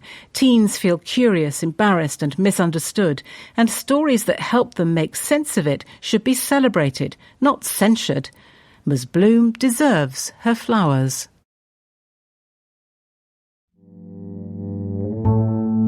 Culture. Fitness. The long run. Marathon organisers are seeing record demand. Alana Ranson hit the ground running in 2023. Her housemates were joggers, so she thought she'd give it a go too. By November 2025, a little over 2 years after she first laced up her trainers, Ms. Ranson had completed the Abbott World Marathon Majors, WMM, a series of prestigious races in Berlin, Boston, Chicago, London, New York, Sydney, and Tokyo. Ever more people are going the distance. When gyms were forced to shut during the pandemic, many fitness fanatics turned to running to keep in shape. Plenty have maintained the habit, pushing themselves to go farther and faster. Around 60,000 runners will line up for the London Marathon on April 26th, up from 54,000 in 2024. A record 1.1 million people applied to sweat and suffer through the course in London this year, more than double the number that entered the public ballot in 2024. The New York City Marathon Lottery also received its highest ever number of applications, and only 1% of entrants were given a race bib. To secure a spot outside the ballot, you have to be very fast or very good at raising money for charity. Race organisers are racing to meet demand. Tokyo has added more spaces. London is in consultations to host a 2-day event in 2027. The firm behind it has also taken over races in Brighton and Frankfurt. What we're trying to do is give people more opportunity, says Hugh Brasher, Chief Executive of London Marathon Events. The WMM is hoping to add Cape Town and Shanghai to its list, so the medal given to those who complete all the major marathons will be even harder and more desirable to obtain. The European Marathons Classic, a new 8-race challenge, also comes with a medal and boasting rights.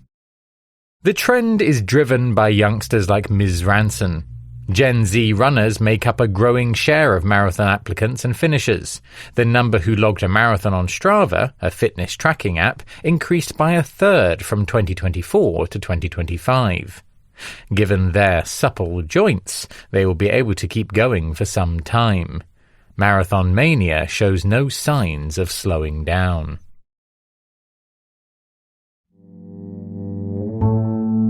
Culture. Book review. Political theory. A Black and White World. Ibram X. Kendi's illiberal views on race have fallen out of favour. Good. Chain of Ideas by Ibram X. Kendi. Anyone who has regularly talked of cultural appropriation or safe spaces probably owns a book by Ibram X. Kendi. He became one of the American left's favourite thinkers on race, having written 5 #1 bestsellers and won the National Book Award. His best-known title, How to Be an Anti-Racist, claims there is no such thing as not racist. At every moment, a person is either being racist by supporting or failing to challenge policies that sustain racial inequality, or anti-racist when they do the opposite.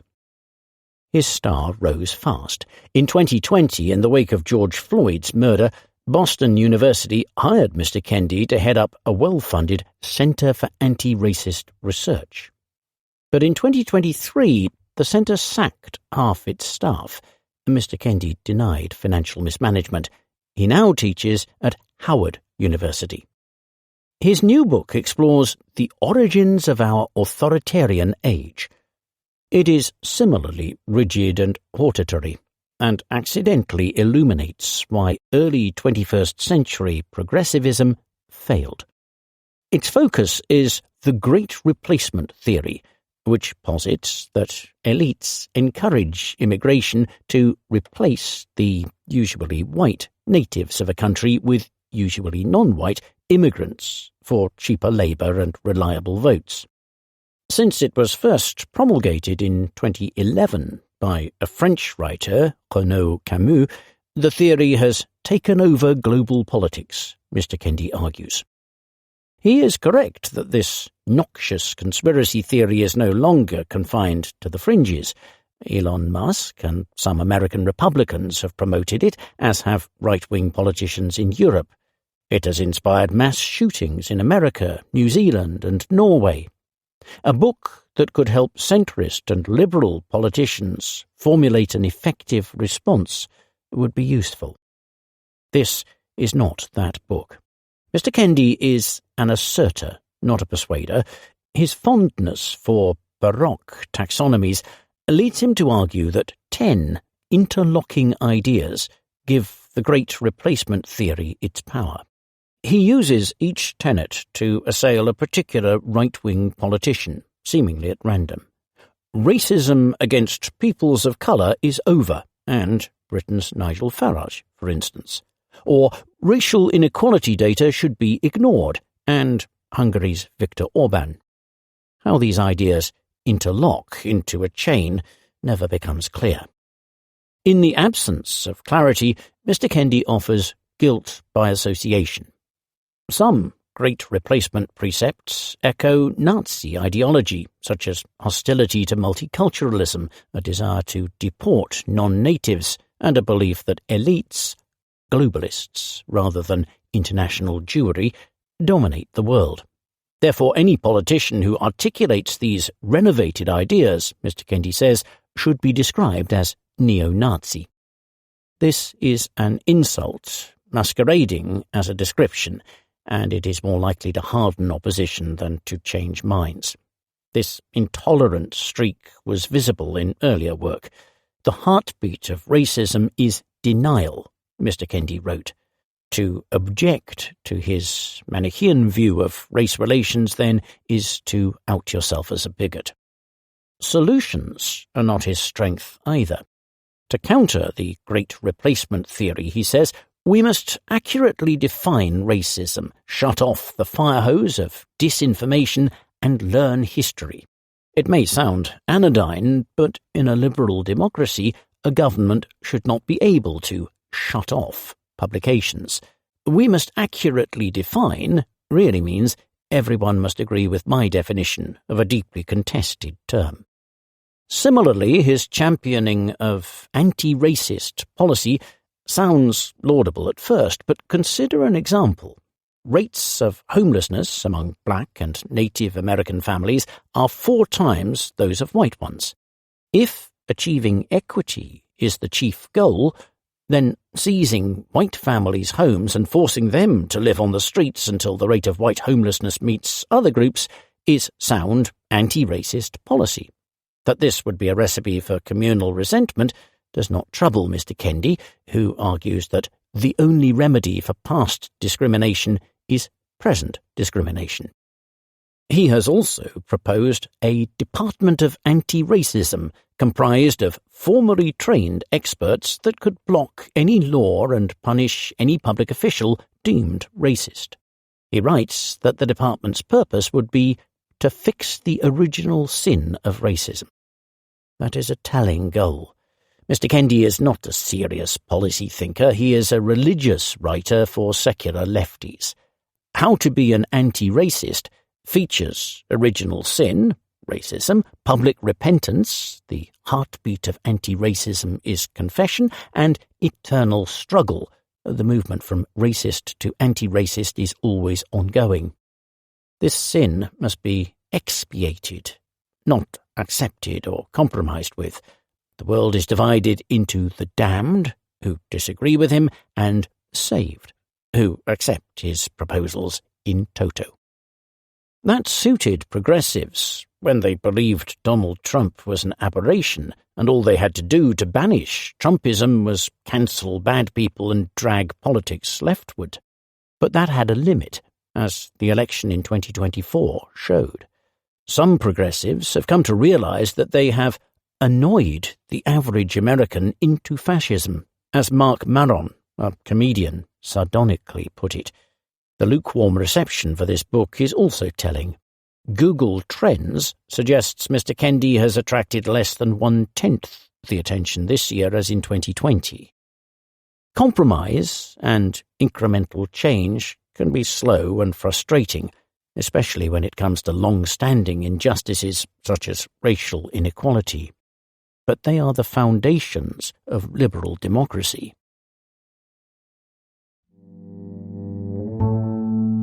By invitation. Ali Amiri. Iran's insistence on controlling the Strait of Hormuz is penny smart, dollar foolish. Ali Amiri is an Iranian industrialist and investor. The US-Iran conflict has revealed something that many outside observers, and perhaps even some within, had underestimated. Iran's strategic doctrine of resilience is not just rhetorical. For years, terms such as the resistance economy, distributed deterrence, and self-reliance under pressure were often dismissed, both abroad and domestically, as political language rather than strategic reality. Yet in the face of sustained confrontation with a vastly superior military and economic power, these ideas have proven coherent in practice. The Iranian state did not fragment. The war did not paralyze the economy. This does not constitute victory in the conventional sense, nor does it negate the very real costs borne by the country and its people. But it shows Iran's ability to absorb shock and maintain agency under intense pressure. The conflict has also shown that Iran is not a geopolitical actor that can be coerced through force. Its geography alone, bridging Central Asia, the Persian Gulf, and major trade corridors, makes it difficult to isolate. Its institutional depth, built over decades under sanctions, has created a system capable of adaptation. The question now is whether the doctrines that enabled endurance are sufficient for what comes next. A temporary cessation of hostilities has opened a narrow window, though recent developments show how quickly progress can stall or reverse, reinforcing the need for a framework that does not depend on momentum alone. On one side, America has articulated a series of demands focused on nuclear restriction, missile constraints, and regional de-escalation, tied to phased lifting of sanctions. On the other, Iran has set out its own framework, lifting of sanctions, security guarantees against further attack, and recognition of its sovereign rights, including its role in safeguarding regional waterways. A workable framework is one that synchronizes obligations. Instead of requiring Iran to act first and wait for relief, or America to concede in advance, steps are taken in parallel. For example, a freeze in uranium enrichment levels can coincide with the immediate restoration of limited oil exports and banking channels. Verification mechanisms can be introduced alongside phased access to global financial systems. Not all issues need to be resolved immediately. The most sensitive, such as long-range missile parameters or the long-term structure of the nuclear program, can be stabilized initially and negotiated in detail later. This is consistent with how complex agreements are reached elsewhere. Another element is prioritizing a return to normal economic relations. The ability for Iran to export oil at scale, reconnect to international banking systems, and attract investment into sectors such as petrochemicals, transport and manufacturing would have immediate effects. These, in turn, would reinforce compliance. Economic normalization, therefore, is not a concession. It is a stabilization tool. For capital to flow will, above all, require stability. Confidence that trade routes will remain open, agreements will be honoured, and geopolitical risk will remain contained. Nowhere is this more visible than in the Strait of Hormuz. The waterway is not simply a lever of geopolitical influence, it is one of the most critical arteries of global energy supply. The temptation to use such a position for short-term extraction, through tolls or restrictions, is understandable, but it is ultimately self-defeating. Any attempt to monetize transit in this way would accelerate efforts by others to bypass the strait, eroding its long-term strategic value. A posture that guarantees open and secure passage, by contrast, positions Iran as a steward of stability. It builds trust not only with neighboring states, but with global markets. It signals that Iran's strength will be exercised through reliability, not coercion. The alternative is clear. If Iran is perceived as a powerful but unpredictable actor, its neighbours will seek protection and alignment elsewhere. If it is seen as a stable and constructive centre, those same neighbours will be drawn towards economic integration. And that integration, through energy cooperation, transport networks, joint industrial projects, and financial linkages, could boost economic growth across the region. This is the point at which strategy must evolve. Iran has shown that it cannot be subdued through force. The next chapter is whether it can become a destination for capital, a hub for regional trade, and a platform for industrial growth. These are not separate objectives. They are the modern foundations of power. The transition from deterrence to attraction is therefore not a concession, but can be made wisely as a strategic progression. It replaces short-term leverage with enduring influence. It positions Iran not only as a resilient state, but as an engine of regional development. As they weigh their options, Iranian negotiators might also reflect that, financially, their country is in many ways singular in a positive sense. Iran has no external debt. The story overseas is of assets, many of them frozen, not liabilities. And it has trillions of dollars worth of oil to back any debt it may issue in the future. This underlines the point that digging in its heels over controlling the Strait of Hormuz is penny smart, dollar foolish.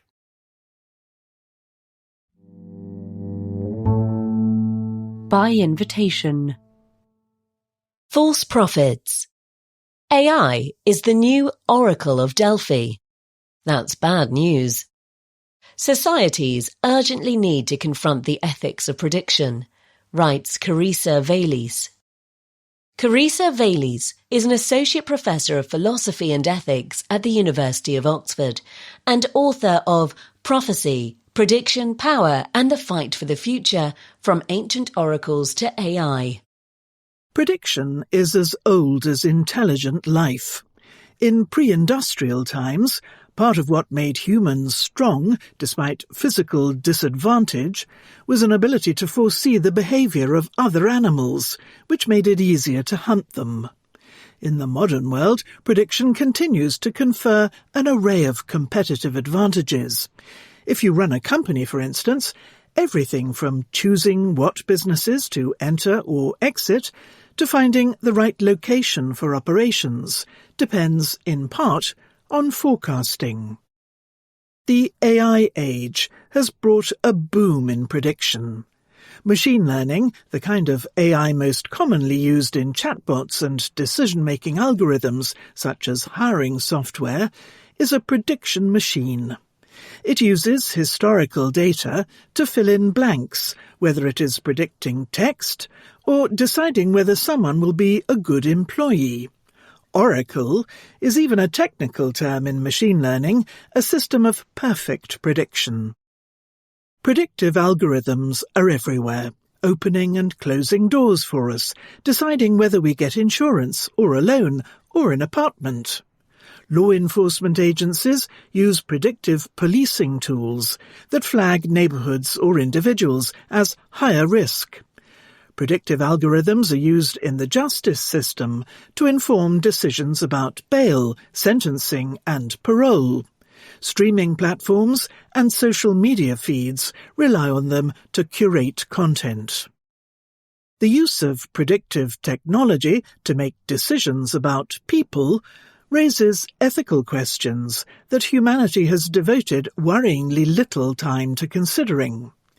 Giving these questions more thought will lead to better decisions about when prediction should be used and when it shouldn't. Predictions are at best educated guesses. Often they are riddled with prejudice. A rich literature is emerging on AI's predictive biases caused by biased training data or algorithmic design flaws. Verdicts by algorithmic prediction also create Kafkaesque processes in which people cannot contest decisions because they are not based on clearly defined criteria, but rather on black-boxed pattern matching by a machine. At a deeper level, there is arrogance in social predictions. When we predict people's future, as if we were forecasting the weather, we are treating them as inert objects, not as agents who have a say in their future and can defy their odds. The outputs of predictive AI might sound like a description of the world, but they are normative. They implicitly tell us what to do. When a large language model tells me that in the future everyone will be using large language models for their business, it is encouraging me to go out there and fulfill its creator's vision of the world. In philosophical jargon, predictions are speech acts, closer to commands than descriptions. When we give them credence and act accordingly, we are obeying them. That leads to the ethical question of whether there might be things we shouldn't predict, even if we could. Predictions about human beings have a propensity to bend reality towards themselves. At different times in ancient Rome, authorities banned prophecies about the death of the emperor, for the simple reason that they tended to result in a murdered emperor. An AI predicting a bleak financial future for someone can push that person further into economic disadvantage by denying them credit. A prediction of future disease might push up insurance premiums, making finances tighter and causing health to worsen from stress. It is disquieting that now that we are using prediction more than ever, we have no rules for it. There is not even much public debate about guardrails. Big questions abound. In the context of justice, for instance, should we prefer transparent and contestable criteria to statistical pattern matching for making decisions? In insurance, is it fair to base premiums increasingly on individualized predictions, which cuts against the pooling of risk principle at the heart of the industry? The lack of rules leaves anyone free to use AI to make any kind of prediction about anyone else and act accordingly, without even notifying the subject of the prediction about the prophecies that are influencing their fate. If AI deems someone unemployable, and most companies use similar AIs to hire people, that person will not get a job. But it might be that the AI is achieving accuracy at the price of creating the reality it is purporting to predict. Even worse, self-fulfilling prophecies act like perfect crimes because they don't produce error signals. We will never know whether the person who didn't get a job would have been a great employee because that data doesn't exist. It is a mistake to think about AI purely in technological terms. It is crucial to consider it from an ethical standpoint too, not for the sake of intellectualism, but because its predictive function has a concrete and questionable effect on how humans behave and what they can achieve. Although its methods are vastly different from those of bygone prophecies, the political function AI plays in dressing up contestable, value-laden decisions as facts is analogous to that of history's oracles, seers, and astrologers. Efforts to predict people's future go hand in hand with efforts to control it. If we know what someone will do tomorrow, there is a good chance it's because we are determining their behavior. Beware of prophets and predictions.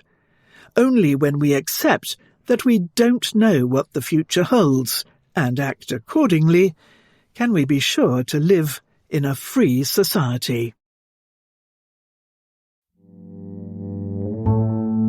Obituary. Obituary. Mark Mobius. The tireless champion of emerging markets died on April 15th, aged 89. For a fund manager's website, Mark Mobius's was bizarre. No dollar signs or stock tickers or serious men at desks. Instead, it was a gallery of globe-trotting snaps. There he was at the gateway to a Japanese temple, or wrapped up warm in Greenland, or strolling among the cafes of Buenos Aires and the pyramids of Teotihuacan. Here he was on a terrace in sunny Italy, enjoying a fabulous view while musing on the world economy. Everywhere, except in Greenland, where he preferred fur, he shone out in his white baseball cap and sempiternal tan. Everywhere, too, he wore the same smile, not of a holiday-maker, he never took holidays, but of a keen-eyed hunter on the track of treasure. It could be found in unlikely places. Almost all other fund managers in the 1980s and 1990s plumped for dependable companies in rich nations.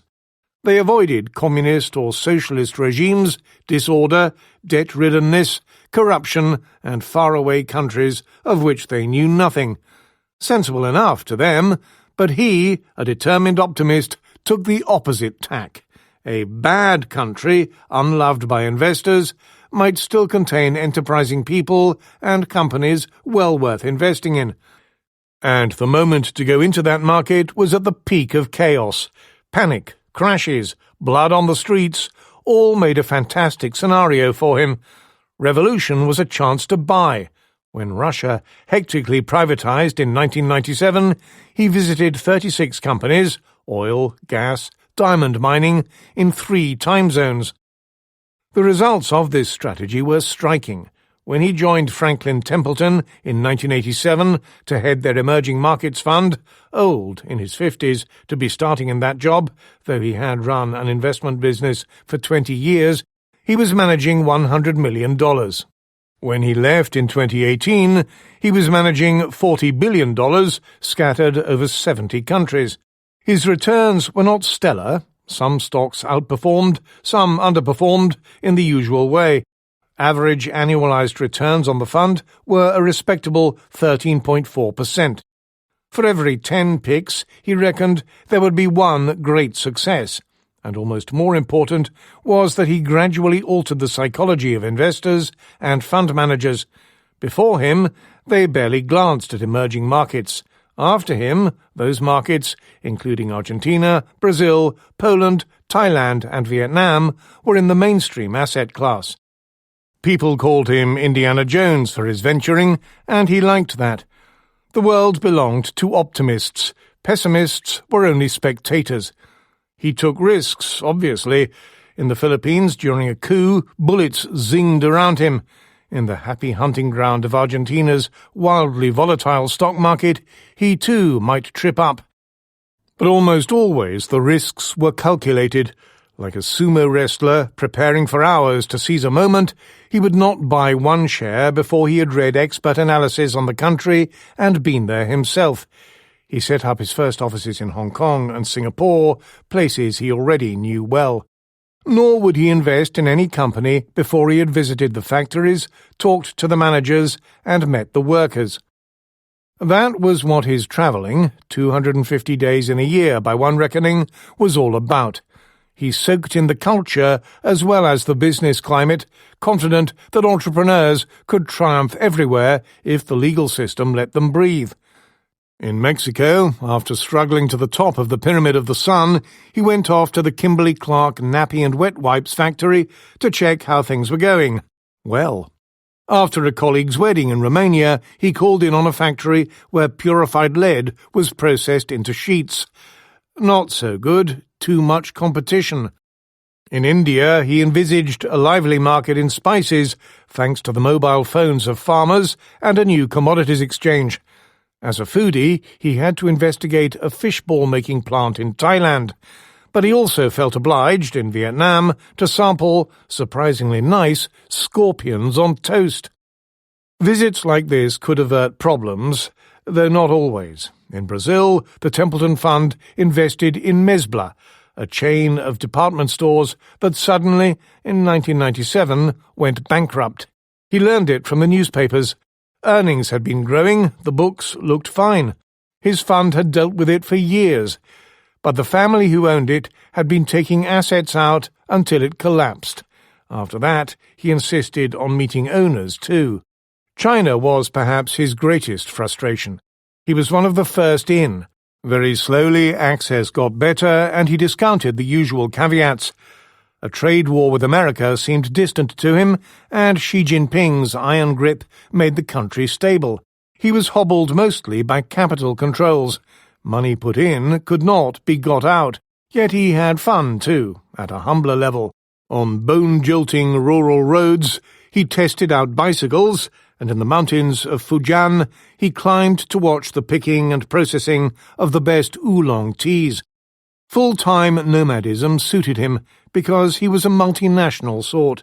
His father was German, his mother Puerto Rican. They barely knew each other's languages, but he grew up on Long Island speaking both German and Spanish. At Boston University, he saw a chance to study in Japan. He went and fell in love with the East. Yet the world he had imagined for himself was the stage. As a young man, he wanted to be a method actor, getting inside the psychology of a character. The actor bit made him a great TV showman, popping up regularly on CNBC with his blunt views, shaved head, and stylish clothes. The psychology bit led on to persuading investors to take the plunge.